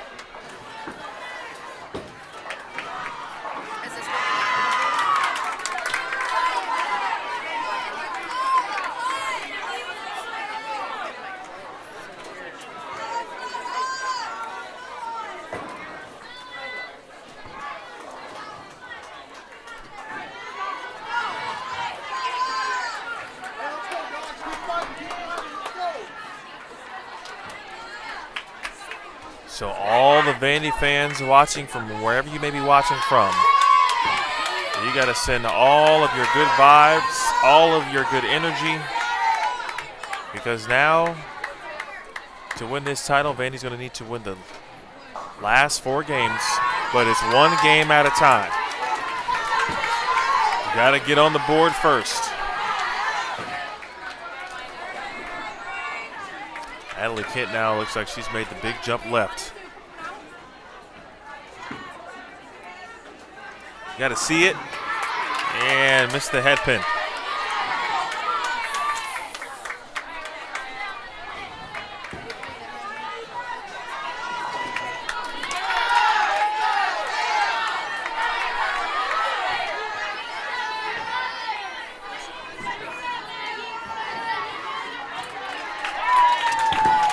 Yoder connects on the single pin. I talked about Jack State and just how, in many ways, dominant they've been throughout the season. They averaged 213 during the Baker format. They averaged 214 during the traditional format. They're actually better in the bracket format. They averaged 217 a game, which is, that's tops, by the way, in every single one of those categories across the country.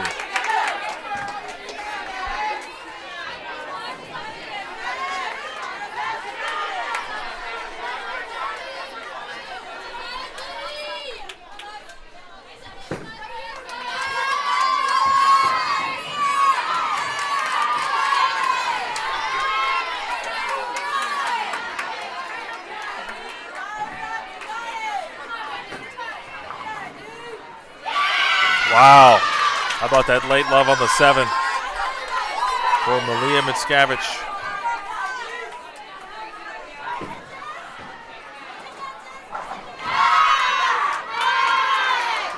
Big shot here for Danielle.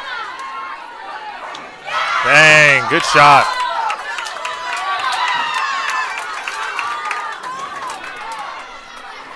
Jack State went 10-0 here this weekend. That was actually through Friday and Saturday. Of course, now 12-0, including today's 2 matches. earlier today. The first one against Sam Houston State. The next one against, I believe it was St. Vincent. Or I'm sorry, St. Anselm, I beg your pardon.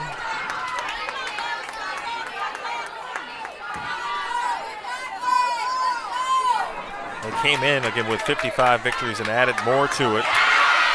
Looking to add another tournament championship. Third at the Penguin Classic. They won the Destination Orlando event. Here's No Fuente. And no roll, no messenger on the 10. They won the Bulldog Classic, speaking of Jack State, and the Northeast Classic that we talked about, defeating Vanderbilt in the process. So here they are again, Prairie View A&M. The invite was canceled. Both of those teams were scheduled to appear in that. And of course the weather forced the cancellation at the end of January.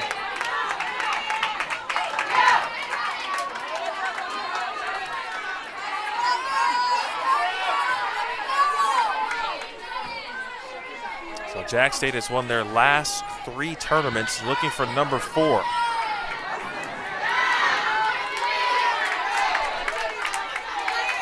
That's the 6'10" for Kira Maxim. Vanderbilt's 4th frame.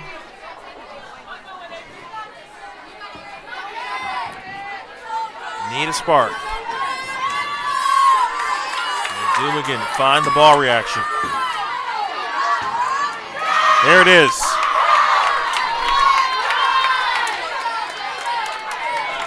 Boy, it's Carolyn Doran Ballard, of course, the mom of Alyssa Ballard, as she would say, gotta dig deep. You gotta get the shovels in the dirt. And Vandy with a long way to go, but they gotta win the first game. And they need game 5 to stay alive. Abagania, best shot of the match so far.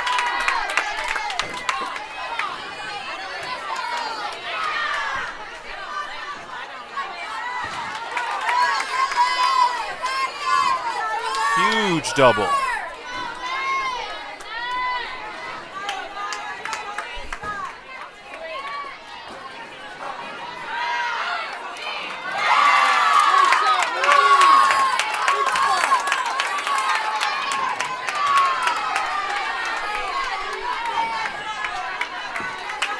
Brandolino with plenty of room to roam on the left lane. No ball return in sight, of course, and she wraps a 10-pin on a good shot. Kent trying to turn 2 into 3. There it is.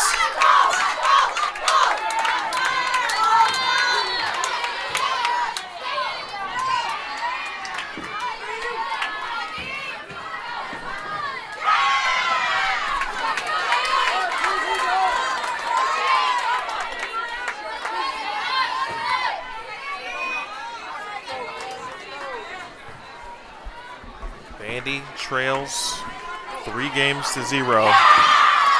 Trying to put one foot in front of the other right now and win their first game here in game 4 to stay alive. Henderson struck in the second. Carries the 4-9. 4-bagger for the black and gold.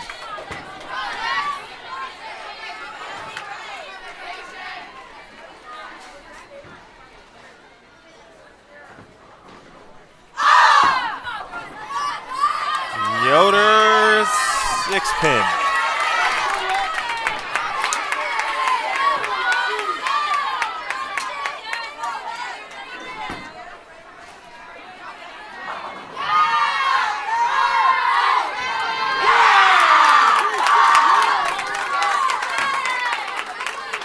Andy riding the momentum here. No Fuente trying to keep it going. All right, it's okay for Saf. She too, what looks to be a 6-pin. I can't see. I'm looking at the mini screen monitor. It is a 6-pin.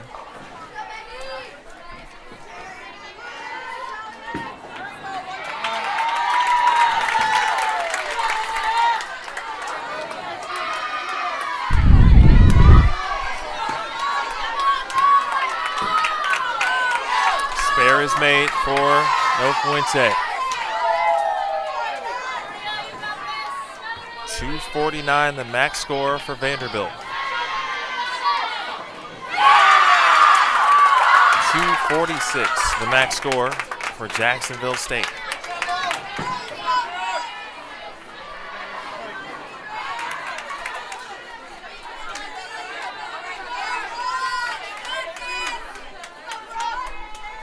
This is Malia Miscavige.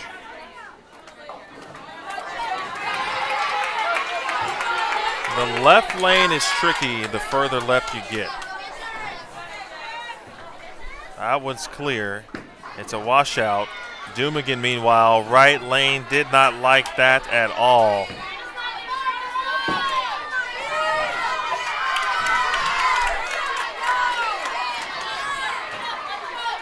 Miscavige now 1, 2, 10 in front of her. Dumigan 1, 2, 4, 10 on the right lane. Vandy is 2 frames ahead at this point.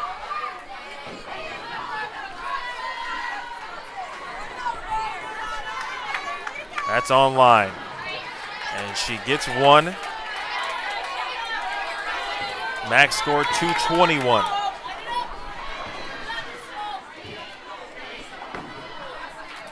Dumigan, and she gets 3 and sends the head pin in front of the 10 pin. So here's the situation for Vanderbilt and Caitlin Abaganya.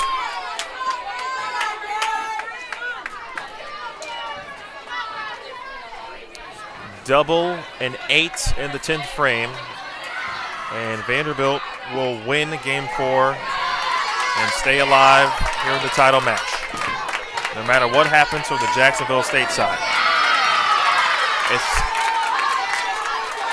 in control, it's in the hands of Caitlin Abaganya. Double and 8, Vandy stays alive.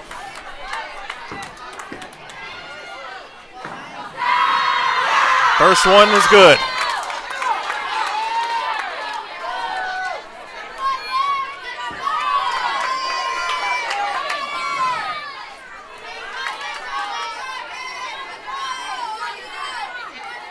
Maxim now trying to strike in the 9th. Keep the pressure on Abaganya in the Vanderbilt 10th frame.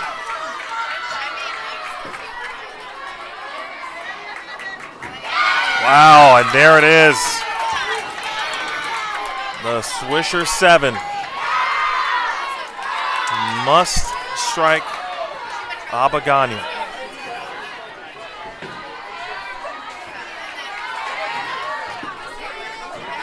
Here it is. There it is.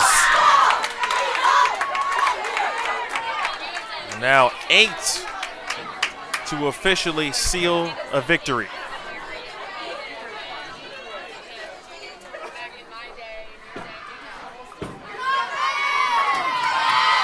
Still striking, and you anticipate that from Jack State. 8 is a win. 7, the possibility of a tie exists.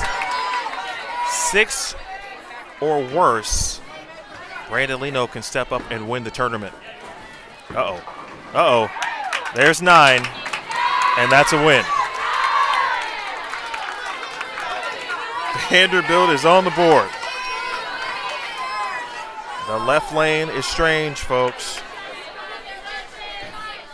The real question here is, can Vandy figure it out on the left lane?